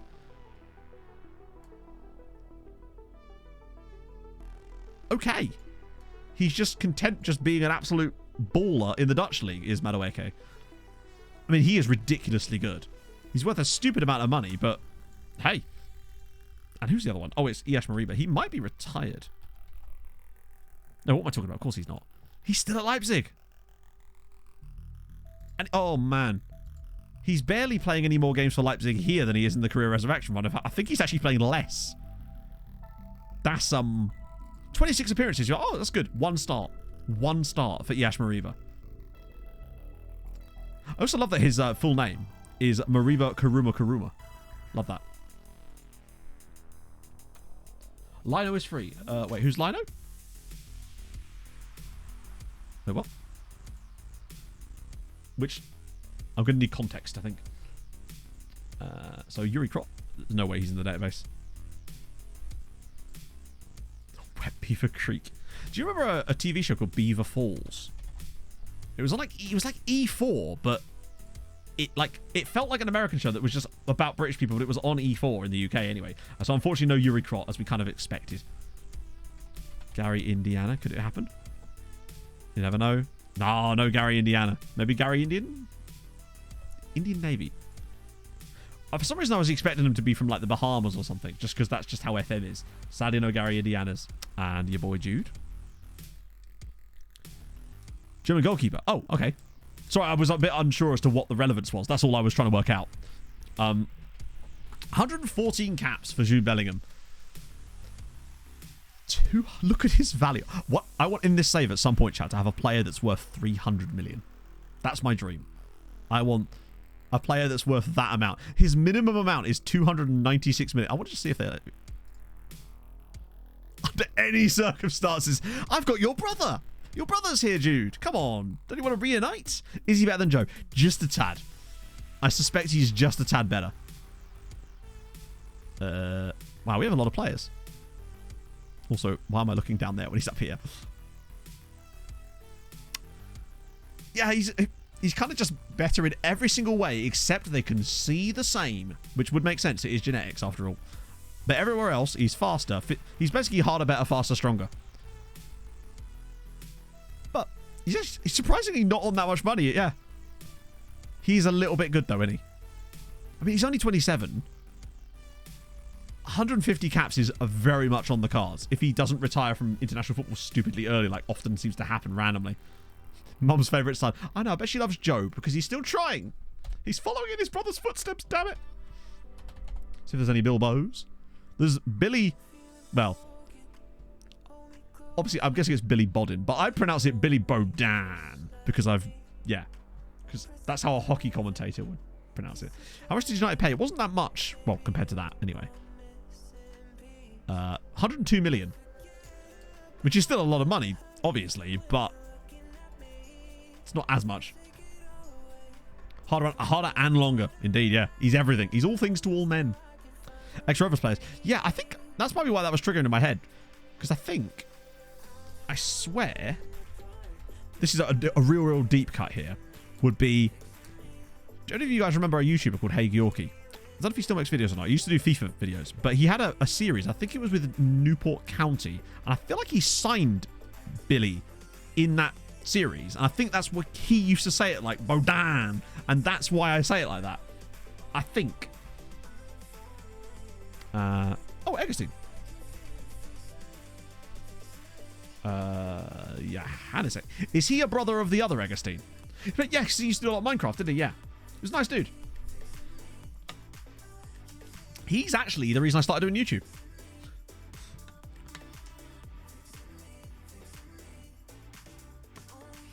Yeah, FIFA 13. There was Newport County Manager mode. With, like, Jolly Roger and all those other players. But yeah, he is the reason that I started making content. YouTube-wise, anyway. So Johannes Eggestein. No caps for Germany in the end. We have him. You have Toffman to blame for me and my existence as far as a YouTubing and content creation career goes. He is responsible for this. Because I watched him and I kind of thought, yeah, like, this looks like a fun thing to do.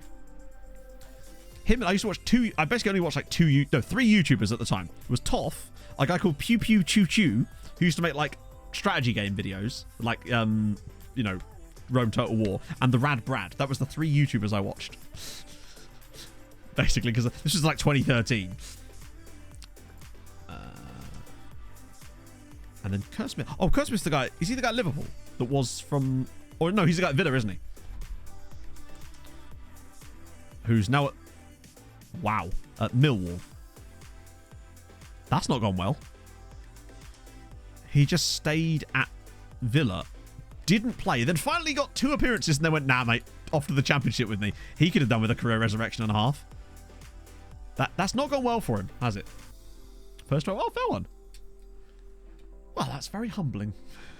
I'm sorry that I brought myself upon you like that. By making content. Oh. Yeah, I don't think he's ever getting Scotland caps. Unless Millwall got promoted or something. I have seen that happen a few times on saves. Billingham. Oh, if only there was a win... Was it Win Billingham? No, it was Win Billington, wasn't it? It was Billingham Town. I love any team with a Synthonia in the name. You can't go wrong with Synthonia. There's no two ways about it. The Sinner... Oh, mate. The Minners? The Sinners. What an incredibly brilliant name. Which makes sense, but Billingham Synthonia is just a wonderful name for a football club. They do have one player as well, Tavon Terrell, who of course has got caps for Bermuda. Presumably he's their only player. Yep, he is their only player. These people are just a figment of his imagination. The golden age of YouTube, not the golden age, so much the dawns of it. But then again, when I was watching that stuff in 2013, I thought I had missed the boat. I was like, but all these people are established now. There's no point in starting anything at that point, right? The synthwavers. Now you're talking. You used to play for Durham as well. Which, every time I see that badge, I just immediately think I'm playing like CK again. Like, am I about to defend a raid from Wessex at this point? Biggest rivals with Borkland. That badge as well kind of just looks like a dude doing this. Like, I have fucking no idea. What is this league? Oh, it's the Northern League. Okay, I'm getting... Now that I'm seeing this badge, I'm actually starting to get more... I can't unsee it now. It's just a dude shrugging. It's a beer mat. It does look like a beer mat, yeah. To be fair, I think a lot of football clubs' logos would look really good as beer mats anyway. They should release them as beer mats. But then when was the last time we used a beer mat outside a pub? Word art special. Oh, imagine that as a save conversion. You know, like how on the CK games and stuff, you can like take one save into the next. Imagine if you could do it with FM, but like with a completely different game mode, I guess. I just typed in Jose Juan and expected like not more than one person to come up.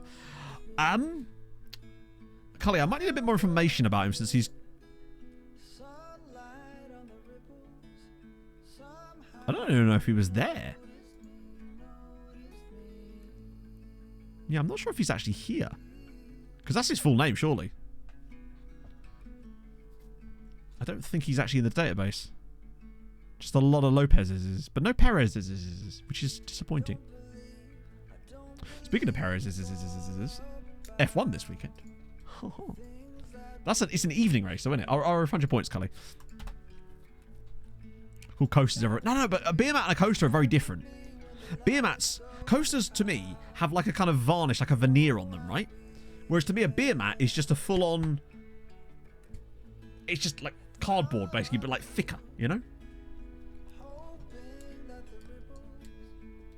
Tony Chats says, you're talking about statistical approach, Zero Lives. You're talking about the wondrous world of StatApp. I remember the days of that carnage. That was some FM. That was some old school FM drama, the likes of which the community doesn't have these days. I was pub in London to watch it, so it's 5 o'clock, which is not too bad because obviously we stream till 2 anyway. But when's the? Oh no! Don't tell me it clashes with the Fulham game. It does, doesn't it? Because it's the late kickoff between Fulham and Man United on Sunday. I'm fairly certain. Yep, 4:30 kickoff. Fuck. God damn it. So yeah, that's gonna be a pain. Fulham and Man United on one monitor, race on the other one. Yeah, you never throw them in a pub. We got barred from a pub for doing that, if you recall, Dean. Independent seminar. Got to meet Jose Font. Wow.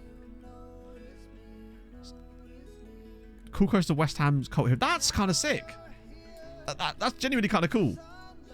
That's true. Fantasy F1, no. I don't know how that would work, but I don't know that it does. I've never... Like, I'm a casual F1 watcher. A casual F1 enjoyer, you could call me. And the enjoyment one is sometimes a bit debatable. Particularly if it looks as if it's going to be as one-sided as it is this season. Oh, admittedly, obviously, it's not like just the wins aren't the only thing that matters. But sometimes it would be cool if other people did do that. I don't think Mark McGuinness is here. Unless I'm spelling it... Well, that's not... Imagine if his name was spelled like that. McGuinness. But I don't think he's in my database. No, sadly not.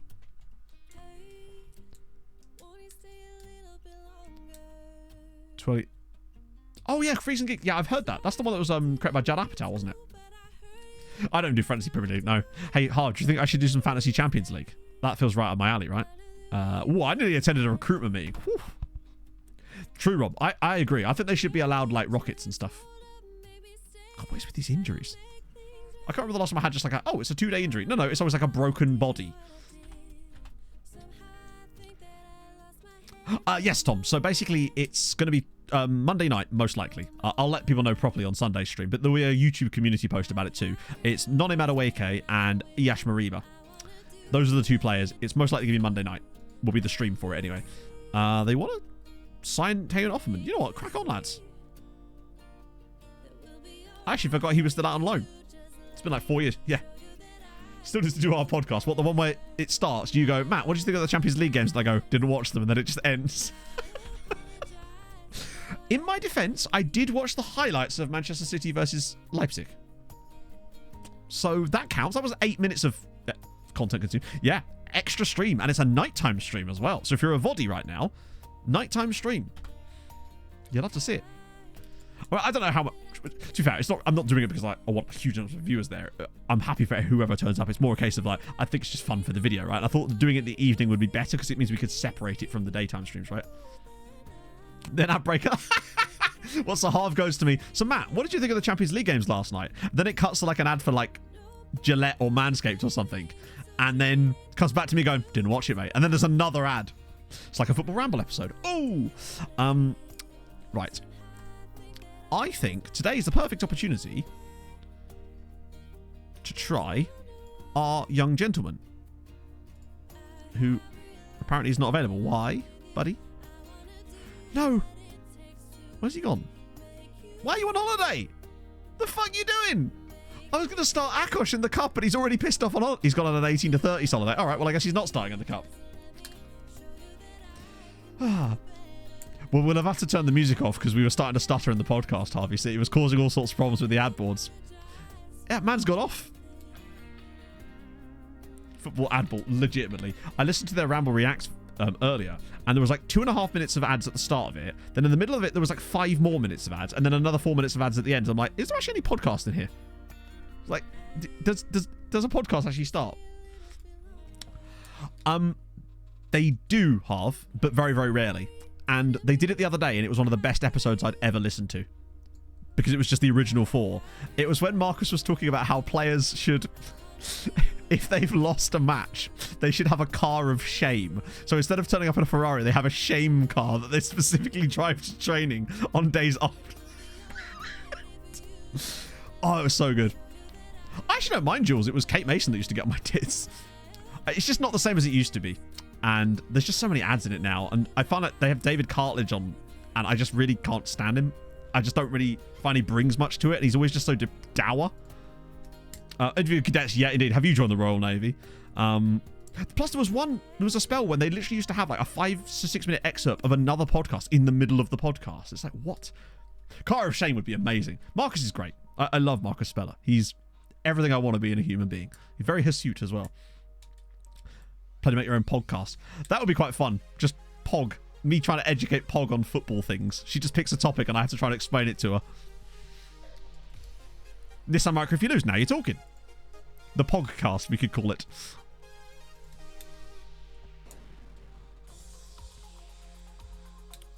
James? Who's James? As in James Horncastle? Or... I don't think he's... Or James Richardson? That's why I say, well, I mean, it's hardly that if she's the one asking. No, Mike and I at one point were actually developing a podcast, but unfortunately with the way things have gone, just with, you know, Mike's job and other stuff. Sorry, James, yeah. Why did I struggle with that? Yeah. I genuinely thought it was about James Horncastle.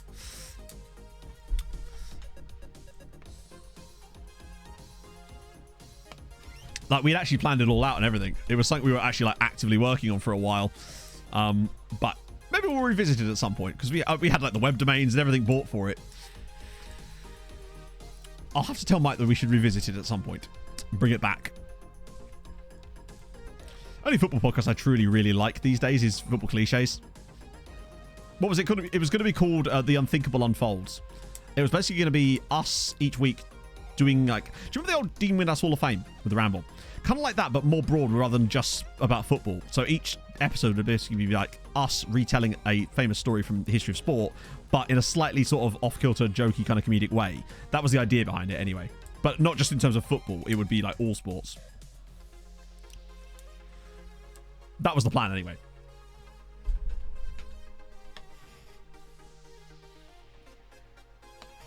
Nice stuff. Yeah, I think I have tried it before, but bear in mind, I was like a small child in the 90s, so that sort of football isn't like stuck in my head. My favorite era of football really is the like 2010 to 2000, no, 2000, like 2003 to 2012 is kind of like my peak era, if you like. Stupid rules. I don't know what that is. Oh, really? Did you ever play against them? So you must have played against them back in the day when... Back when they did... Oh, what was it called? No, Perfinius Albion was Pete's Sunday League team, wasn't it? Fair one. I think they just tried to make the show something it wasn't. I think it definitely is that, Inferno. It really, really is. She does that drop-in thing, and that means I can skip them. Because the problem, I'm sure she's a lovely person. I find that her presenting style on those shows was just really grating, and it just didn't work for me, and that's fine. But I don't know. It's just there's too much content, and it sort of watered it down quite a lot. Like it used when it was like twice a week, that was fine for me. It was great because then there was actually stuff to talk about in every episode. The jokes were great, the banter was fun. And now it's just, yeah. Plus, before it used to feel like a load of blokes in the pub talking about it, but like not in a kind of arse wankery kind of way. It was just like you normal people talking about the games. And now it almost feels like it wants to be normal football media, which is sort of the very thing that it was designed to represent the opposite of, I guess. Especially, who did he say, James?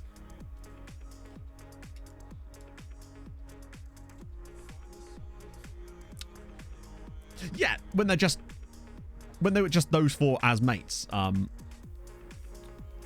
Just come out. I find that sometimes he's just a bit dour more than anything. It might just be his accent, honestly, but I feel like sometimes he just kind of is a bit just like when they're just trying to have a laugh, and he sort of brings the whole vibe down sometimes. Born Japan. Oh yeah, no, Pete's been on so many bloody podcasts. It's ridiculous. Like the man has more podcasts than I have fingers. It's ridiculous, mad. But hey, whatever works for you, right? Didn't change it up. Oh, probably. But then the problem is when they did switch it up towards that stuff, everyone said, well, this is shit. And it kind of was, honestly. Like, yeah, Rocket League's free for everyone. You just can't you can't get it on Steam anymore, can you? It has to be through Epic, but obviously that doesn't matter because I bought it on Steam in like 2016 or whatever it was. No need for the daily stuff. Copper 90. Oh, yes. With like, what was it called? Derby Days. Octane, thank you for the follow. No, Wrestle Me podcast. I actually used to really like Wrestle Me because the guy that he did Wrestle Me with, Mark Haynes, has another podcast called The One Show, which is genuinely hilarious. It's not on very often, but when it is, it's basically just them overanalyzing The One Show, and it's so damn good. I'd love to meet Mark because he does seem like a lovely chap. I did see them live once. Pog and I went to a live ramble in 2019. He does seem like he's that type of guy. He's a man of God. He's always got time. The top 5 best Wonder Kids. Hendrick, Jeff Hendrick, Endricchio Ravanelli, Hendrick Lamar. Help me out here, chat. Jordan Hendrickson. There you go. Sorted. Thank you. Tom to the rescue. Oh, I was close there. I was close. Oh. Rouge and Pope. Yes, I remember those days. I only really used to watch Away Days. Not Away Days. Derby Days, really, on Copper 90 back in the day. Muck Hendrick, that's the one. It depends what you want to, like, what your overall goals are, Octane, but like Poland is great, Hungary's great, Ireland is great, but Ireland start very low. Whereas I think Poland, if you don't want to do Hungary, then I would recommend Poland. This game's going to take us all day, isn't it? No, not Kendrick Lamar, Endrick Lamar. Very, very careful. Well, yeah, I mean, I think I started listening to like 2013 was when I found them initially. Oh yes, very soon. Aldriza Farik, thank you for the follow. Because I remember when I was working as a delivery driver, I would just listen to the Ramble all the time when I was in the van. That was all I would listen to, like the back catalogue. I think during the month of doing that specifically when I was around Christmas, I listened to the entire back catalogue like multiple times because there was just nothing else to do when I was driving all the time. I did listen to a few audiobooks at the same time, but mostly just listened to the Ramble because I just apparently didn't know other podcasts existed. Jimi Hendrix, that's the one. Yeah, I think Poland would be really fun to revisit, actually. Particularly with a team like Wisła Krakow, because they are second tier this year, which is the perfect team. Hendrik and Morty. Good. That took me a second. Particularly because I pronounce it as Mortiel. I'm stuck in it. Inferno's been stuck in my head as it's now 7. Well, we're certainly getting the stats up for some of these guys that were lacking a bit of XG. Well, not lacking XG, but lacking the goals, right? If nothing else. We have embarrassed them a little bit. Hilarious law stuff with the trebuchet. Oh, yeah, that's it, exactly. It's also, I think that a lot of the reason people listen to podcasts, right, is I tend to listen to podcasts majority of the time when I'm on my own, right? And I think it's just great for background noise, but it also feels... this is going to sound really stupid, and probably not stupid at all, actually, because it's a bit vulnerable, I guess. It makes you feel less lonely sometimes in times when you're feeling lonely, because it feels like you're in a conversation even when you're not. It's like, kind of like when you're in a conversation but you're just listening sometimes, like, because sometimes we just do that when you're just listening to people talk and you're in the same group. Sometimes I think podcasts really fill that void for people, and I feel like that's really, really important. And you almost, it's not parasocial in a way, but that's what I think that podcasts, specifically those types of conversational podcasts, ridiculously hit on. And not ridiculous, but like really hit on. And I think it lost a bit of that when it constantly changed the host all the time, particularly if you then didn't like one of them, because then it was then like, oh, it's like that friend that you don't like very much that then turns up at the pub and you're like, well, I kind of want to go home now. We've all had that one friend. Yeah, I feel like Twitch chat can be exactly like that, yeah. 30 different scores. I don't know if I'd be able to quite do that, but I feel like we could definitely get towards... We've been 10-0 up at half-time before and then ended up winning 11-0, so... No, I feel like people treat Twitch like that as well. The difference with Twitch, though, is that you can talk to me and I can talk back. So that's one of the reasons it's better in that respect.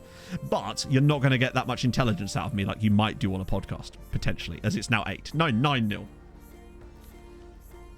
Yeah, so when I'm working, so say I'm not doing like recordings or anything, I just pop a podcast on while I'm working to just listen to whatever stuff, whether it's like just whatever, right? Driving as well, yeah.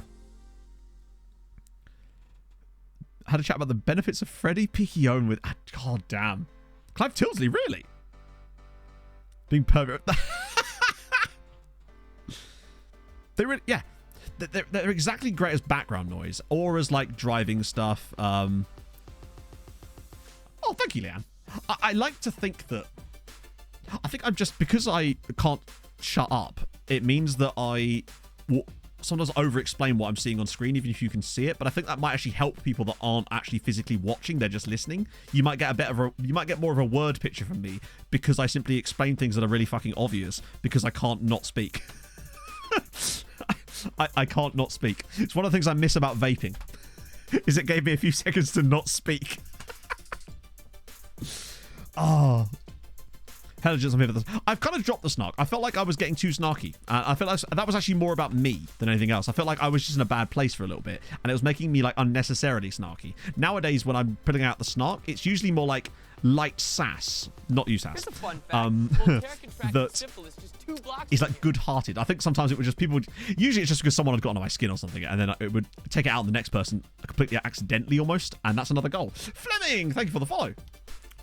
Intrigues me. It's 2 dudes discussing wrestling. So it's one guy that doesn't know anything about wrestling and one guy that's like a wrestling aficionado discussing WrestleMania in order, basically. And that's basically the whole premise of the show. And then the guy that isn't into it gets more and more into it as it goes along. This is a cup game. That's their second own goal of the match. I was like, oh, we've only got 1 game left. We'll get this in before the end of stream. And now I feel like we'll actually get to the start of Sunday's stream before this game finishes. It's like, I've got food to make. I actually really like that type of style of show where the one person that knows not everything, but knows a lot and is really enthusiastic about it, and the other person who doesn't, but is keen to learn. I think those are really fascinating dynamics, if you like. MD Knights, thank you for the follow. But essentially she's out for the rest of the season.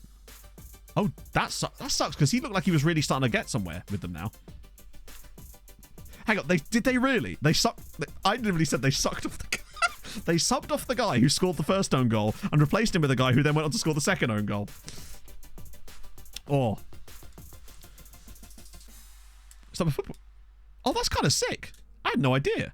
God, look at you, Harv. You should be on our pod. We'll actually do the podcast. We'll bin Mike off and we'll do the podcast ourselves. We'll do the weekly Champions League podcast. What did they do to him? You don't want to know. That's what I was going for. I nearly did say sucked him off. Yes, that's why I stopped myself. Don't know why I stopped myself. It never normally stops me, but that sounds even worse now. So streaming wise, I stream Tuesdays, Thursdays, and Sundays, 11 a.m. UK time to 3. So usually it should have already happened by now. And on Sundays it's 10 till 2, basically. But I'm going to be doing a stream next Monday evening as well. I want to get them all on red ratings. Blow was a reward. Their midfielders are doing far too well. How are you on a 6? Are they the substitutes? They must be, right? I feel like we should probably bring on some new lads, right? The podcast broification. What does that even mean? Look at this, hat tricks for the entire front line. I'm going to need an explanation, sir. Get Pereira on. I almost don't want to change it just in case it makes us worse. Not that we can get any better, right? Whole front 4 on 10s. You love to see it. Probably from a goalkeeper's clearance, right? The ball just bounced all the way through. Oh, was that you, CMAS? Does that mean... Yeah, I've been shown that about 4 times today, but goddamn, it's funny. Because apparently it was the opposition goalkeeper, not the MTK goalkeeper, which does make it slightly more understandable, but still not really. Oh, I'm so gentle. So gentle, mate. Is that another own goal?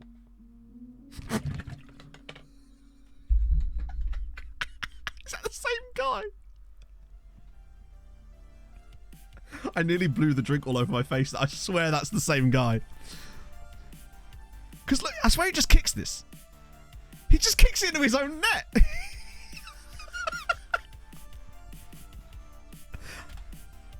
Oh no, it's a different guy. It's another dude. Is he trying to defend though? Is he really? In the grand scheme? So, Alice, about those 13 different goal scorers, did you have 3 different own goal scorers? No, didn't think so. Never said that I couldn't use players on the other team. So we've had 1, 2, 3, 4, 5, 6. We still only had 7 different goal scorers.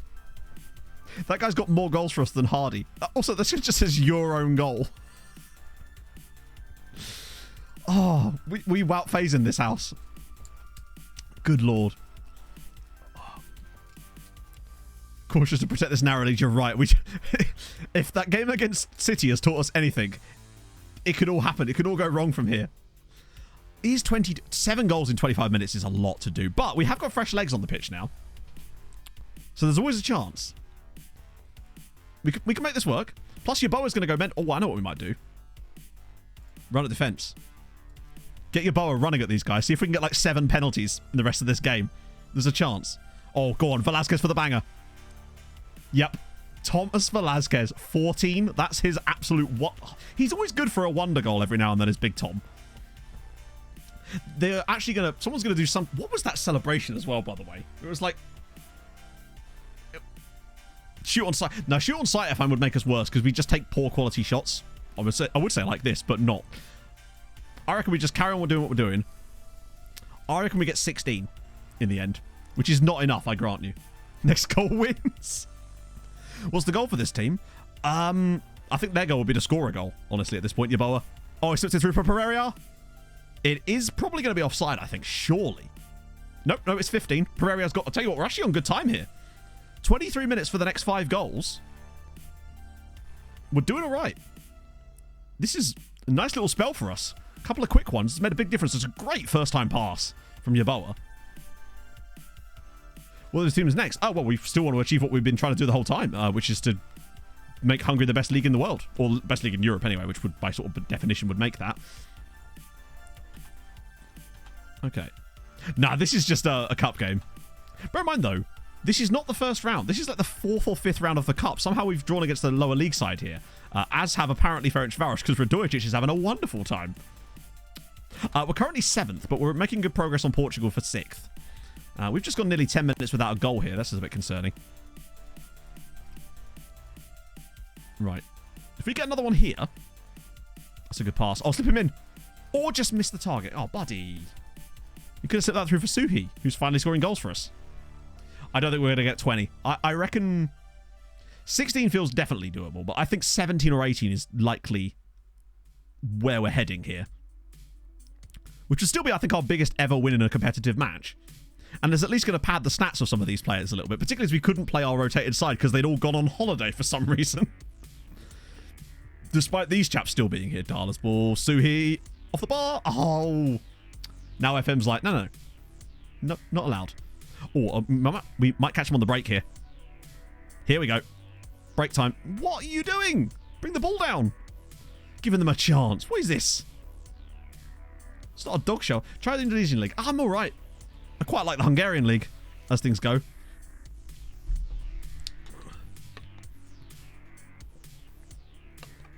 Though I do know someone that did an Indonesian building nation because Tony Jameson did one, didn't he? I believe. Just for the goals. Maybe, yeah. And then you score a load more goals in that extra time period, which then causes more goals. Right, Pereira, square it, buddy. This is an easy one for us. A tap in. No? Yes? No, what are you doing? Chesterfield not counted. I don't think they're going to both do that this season somehow. What with Wrexham existing and all that. Yeah, it's just like, if 15 goals scored, no more goals allowed. Right, again? Darla will have a thump at this, isn't he? And there we go. Number 16, Emmanuel Darla, his first goal of the season. I don't think we're going to get 4 in the next 10 minutes, but there should be a decent number of stoppage time, right? You'd expect. Well, the Polish team I managed was Polonia. But I don't know if they're even... I think they might be 3rd division now. That's a few more goal scorers too. 1, 2, 3, 4, 5, 6, 7, 8, 9, 10. It's a toughie. Plus, we've only made 2 subs, though, so you never know. We haven't scored a lot of corner goals. So let me just maximise our chances. Got to do what you can, right? We got this. Lucas not playing well because we wanted to try and see how many goals we got. Brahim's had quite a serious injury, so he's only just come back into full fitness with it. Oh, Pereira's in again. He's been really good here, actually. Always cuts back, but there's usually a chance for some... Oh, that's rubbish. Here we go. Oh. Come on, lads. Head in the game. Still close. Next goal wins. Maybe. No, we've had 4 minutes elapsed now. I think we'll be lucky if we get 1 more. 17 would be a good number, but from where we were... I was feeling like 20 was on the cards. Unless Abdul Nabi can fire a great ball in. Ehring! He's not offside. It's 17, and Josef Ehring gets the goal. That's 1 more. That's 11 different goal scorers in this game we've managed. 2 more. Might be doable. It's a nice pass, actually. I'd be a little bit disappointed if we didn't get to 20, but we got to 17. There's still a few minutes left. That defender, that exact animation happens so often, where that one random defender drops really deep and the rest of them get played on side. Yeah, we've had an own goal for like half an hour. Move to attacking. Attacking doesn't work, though. Because bear in mind, these doesn't actually mean attacking. It just means take more risks. And often that can just mean shoot from stupid places. I still need to implement that fix that Millie gave me that changes the language on it. So it makes more sense from a linguistic standpoint. And, god damn it. 17-0. But only... This game, by the way, has taken us 25 minutes. We began this game at 10-2. New England Patriots, thank you for the 17 bits. For the 17 goals. And well done, this guy in the midfield who somehow got a 6.6 rating. Honestly, yeah, we got 10 different scorers and 3 of them weren't even on our team. 3 own goals, though, in a single game is pretty solid. I'll take that. I don't think I've seen 3 own goals before. Not for a while, anyway.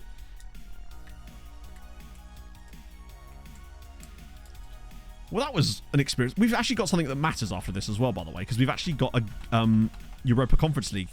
I think you're going to ever shut up about that. We've got a Conference League game right here.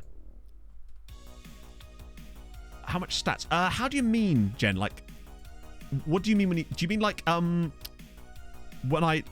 Basically, on the stats panel, you can customize it and add extra stats. But if it's possibly in the skin as well. Yeah, no Europa League. So Europa League, because there's 8 games, that follows the same pattern as the Champions League. But the Conference League, because there's only 6, they play an extra game here, randomly. Which I suspect... That's our biggest win ever. There you go. Yeah, that was the 15-0 from before when we were massively ahead against them. Like, at half-time. I swear we had, like, 10 goals at half-time in this game. Look, Ehring had scored, like... Oh, I know what this game was. This was the game when I first put this tactical setup in. That was the 15-0 the moment we made the tactical tweak. Right, here we go. So, Budapest away at Neftchi. They have to win that. They're so much better than them. And Debrecen have had it. No way they beat Atalanta. 1-0 defeat. And 1-0 win for Budapest. Okay, cool. I don't know if Debrecen are going to make it. They do. Debrecen get through with 6 points. They qualify. How on earth did they manage that? Debrecen just benefited as a result of the silly sorting system. Because of their result against CSKA Sofia, they would have won it on... Yeah, they'd have been through on goal difference anyway, as it goes. But they did actually win it. So Debrecen do get through in 22nd place. No, you can have way more than 7 now because of the new European systems. So I've seen England have 10 teams in Europe before on some of my test saves. The draw isn't until after Christmas, till like February. But that means that Budapest come 13th. So that's not bad, because it means they'll get a bottom half side. So they could actually get Neftchi Baku again.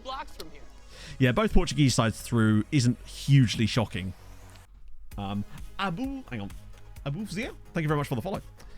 So that should give us, going into the break there, 8.7. But we've still got 2 games left.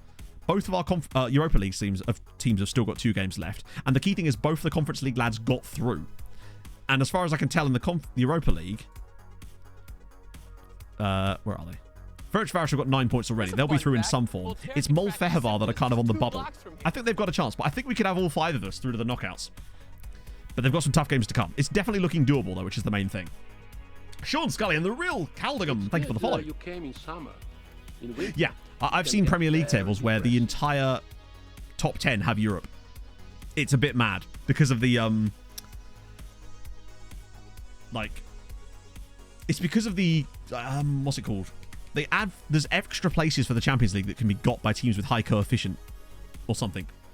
So we might actually see some of that at some point later in this save. I want to see a season where we have more than 7 teams in Europe. That's my dream for this save as well, along with the other things. That would be like an achievement for us to hit. Would be to have a season where we actually get 8 teams. And there's no drop down, no. So it's basically, you get what you get kind of thing. Right. Ooh, hello. Just got an email back about.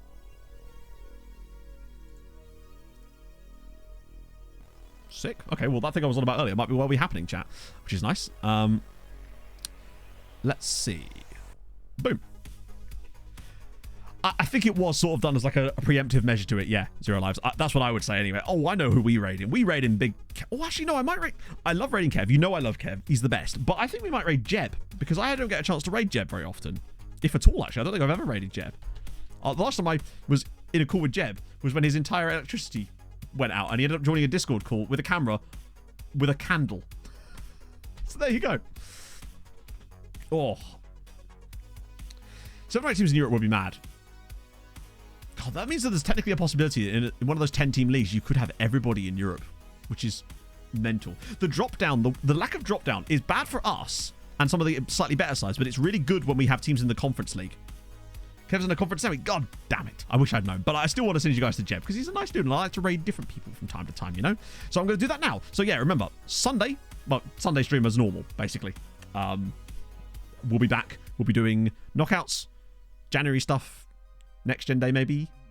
No, that's March. I don't know. We'll figure it out. I'll see you guys soon. Hold your gun. Capybara, thank you for joining me, and bye-bye.